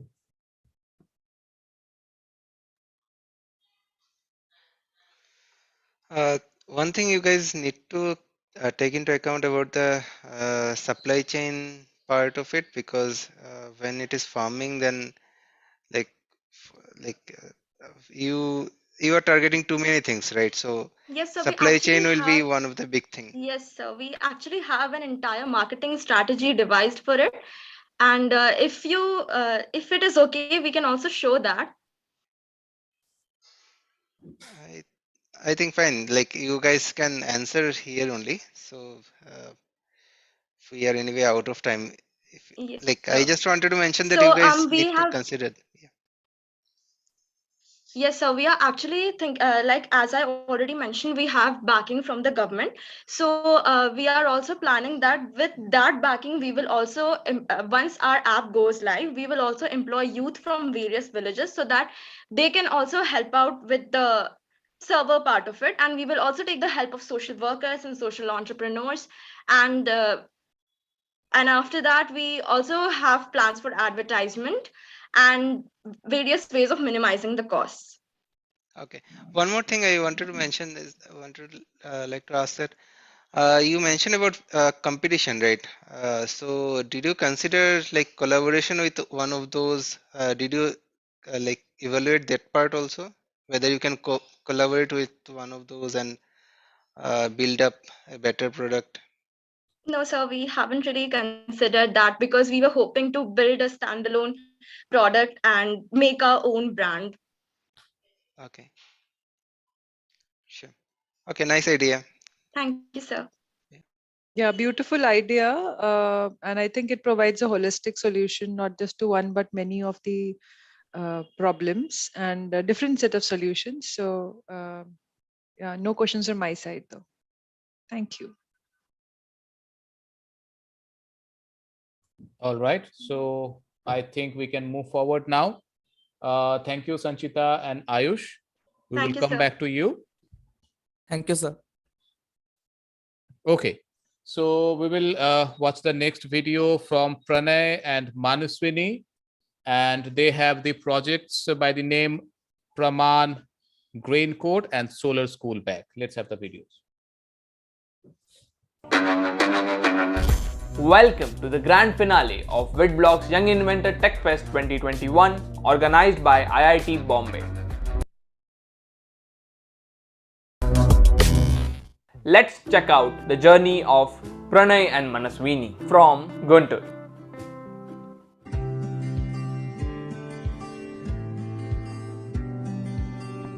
Hi, I am Manaswini. I am studying 4th class in Sri Venkateswara Balapati, Guntur. This is Pranay. I am studying class 8 in Sri Venkateswara Balapati, Guntur. We are getting most of the electrical energy from the thermal power plants.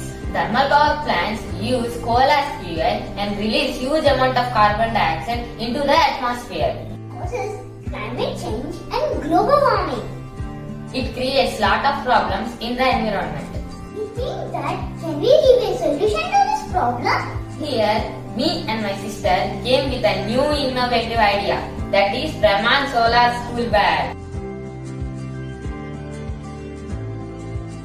Brahman Solar School Bag is an eco-friendly solution to the environment. It has solar panel attached to it. The solar panel collects solar energy and develops electrical energy. We get electrical energy from solar blocks. We can charge our mobile phones, power banks, and our taps. In night times, we can light an LED with the help of this power bank. That is, we are developing our electricity by our own. Thus, we are reducing the use of electricity from the thermal power plants. That is, we are contributing our part in reducing the carbon dioxide into the atmosphere. It looks like a small contribution, but it will give a good impact on climate change. Happy planet, happy living. Thank you. In Sanskrit, Brahman means promise. We promise we save the nature. We want to make Brahman Solar School Bag available to every child. So, we all can save the nature.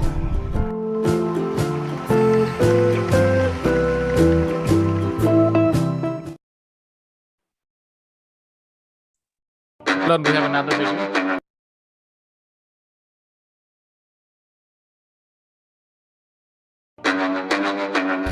Welcome to the grand finale of Witblox Young Inventor Techfest 2021 organized by IIT Bombay.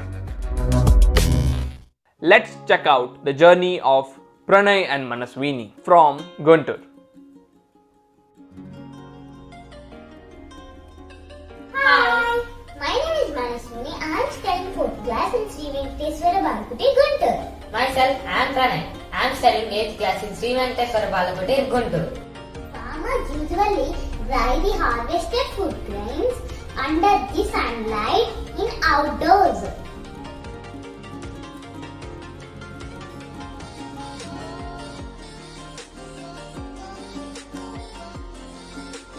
During the process of drying the food grains, there will be a problem of unseasonal and sudden rainfall. The rainfall spoils the food grains by making them wet. Due to this, the moisture level in the food grains becomes abnormally high. It causes germination of food grains sometimes or decays the quality for marketing. All the efforts put by farmers in harvesting the food grains are wasted in the water. Causes an unmeasurable financial problems to the poor farmers.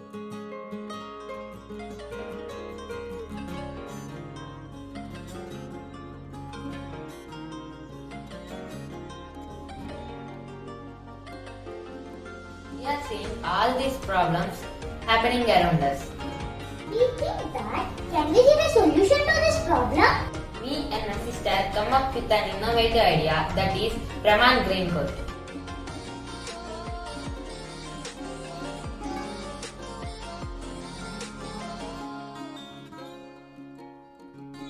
Brahman Green Coat is an automatic and user-friendly solution to the sudden rainfalls.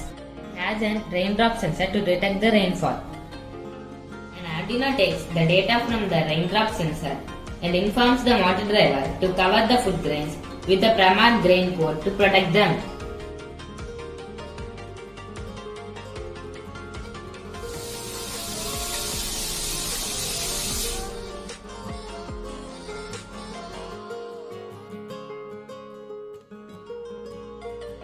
It automatically uncovers when rain goes away.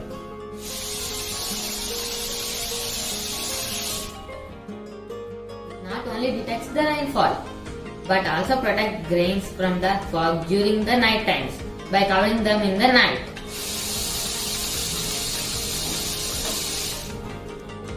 For this we have used an LDR to detect the daylight. When sun comes out in the morning and there is no rainfall, It automatically opens the Praman grain code.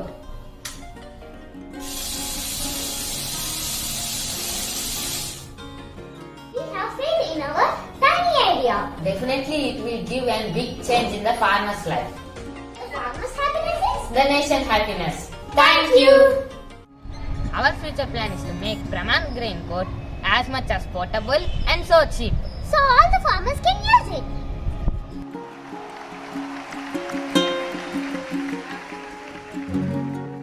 Wonderful projects. Open for Q&A. Thank you. So hi, Pranay, Manaswini. Manaswini, extra appreciation for you. You seem to be the youngest one and the cutest one so far. Regarding the first project that you shared, the solar bag, it's not a new idea. So what's unique about yours? Is it cost efficient or is it something else? It is eco-friendly to the nature, ma'am, and saves the nature from the CO2 carbon dioxide, ma'am. Yes, but then such bags are already existing in the market. So Ma'am, we have already made this project 4 years back, ma'am. We made this project in 2016 for Maker Fair, ma'am. all right. And how much does a bag cost for you and 500. 500? 500 rupees, ma'am. All right. And how are you selling it? Where is it available? Ma'am, now we are not selling it, ma'am. We had made only one bag only. Okay. All right. Thank you for that. The second is about the raincoat. Yeah. What will happen if the rain comes from a different direction than you put? How do you think it will work? For demo purpose, we have put only 2 sets of the grain coat, ma'am. In a real model, we will cover the grain coat all sides, ma'am. All right. And how do you, so you will also have to test it on the wind and the stability. We already tested, ma'am. It is stable for a wind with 60 kilometers per hour. All Can right. we show the demo, ma'am? Wait, let the other panelists also ask you. All right. Thank Okay. you. Thank you, Manaswini, Pranay. Guys, I do not have any question, but I think I have suggestion on the grain code. Why don't you, apart from the grain code, right? Why don't you add certain facilities so that, or certain more things into that where it can help for grain to actually dry quickly, or maybe in some night it is also getting dried when it is getting covered, right? So can we have certain type of those things, as well as same methodology can be used in or repurposed in some other ways when people are doing greenhouse farming or other kind of organic farming, right? So I think the setup or the way you are thinking, if we mature that thought process to more, right, probably we can use it at a number of places. So, and a very good effort on both the front, and given the fact that you had built back 4 years back, so probably you would have been 4 years younger, or I do not, probably more of a kid. So hats off to you, kudos to you for that. Thank you, Great sir. effort, guys. Very good project, and I don't have any questions, but very good innovations related to real life problems that people are facing. So great applicability. Thank you. Thank you, sir. All the best. Thank you, sir. Thanks both of you for doing such a good work, especially Maheshwani. I don't know, at your age, I think I was only playing, not doing anything else. So you guys have done very good job. Especially for the grain coat, there's a real challenge, and like farmers need that solution. Whatever you are currently projecting, that may or may not be so stable. You need to check at wind and like what other panelists also said. Check that, but it has good potential. Keep working on it, and you'll be able to make a good product out of it. Sir, we will try our best, sir. Yeah, it's very good effort. Thanks. Thank you, sir. Thank you. Okay, such a great spirit from Pranay and Manaswini. Thank you so much for the project, and we are looking forward to it.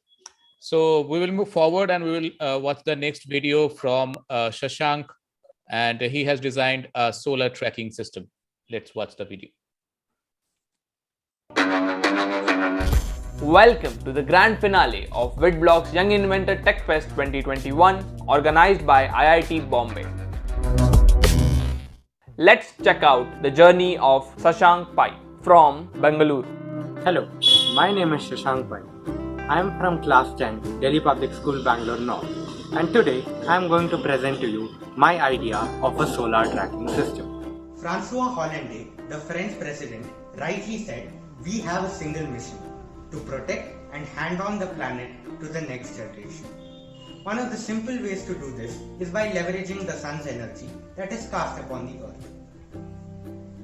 Today, I am going to start with the overview, then show you some of the prototypes, then the pros and cons of the innovation, and then finally ending with the growth potential. The sun moves from east to the west every day, yet the solar panels we use are stable. Why can't we use moving solar panels? It is quite obvious that moving solar panels will be much more effective than the stable solar panels. This is because of the fact that sunlight is directly focused upon the solar panel. We use only 3% of the solar energy that is provided to us. The rest 97% is out there. The stable solar panel is not doing the trick. We have to use a moving solar panel that moves according to the direction of sunlight. In order to move the solar panel from east to west, I have envisaged 5 prototypes. The single axis solar tracker. It works on LDRs and uses a single axis for moving. The dual axis solar tracker. It works on LDRs but it uses 2 axes for better accuracy. The enhanced single axis solar tracker. It works on programming. It moves 4 degrees every minute and helps in better tracking of sunlight. The enhanced dual axis solar tracker. It works on an accelerometer and helps in better accuracy of the whole product. And finally, the mirror solar tracker. It is still in its ideation stage. It is a cost-effective prototype. It works on the principle of reflection using mirrors. This is my first prototype, a single axis solar tracker. As you can see, it moves according to the direction of sunlight with the help of LDR sensors. This is a dual axis solar tracker. It uses 4 LDRs, and when a pair of 2 are lit up, it starts moving in a particular direction.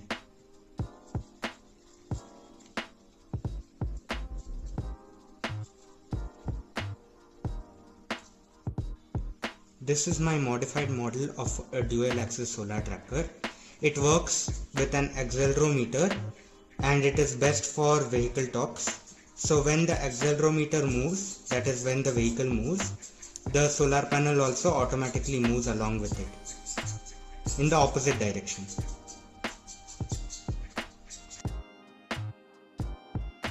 The amount of electricity consumed by the world every hour is a whopping 450 billion kilowatts.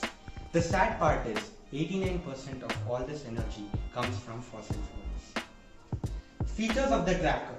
There are a variety of prototypes. This allows the user to choose the one that fits him best. It is accurate. It is made to sustain high winds, high altitudes and other natural conditions. And overall, it is environment friendly. Remember, this is just the beginning of a long journey. Customer feedback is very important at each and every stage of an innovation.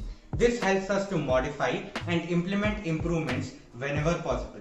Start small, go large should be the mantra. Just to give an idea of the energy consumption throughout the world. And using a solar tracker can make a difference. As you can see here, The red line represents the energy absorbed by the solar tracker, while the blue line represents energy absorbed by the solar panel. There's a considerable amount of difference in the energy leveraged by the two. So, where can we use the solar tracker? It can be used on rooftops, in deserts, and on train tops. As a matter of fact, sunlight falls everywhere, so why not use them everywhere? Reiterating, we are losing 97% of the free energy provided to us by the sun. Let us use this energy by implementing intelligent tools. Thank you.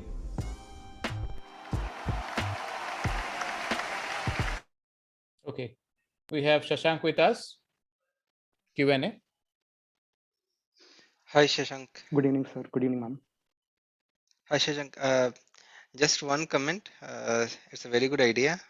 So you have also shown how with the tracking solar panel, how your result is improving.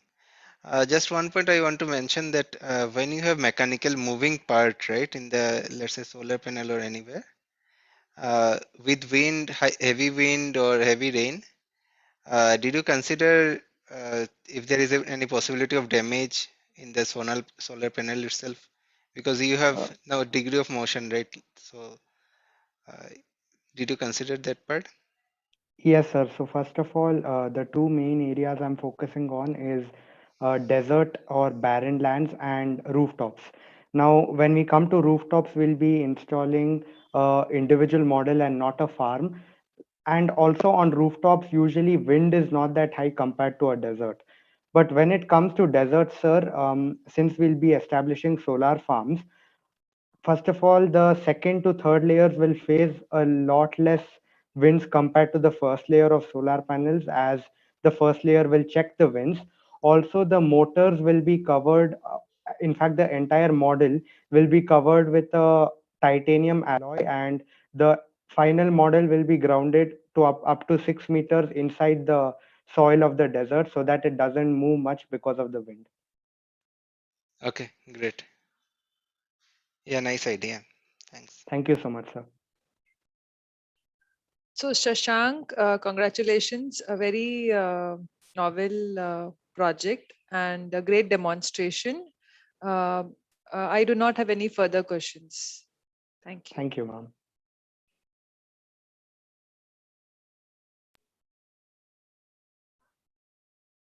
Great idea, Shashank. And you have presented a lot of metrics also with it, and a lot of utilization around weather with accelerometer and all those stuff. I do not have any specific question. All the best. Thank you so much, sir. I would just like to add one thing. I have not added the business part or how I plan to implement my product correctly in the video, because I thought it would be better to explain it in person. So I could present a screen and take 3 to 4 minutes in explaining that, if it's okay.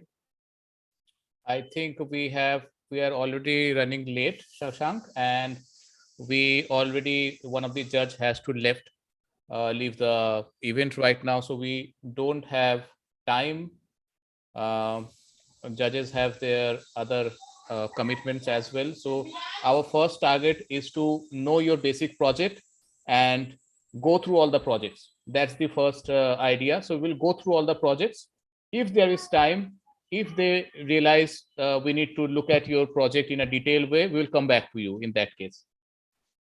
Sure, sir. I totally understand. Thank you so much. Thank you. Thank you, Shashank. Thank you. So we will move forward and we will watch the next project video that is from Sreyash, and it's called the Safe Drive Assist.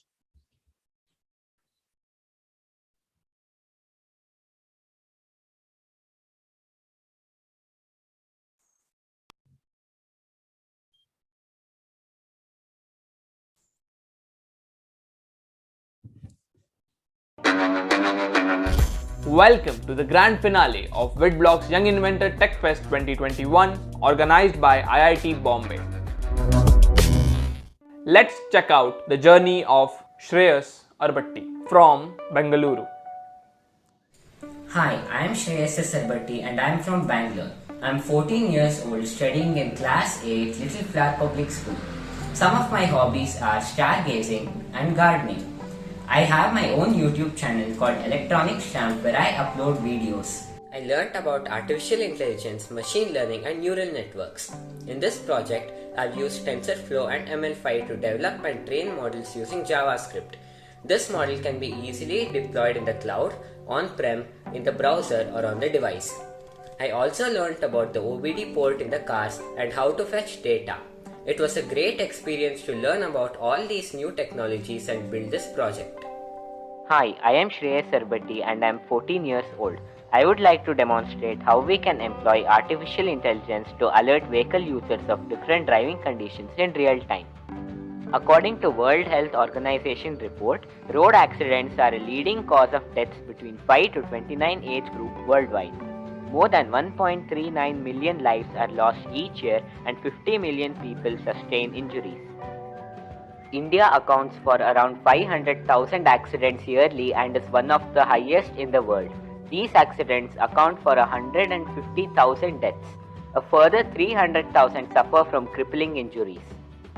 According to government reports, 71% of these accidents are due to overspeeding. Other major reasons for accidents are failure to follow regulations, lack of safety, distracted drivers, rapid urbanization, and influence of drugs or alcohol. The government has pledged to reduce 50% accidents in the next 5 years, and India is a signatory to this at the World Safety Conference held in Sweden recently. With this in mind, I have designed an AI system called Safe Drive Assist that can provide useful insights on the road conditions with the ability to understand road signs and warn the driver in real time. I have created a website to train, save, load and classify a model, road signs in this case. The onboard camera on the vehicle captures videos on the road. This is continuously streamed to the website. The video is classified with the images in the model. Based on the classification, the prediction is sent to a cloud database. Custom developed app then fetches the result from the cloud. At the same time, the microcontroller fetches the speed of the vehicle from the onboard diagnostics port and sends it to the app over Bluetooth. The app then computes the incoming data to provide appropriate visual and voice alerts to the driver. This technique can be used in older cars equipped with OBD port and even in small and mid-segment cars without advanced safety features. This helps to adhere to an effective regulatory framework for vehicle users. To further demonstrate how adaptive cruise control works, the app is designed to send a command to the MCU over Bluetooth to engage adaptive cruise control. This occurs if the user ignores visual and voice alerts. I have designed a website to train, save, load and classify any data. I have created this website using HTML, CSS and JavaScript. This website is developed upon TensorFlow.js. Using the k-nearest neighbor classifier, commonly known as KNN classifier, derives meaning from the activation that is presented to us by the MobileNet model. The user can locate objects for the AI to detect with the webcam and start training.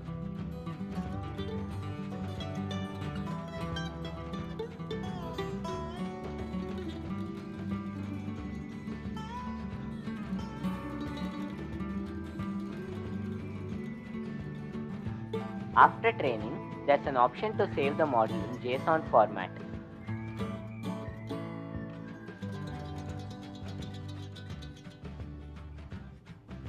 The saved model can be uploaded for classification. Now, let's deploy this model to see how decisions are based on live data. This is the final stage in machine learning life cycle, and this is supposed to be the most challenging part.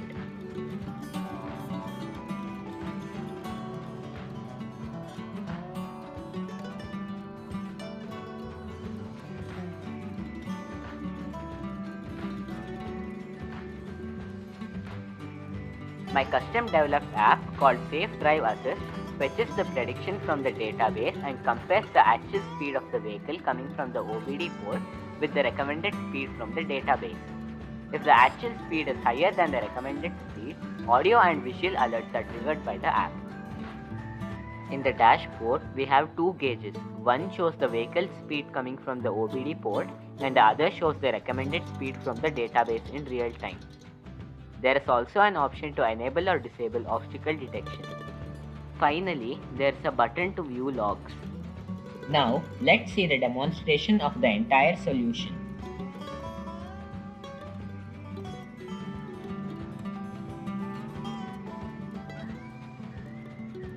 Red signal ahead. Your speed is 50 kilometers per hour.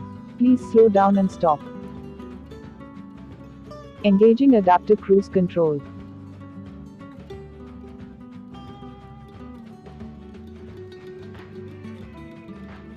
The speed limit ahead is 20 kilometers per hour and your speed is 80 kilometers per hour. Please slow down. Engaging adaptive cruise control.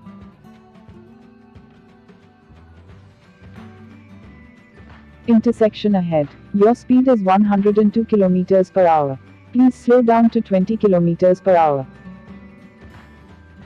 Engaging adaptive cruise control.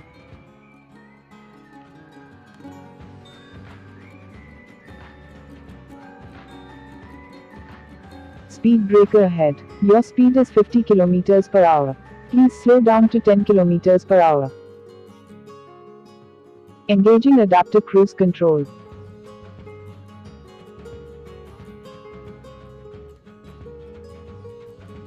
When AI is coupled with electronics, the solution becomes more robust. I have demonstrated how sensors can be employed to detect obstacles and warn the drivers. Obstacle detection functions only if the feature is enabled. In cities, this could become an irritant due to denser traffic. This can be enabled on highways or expressways where traffic is spread out. This is particularly useful during foggy or rainy conditions or during the night when visibility is low. A stationary or a slow-moving object detected. Please slow down. Engaging adaptive cruise control.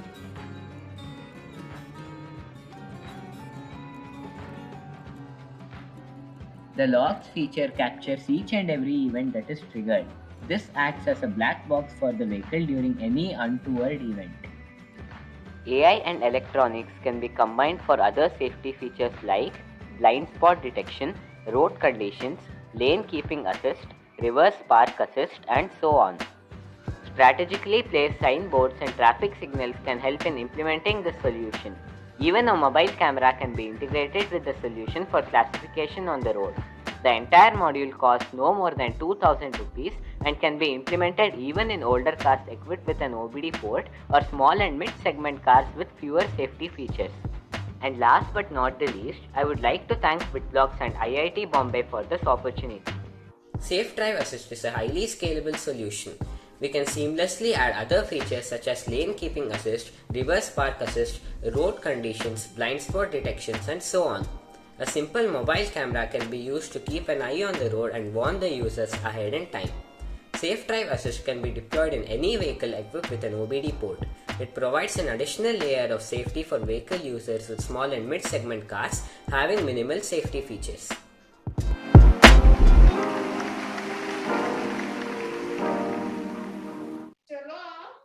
Wonderful project. Open for Q&A.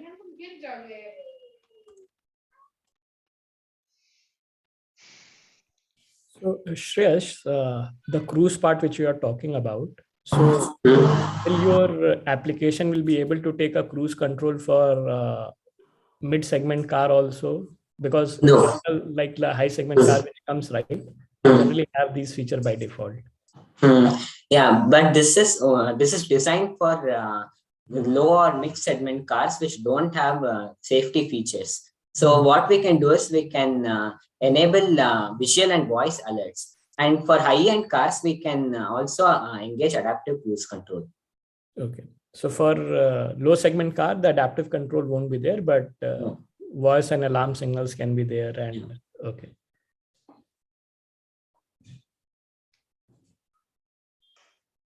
So Shreya's, great presentation and demonstration too. Thank you. I like the idea that you have implemented. Thank you. Yeah. So all the best. No questions from my side. Thank you, ma'am. Suresh, so it's a very need of the hour, especially in low-end car. These features are not there. One thing I wanted to ask, like, did you consider for the dead object you detected, right? That for this, did you consider the speed of the vehicle till like how quickly you should alarm? Like in traffic, as you said, if the vehicle may be very close, but when it is running, you need to detect quite far. So, did you consider that point also? Yes, so in the app, there's an option to enable or disable obstacle detection. So it can be an irritant in cities with denser traffic. So what can be done is this feature can be enabled in highways or expressways where the vehicles are far apart. So this also measures the distance. So if the distance is too close and when it is enabled, it automatically stops in high-end cars. But it provides visual and voice alerts in low and mid segment cars. Okay, fine, sure. Thanks. Thank you. Okay. Any more questions? I think we can move forward. The project was in itself was very good explanatory video. So I think a lot of questions has been answered through your project. Thank you so much, Shreyash. We'll move forward and we'll come back. We have 2 more projects to go. The next project is from Farhan. It's called the AI Boil Guard. Let's see the video.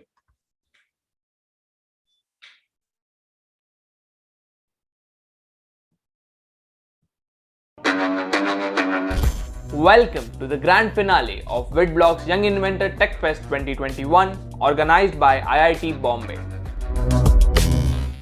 Let's check out the journey of Farhan Hussain from Chennai. Greetings, I am Farhan Hussain. I am 12 years old and I am from Chennai. I am studying in the 8th grade at the Asan Memorial Senior Secondary School. I love reading books, writing stories and poems. I have published one of my short stories collection for children titled My Kaleidoscope. I also love building robotic projects and working with AI. Milk is widely consumed in every household. Very often we lose our attention while boiling the milk and it spills over. It's a Herculean task to clean the mess. While working with my AI, I thought of a solution to address this common issue being faced. Greetings to everyone. I am Farhan Hussain and today I am here to present my idea for the Witblox Young Inventor Techfest 2021. It is a hassle to boil milk, porridge or boil soup. These liquids boil and spill off when we are not on guard, creating a mess all over. It is difficult to clean the mess, and moreover, the spill may put off the flame, causing the danger of gas leak. It also leads to the wastage of fuel, and of course the wastage of the liquid being boiled such as milk. I have designed an AI boil guard to address this problem. In this system, the AI guards the milk while it is boiling and raises an alert using the buzzer when the milk starts rising. For this system, we only need to set up a mobile camera to focus and monitor the milk. The mobile camera will be linked to my AI boil guard. Now let me put on the flame and set the milk to boil.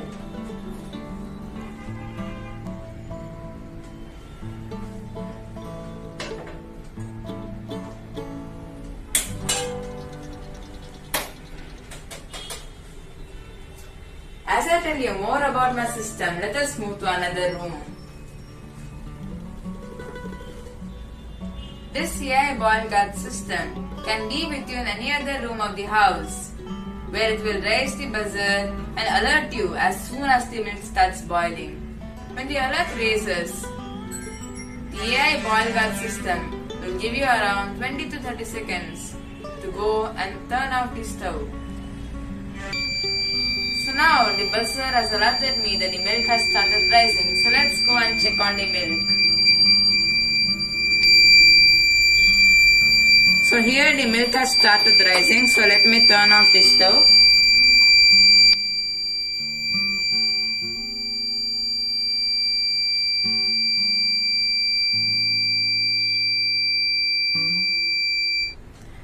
The buzzer alarm will auto switch off when the level of the milk goes down. When the AI monitors the boiling milk, this lamp glows to indicate that the monitoring has started.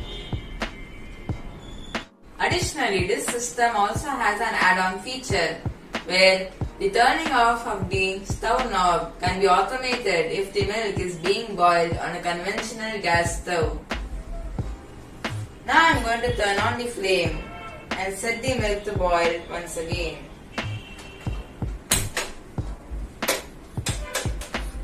So now the milk has been set for boiling. So now I fix my auto switch off system to the gas knob. All I need to do is put on these clamps onto the knob.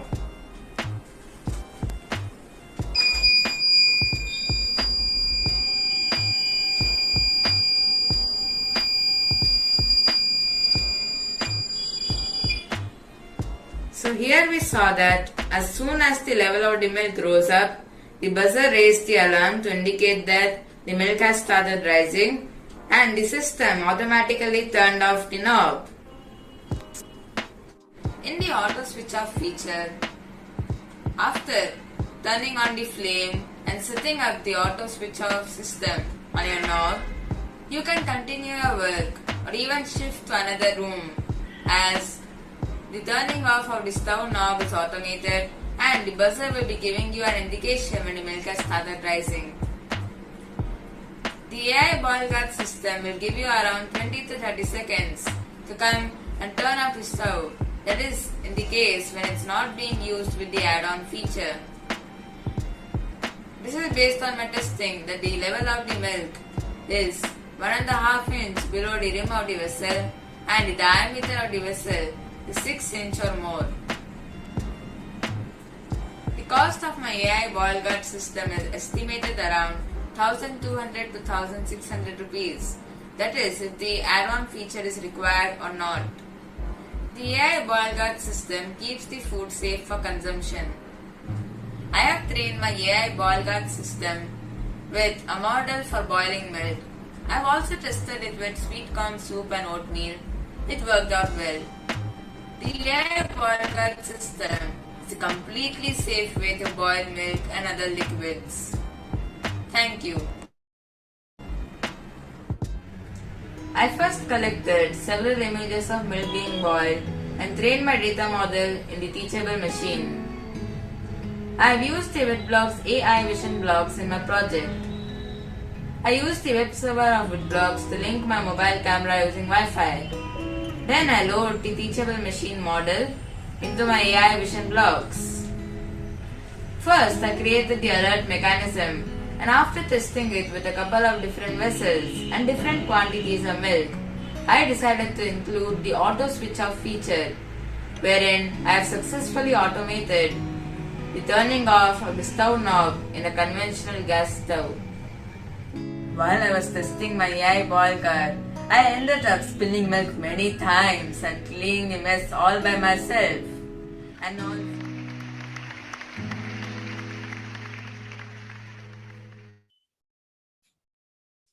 Okay, judges, go ahead, please.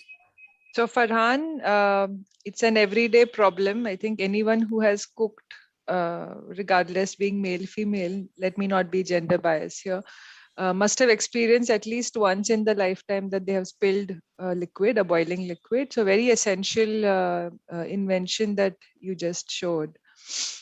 However, while you were demonstrating, I happened to see that there are similar products available in the market. I would like to understand how is your solution different than the existing ones in the market? So currently there are some households that use milk boilers. So for example, in the milk boilers, they are difficult to clean and are difficult to carry while travel. So since we have to fill the milk boilers with water, It is difficult to completely drain out the water, and it is difficult to clean them as they may develop fungus.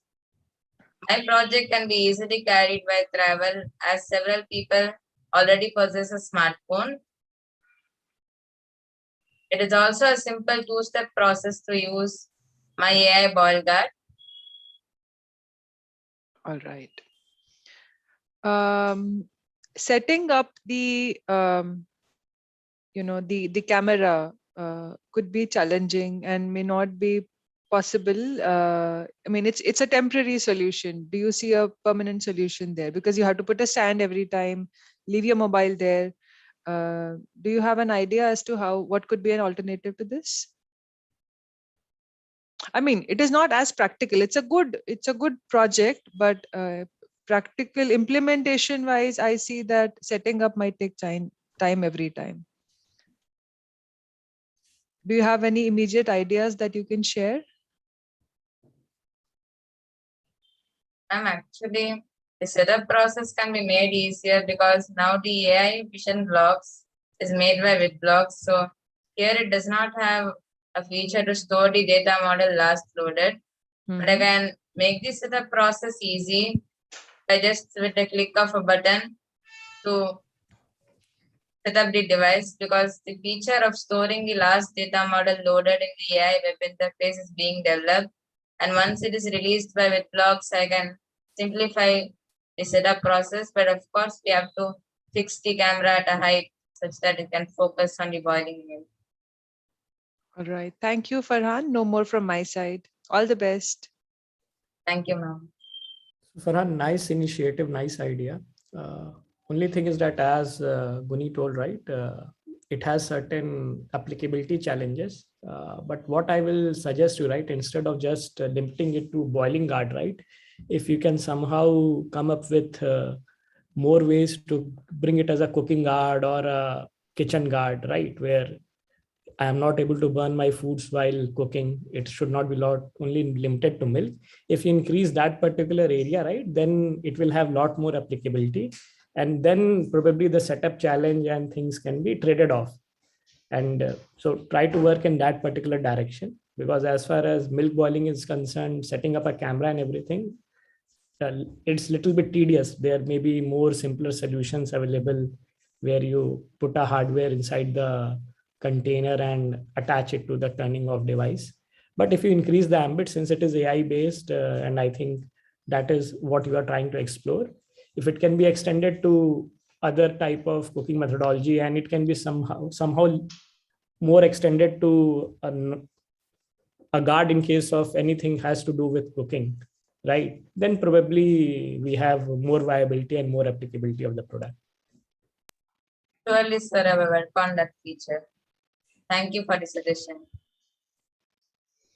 Farhan, it's a nice idea. It's very much recurred actually. We do it every time. So you have three pieces other than this, three extra pieces that you need. One is mobile guard. You need the bot to switch off the knob, and also you have the buzzer. So think of a way to like minimize number of hardware so that like you don't, as you said, if you want to carry it, you don't need to carry three items, right? So otherwise it's a very good, very nice idea, and it is very much required actually. Once you come up with a product, I may be the first person to buy. Thank you so much, sir. Wonderful. Farhan has been inspiring us through a lot of his projects. Thank you so much, Farhan. And Thank you, sir. hold on for some more time, and we'll have a lot of surprises for everyone. So moving on to our last project, the 21st project by Arjun, and it's called the Gluco Check. So let's see the video. Welcome to the grand finale of Witblox Young Inventor Techfest 2021, organized by IIT Bombay. Let's check out the journey of Arjun Kohli from Bangalore. My name is Arjun Kohli and I'm a student in grade 12 from Bangalore. During my free time, my hobbies include doing many things, like playing cricket, tennis, the piano, cycling, and of course, programming. Aside from that, I'm interested in the fields of mathematics and computational medicine, and like exploring innovation at the intersection of computer science and healthcare. Since I was a child, the ability of sight was one that I always took for granted, which is why I was shaken when my mother was diagnosed with angle closure glaucoma. I learned that the disease often goes unnoticed, as it has no obvious symptoms. However, it has the potential to develop rapidly and cause irreversible blindness. Fortunately, my mother was diagnosed early and had minor eye surgery called laser iridotomy. Many others, however, are not so lucky. ACG is an aggressive, debilitating, and complex condition of the eye. It carries the highest risk of blindness among all types of glaucoma, affecting 23 million people worldwide, with 12.7% of cases happening in India alone. Come up with a solution to help others suffering from ACG. I wanted to create an accessible, low-cost screening tool to benefit those without easy access to eye clinics, especially those living in rural areas.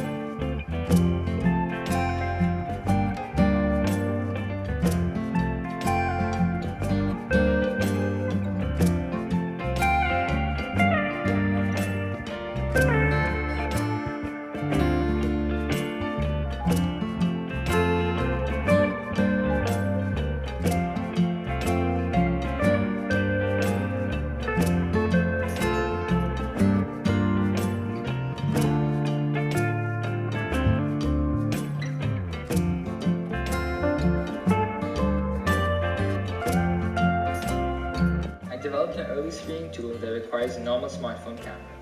By looking at a side view image of the eye, it calculates the anterior chamber depth and uses image processing and computer vision techniques to determine the level of risk the patient is at. The user just needs to capture the image, upload it to the app, and immediately they get a pre-diagnosis of the risk level of developing ACG. If a patient is classified as being at risk, they are directed to consult a medical professional for further diagnosis, thus reducing the risk of blindness through ACG. I look to take this further and hope it can be developed into a full commercial solution and inspire others to use AI for frugal innovation by leveraging such technologies to bring positive change to medicine and many other such fields. One major challenge I had in the prototyping stage was in the detection and localization of the pupil in the eye, as the eyelashes were of the same color as the pupil and could sometimes even partially cover the eye, leading to noise disturbances due to similarities in pixel intensities. To resolve this, I tried many solutions, such as Gaussian kernels, median filters, and wavelet denoising, but nothing was working, so I decided to deep dive into the literature. After going through countless papers over a week, I finally got an idea of employing signal processing algorithms and managed to devise a method by which I could filter out unwanted noise to have a clear image which I could then use in the pipeline for further processing. So far, I've had positive results from my preliminary findings in a validation study at the Eye Foundation Hospital, with an 85% accuracy in detecting the risk of ACG. I look to take this further and hope it can be developed into a full commercial solution and inspire others to use AI for frugal innovation by leveraging such technologies to bring positive change to medicine and many other such fields.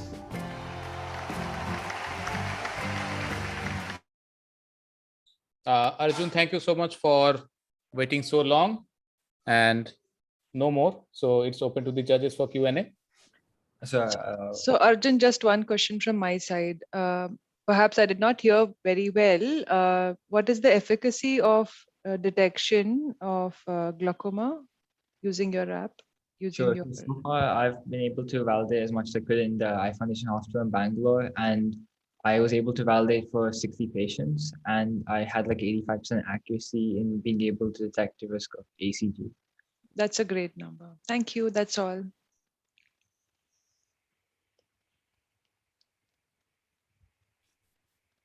So Arjun, I think there are certain more similar kind of research going on in certain other universities. Have you able to compare your notes with them? Absolutely right. So there definitely is research going on in, I guess, like ophthalmology in general about like the application of deep learning and machine learning to various diseases.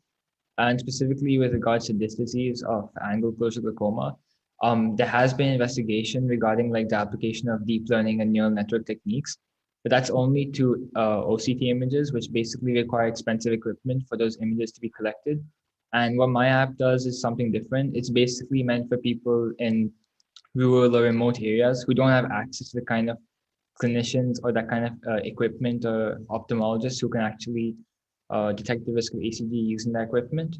So this is meant as like a pre-diagnosis screening tool for in those areas where people don't have access, and then hopefully they can be diagnosed and then referred to ophthalmologists for further diagnosis in nearby clinics. Okay. Okay, thanks. That will be all from my side. All the best. So Arjun, whom do you think will use it? Like, is it going to be installed in a health center kind of setup, or individual will do that themselves? So the plan is for it to be basically like a mobile app where like individuals can use it. So if it's a mobile app, then people, anyone who has a smartphone basically can use this like a non-invasive screening tool where they just take a picture, upload it, and get pre-diagnosis as to whether or not they're at risk. And if they're at risk, then they'll be referred to ophthalmologists for further diagnosis.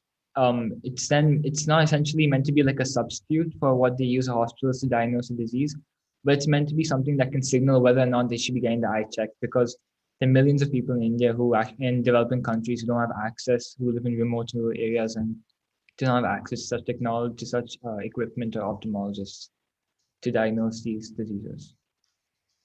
Okay, fine, fair enough. I also have like if I could just speak for maybe 2-3 minutes just about like some other aspects that I wasn't able to cover maybe in the video. So that's fine. Yeah, please go ahead. Right. I'll just share my screen in 1 minute. So one thing I didn't mention perhaps was that although my mother has angle closure glaucoma, but however, she wasn't like the motivation for this invention. So I was actually inspired to do this when I met a man at an eye hospital who had come to the hospital because his wife had gone blind. And my mother was lucky because she got diagnosed early, but many people in rural hinterlands are not that lucky. So I actually had to accompany my mother on one of her visits to the eye hospital when I met this worried and exhausted old man at the reception. And he had actually traveled 6 hours to get to the hospital.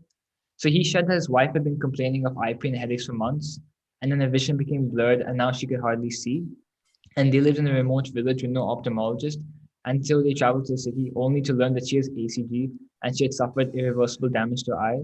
So I realized that my mother was fortunate as she was diagnosed early and only needed minor eye surgery to avoid further damage. However, millions of Indians living in the rural hinterlands have no easy access to ophthalmologists, and so they really get the condition diagnosed early. And I wanted to change this. My research revealed that 28 million Indian citizens are at risk of ACG, and 90% of them are actually undiagnosed or untreated. So the magnitude of the problem propelled me to dig deeper. Uh, and so I actually reached out to many glaucoma specialists, and then I was thrilled when I actually got in contact with Dr. Arjun Desai from All India Institute of Medical Sciences in Delhi, who agreed to share their expertise with me. And I realized that early detection required sophisticated equipment that was only available in hospitals, and essentially that's why I wanted to create like a portable diagnostic solution. I'll just share my screen just 2 minutes to cover one thing. If I could share my screen. Yeah, Arjun, actually, we are not allowing screen share for last few participants. So same would be for you as well. Otherwise, it would be unfair for others as well. So I think we got your point. You have a real life experience, and from there you have come up with this idea and solution, which is really great. And I really appreciate your work. I think just for one last point I'd like to add, just for maybe for clarity something. So I think the main premise of this is basically based on depths of the anterior chamber, and that's known to be like one of the most reliable predictors. And by basically seeing whether it's a deep anterior chamber or like a medium or it's shallow, it basically my tool basically quantifies anterior chamber depth. And so based on those certain classifications, if it's greater than 2.5 millimeters, then it would be high risk. If it's between 2.5 to 2 millimeters, then it'd be a medium risk. And if it was less than 2 millimeters, then it would be a low risk. So that's essentially how it does. And it uses pixel calculations to roughly estimate what the anterior chamber depth measurement might be. And I think because of this, I think the problem caused by the lack of easy access to equipment and medical professionals can be tackled.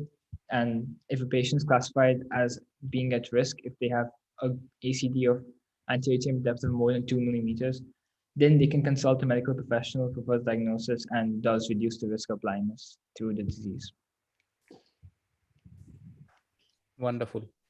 Thank you, Arjun. And that's bring us to the end of the project review. And I would like to invite Amit to take us forward from here, whether the judges would like to go to a separate room to discuss and come up with the top 3 participants. It has been a long day today. Everyone seems very exhausted, and especially the participants now, they are just waiting for the results. So judges, what do you think? Shall we break out to a room and finalize the results? Yeah, let's do it. Yes. Okay. So Suman, can you arrange a breakout room? Yeah, just a minute.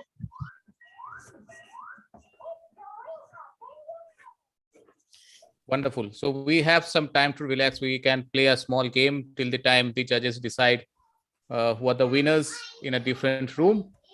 So what can we do? So you all have been staying for so long. You have been watching each other's project. So it's time to use your chat. And I would like to ask one question, that which is your favorite project other than your own project? So either you can write the name of the project or something like that in the chat, so that we can have a popular choice of all the participants as well. Until that time, all the judges can go to a different room and decide, discuss, and come back with the result.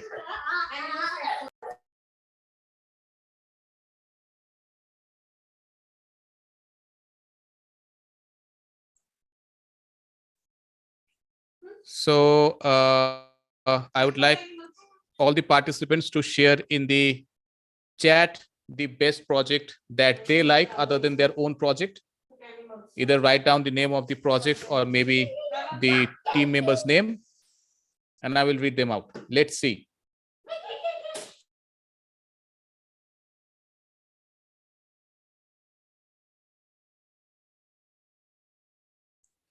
Okay, Pranay and Manaswani liked the AI boil guard from Farhan. Nandika's project, okay, all right. Shashank Isai saying that I really like the heart disease prediction project. Wonderful. Okay. What else?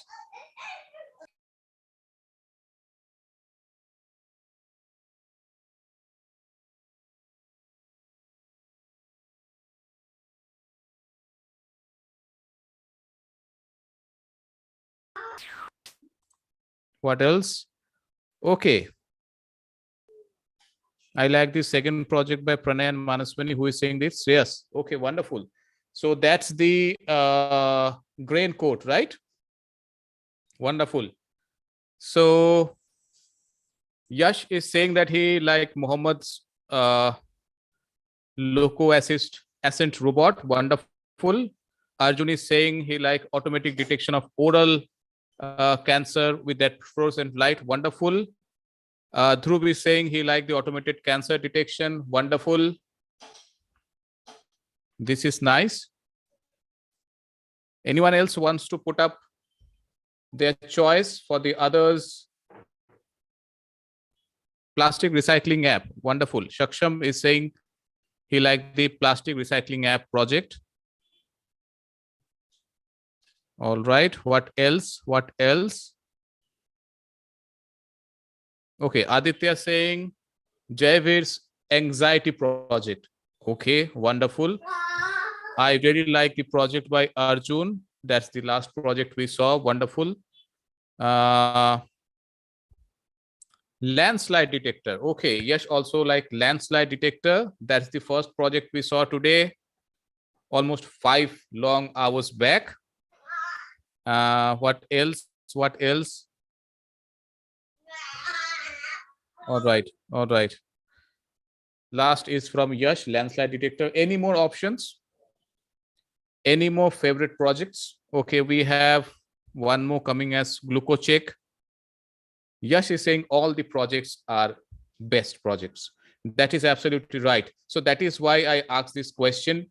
If you would have been the judge, how would you judge others' project? And see, the answer is in front of you. We all are the winners, right? Okay, Farhan is saying that grain growth project by Pranay and Manaswini and treatment of acidic water was favorite. Wonderful. Thank you, Farhan. So we have got almost all the projects as favorite of someone else, which is wonderful. All the projects have potential. All the projects have, scope to go out in the big world and find out solution. And that is what we are trying.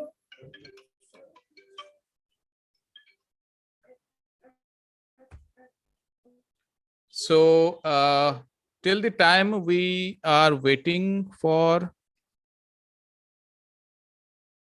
the judges to come back, I have another project. Is there anyone like from all of you who has, like, before submitting the final project, the one we saw today, was there any other project that you have submitted for this year's Techfest which have got not selected? And then you started with this project and then it got selected. How many of you? You can just raise your hand or you can just type in that, yes, there was already one project I have submitted which got rejected and then my another project got selected. So I just want to know who are all those. I can see Pranay and Manaswani, they are jumping. I think they have one project which was not selected.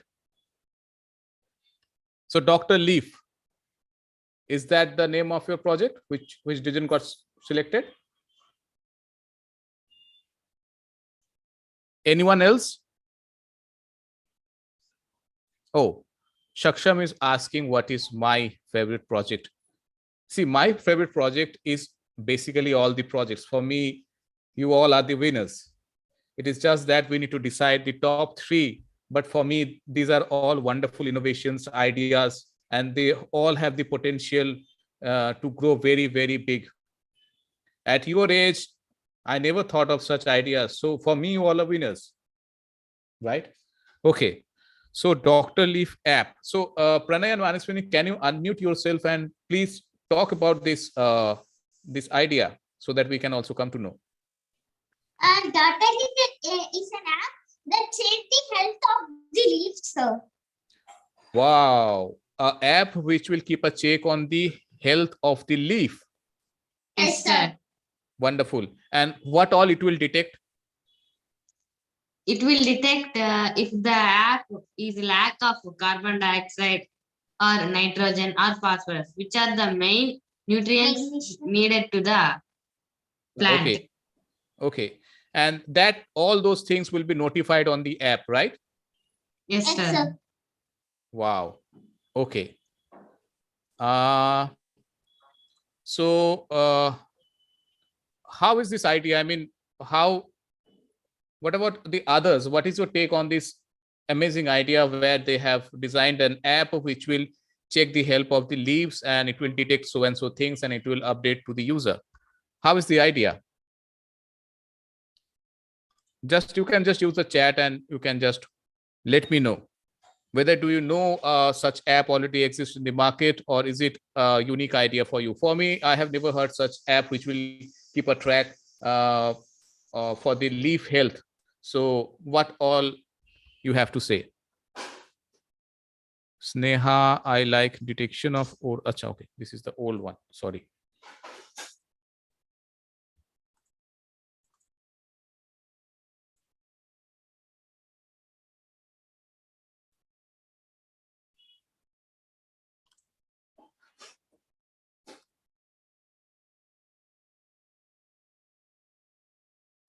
Yash is saying nice. All right. Okay.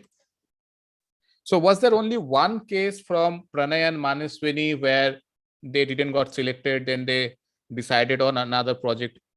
So is there anyone else with the same story or similar kind of a thing?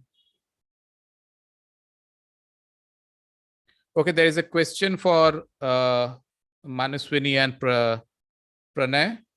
How the application worked? Did it use the moisture sensor to analyze it?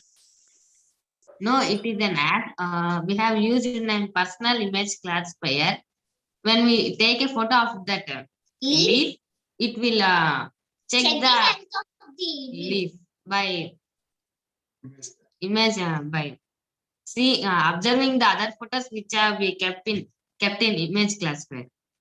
Okay, so it's an AI based app where there will be a set of data which will be cross checked with your photo. Yes, sir. Wonderful, wonderful. So that gives the answer. Invent it up is saying useful. All right. Does it always have to be there or only while checking? I'm also not getting this question. What do you mean by does it always have to be there? What has to be there always? Can you please elaborate? Judges are taking a long time. I mean, it's going to be a tough decision for them. I was not expecting such a long time for them. Let's wait.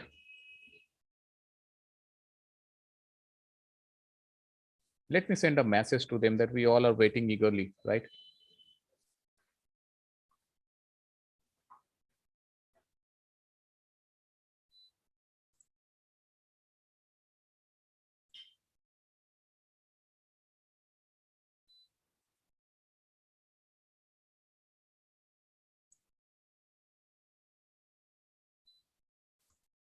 Okay, they need some more time.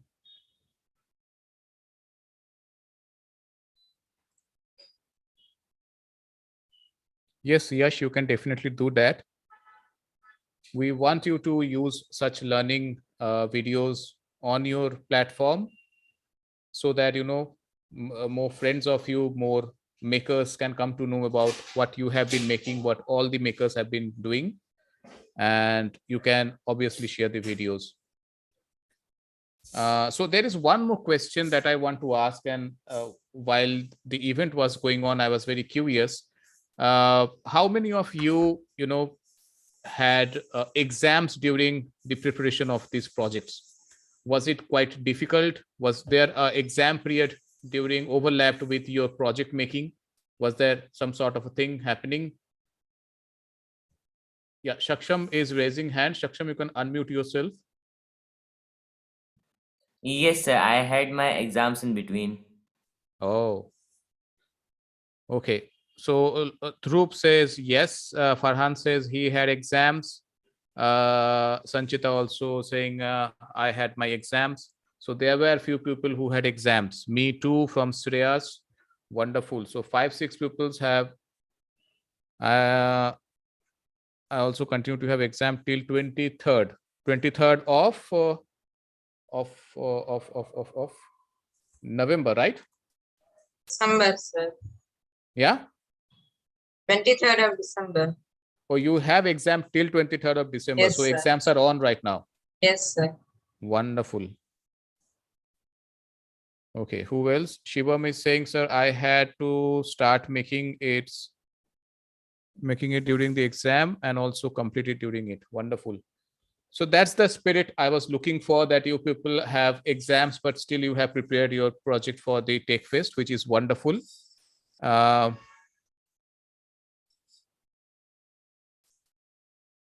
Mine, I started working on the project on 2nd December after exams finished and uploaded working video on 4th. Wonderful. You just took 2 days to design. That's great. Who else? Sir, I also had exams. Wonderful. So a lot of you had exams and then you simultaneously worked on the projects. That's wonderful. That's very inspiring for me.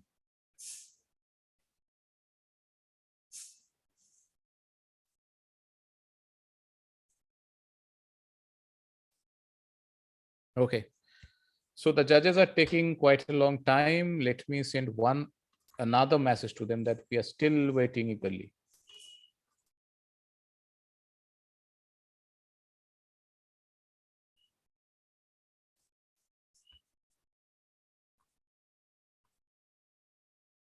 So what I will do if the judges, because I have a doubt because one of the judge left the event just few projects back.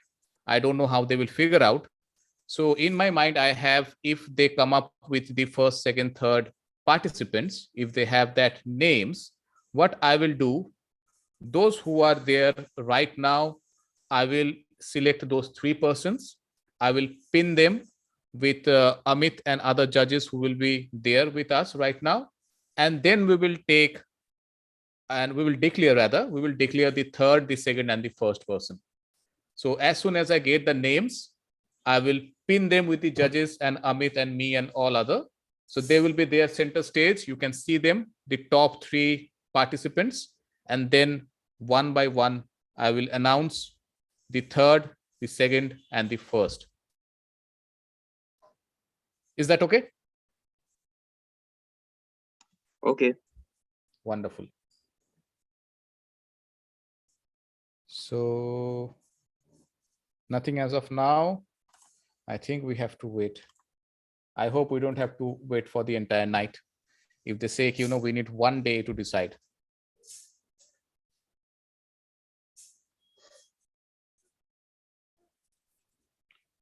Okay, I think I have the names.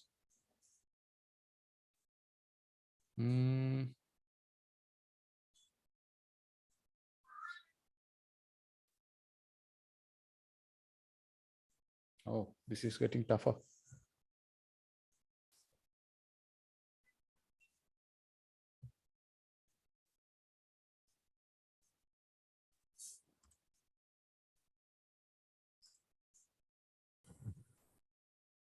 Just hold on.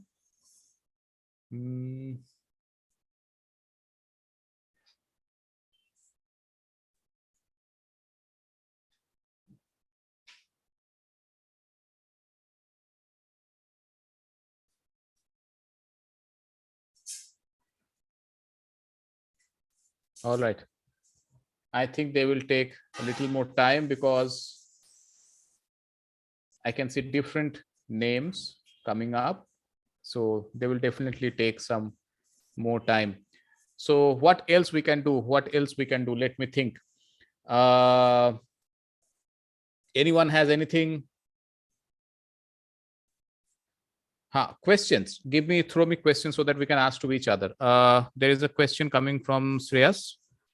Were there any challenges faced by anyone? So there were a lot of challenges. In fact, everyone was talking about challenges, and there were some funny times as well when I can remember that chest mount thing. They said it was not fitting the fat people, and we were facing problems to fit that chest belt to the fat people. So there are funny instances. There are a lot of challenges. There were challenges of exams.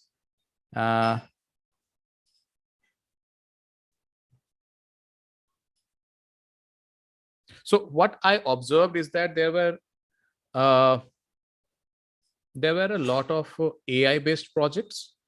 There were a lot of water based projects.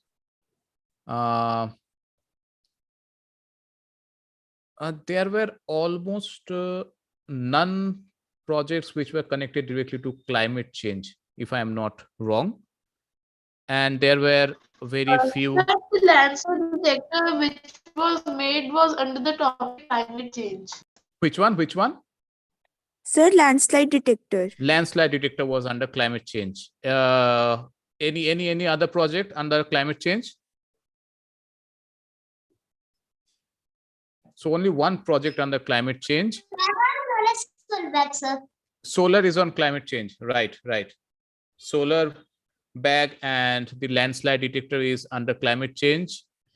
And what about farming? So you guys did a farming. Yeah, I know. Yes. Who else did the farming projects?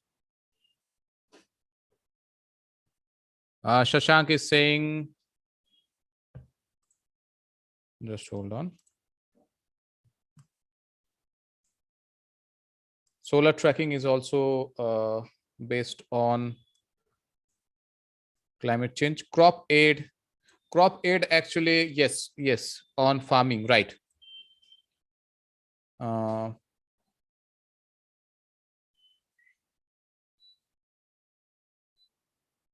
Sanchita, which is your project? If you can help me recall.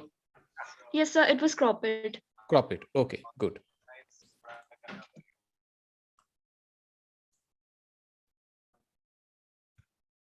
Yeah.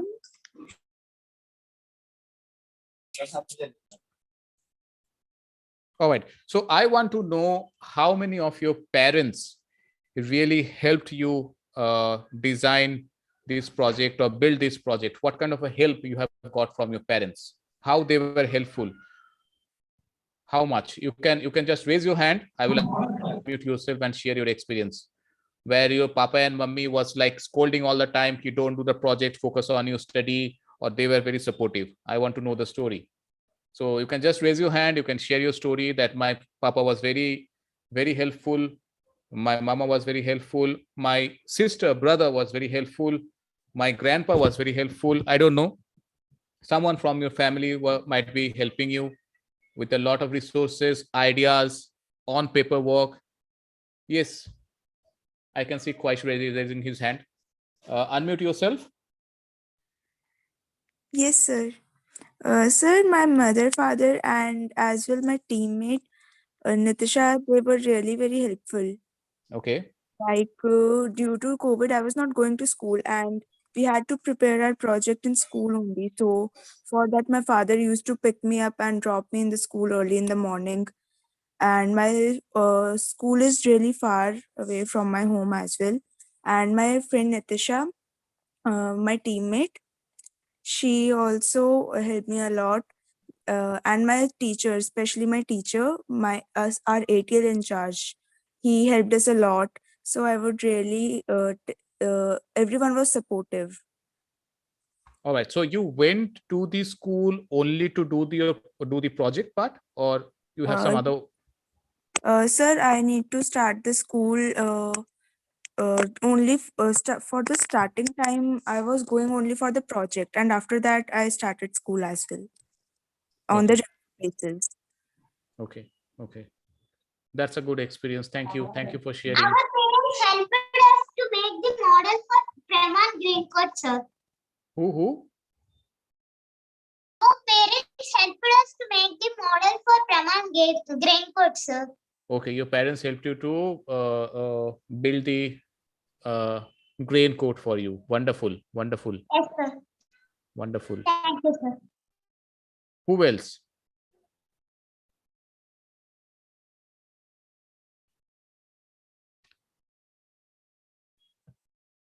Yes, Neha, you want to share something? Please unmute yourself.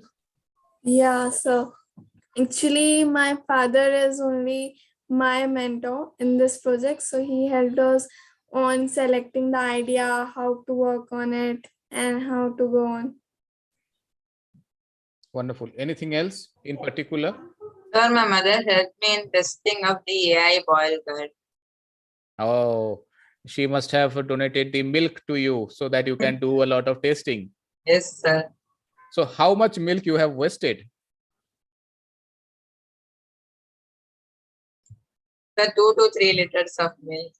Oh, okay. Lot of sacrifice on that. So 2 to 3 liters of milk has been sacrificed to get all the datas and trials and errors, right? Yes, sir. Wonderful. Wonderful. Sir, we got all these ideas from our grandfather, who is good at electronics, sir. Oh, you got all the ideas. Yes, sir. From your grandfather. Yes, sir. And how old is your grandfather? 68 years, sir. Wow, 68 years. He But was an he's engineer? not. He's a teacher, sir. He is a teacher. Wonderful. Wonderful. Okay. And who else? Anyone? I can see something in the chat. Oh, these are direct messages, so I can't read them.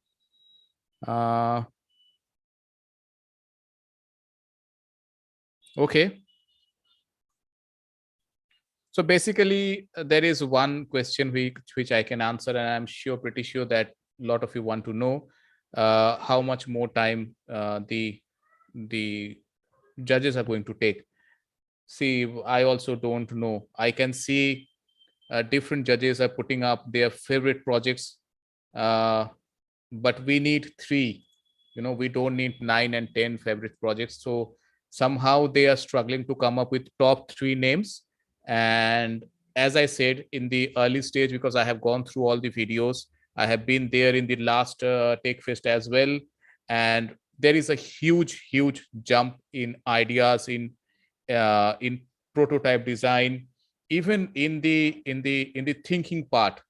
If you see the last year's Techfest, and if you compare with this year's Techfest, you will find that the overall ideas of all the projects are much deeper, are much evolved, are much futuristic, and with a larger vision this time.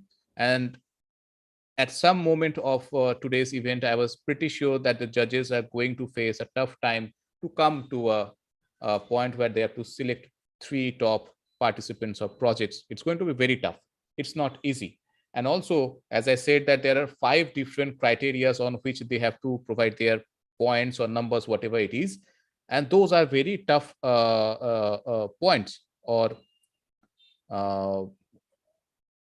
things which or based on which they have to score marks.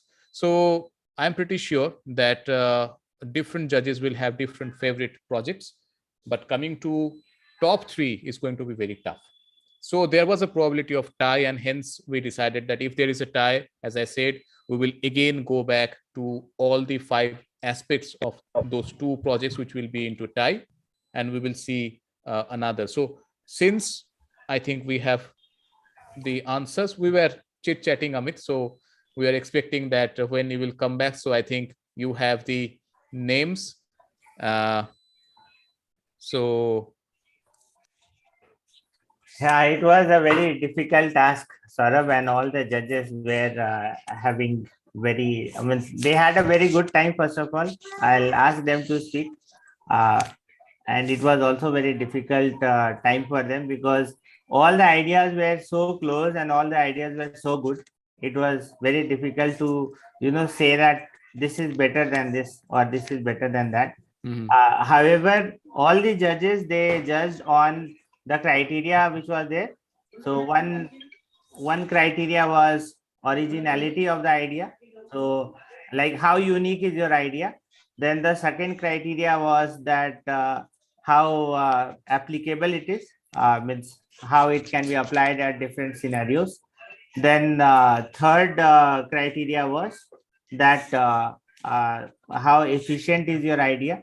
And fourth criteria was how scalable it is, means how fast and how many people can use it. And then the fifth criteria was that how environment friendly it is.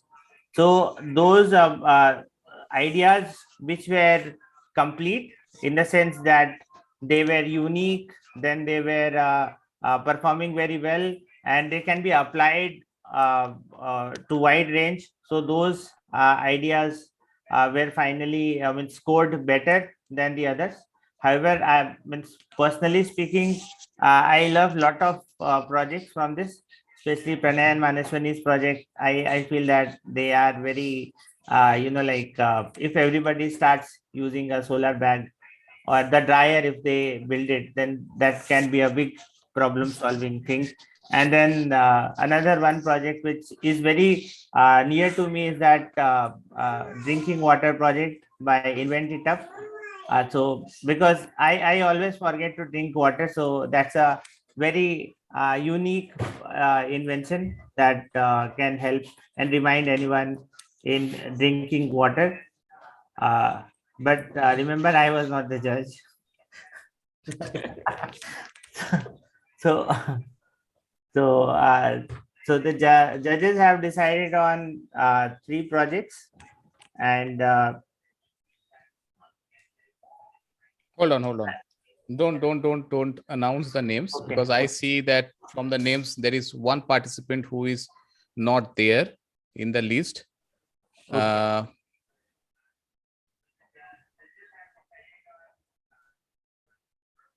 I think they have left. Yeah, not all are here. Okay. So those who are here, I will pin them and then we will announce slowly.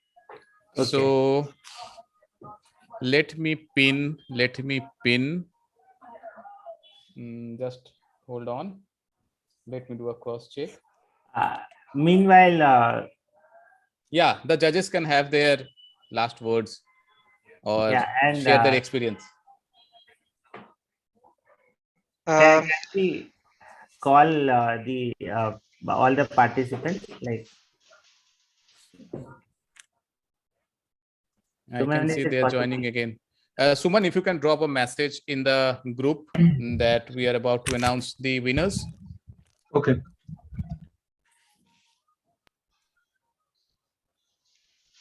All right. It has been a long day. It is becoming a long night as well.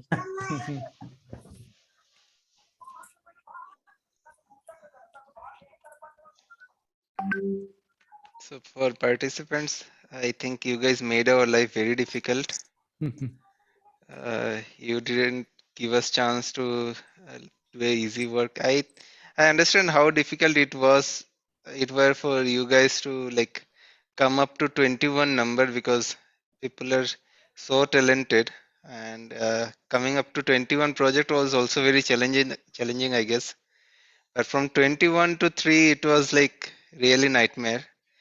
And I see that okay fine, we have to announce few names, but all of them has put lot of good work, and I think that our young generation is going to do very good work in coming days.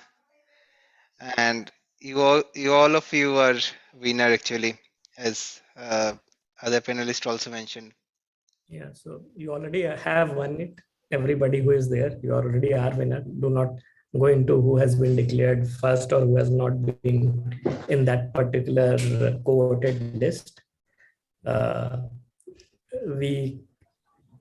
There is no way that such judging can happen and judgment can happen. But in real life, we are hosting an event and we need to give prizes to top 3. So we have to come up with number. We have to walk that path. But otherwise, everybody present here is already a winner. You are already way ahead with a lot of other people who are doing it in their life. So all the best, all the good wishes to you. And in any case, in very short amount of time, we will be announcing the people's name. Let me see if they're here or not.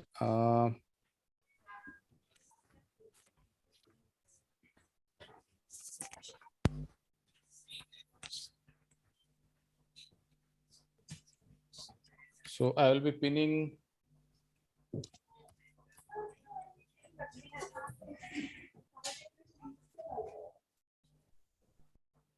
Sorry, did I pin the wrong person?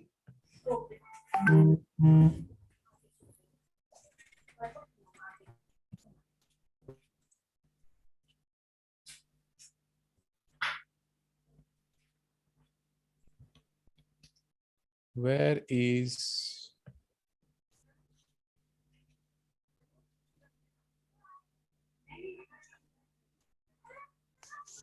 people are joining in and going out. People are joining in and going out. All right. I think it's a dinner time. I think we have passed that dinner time also. Yeah. So let's announce because not everyone is here and I can't pin them. I have got Arjun. I have pinned him. You are announcing. No, I haven't announced anyone. I have already told them that when I will get the top 3 names, I will pin them, but one by one we will say who is the third, who is the second, and who is the first. So one of the winners is Arjun for definite, and I'm not getting the others. I mean, they are not here, so I don't know what to do. So let us go and announce it, and then. Yeah, so let us know. It's time. I think we have 3 judges with us, so we can start from the third prize. one of the judges can announce. Before I announce, I'll just tell you one thing that if you guys or everyone did splendidly well, it was awesome to judge. Means I was not a judge first of all, but while interacting with the judges, I could see how difficult it was. And there is another opportunity as well, which we announced it initially, that there is a Witblox popular prize that is there, and that will be decided based on the voting. The voting will start from 22nd of December. All the finalists will be featured over there in the Witblox app, and everyone can vote, and a project, the invention which gets maximum vote will be winning another prize which is sponsored from Witblox. That will be the most popular invention award. So after announcing this, let me come back to what the judges have decided. So there are three prizes by Techfest, IIT Bombay, and judges have selected three inventors. The third prize is for the solution of Alzheimer's disease. That is the identification and mapping device for Alzheimer's by Shruti Bhatia and Alekha Malhotra. That's the third prize. Wonderful. Saurabh, you can go ahead and announce the others. Yeah. Who, you want me? Yeah. Oh, sorry. So the third prize goes to the, I will repeat that, the identification and mapping device for the Alzheimer's by Shruti Bhatia and Alekha Malhotra. And the second prize goes to the project by the name GlucoCheck by Arjun Kohli. Right? Congratulations, Arjun. You are the second prize winner of our Witblox Inventor Techfest 2021 competition.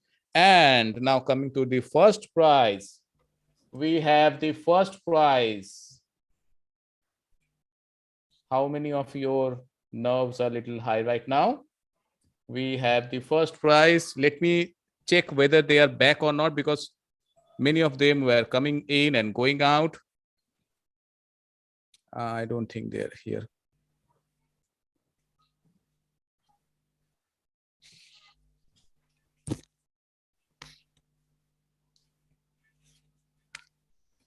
No. Anyways, so the first prize for Young Inventor Techfest 2021 goes to the project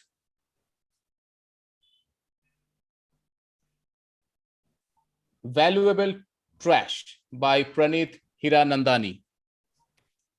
Wonderful. Congratulations, Pranit. Is Pranit here? Let me check. No, Pranit is also not here. So that's the first, second, and third prizes. The first is Valuable Trash. The second is GlucoCheck, and the third is the identification and mapping device for Alzheimer's. That's the top three prizes. So we would like to hear some final words from the. Yes, please go ahead. Congrats to all the winners. And as I already told, right, everybody was a winner, not only those three names which has been taken up here. And other panelists or other judges, if they have to add something, please go ahead. Yes, please don't stop yourself from inventing and continuing your research. We are really nobody to judge your work, and you're too young. I'm sure there'll be many, many more inventions that you will be doing.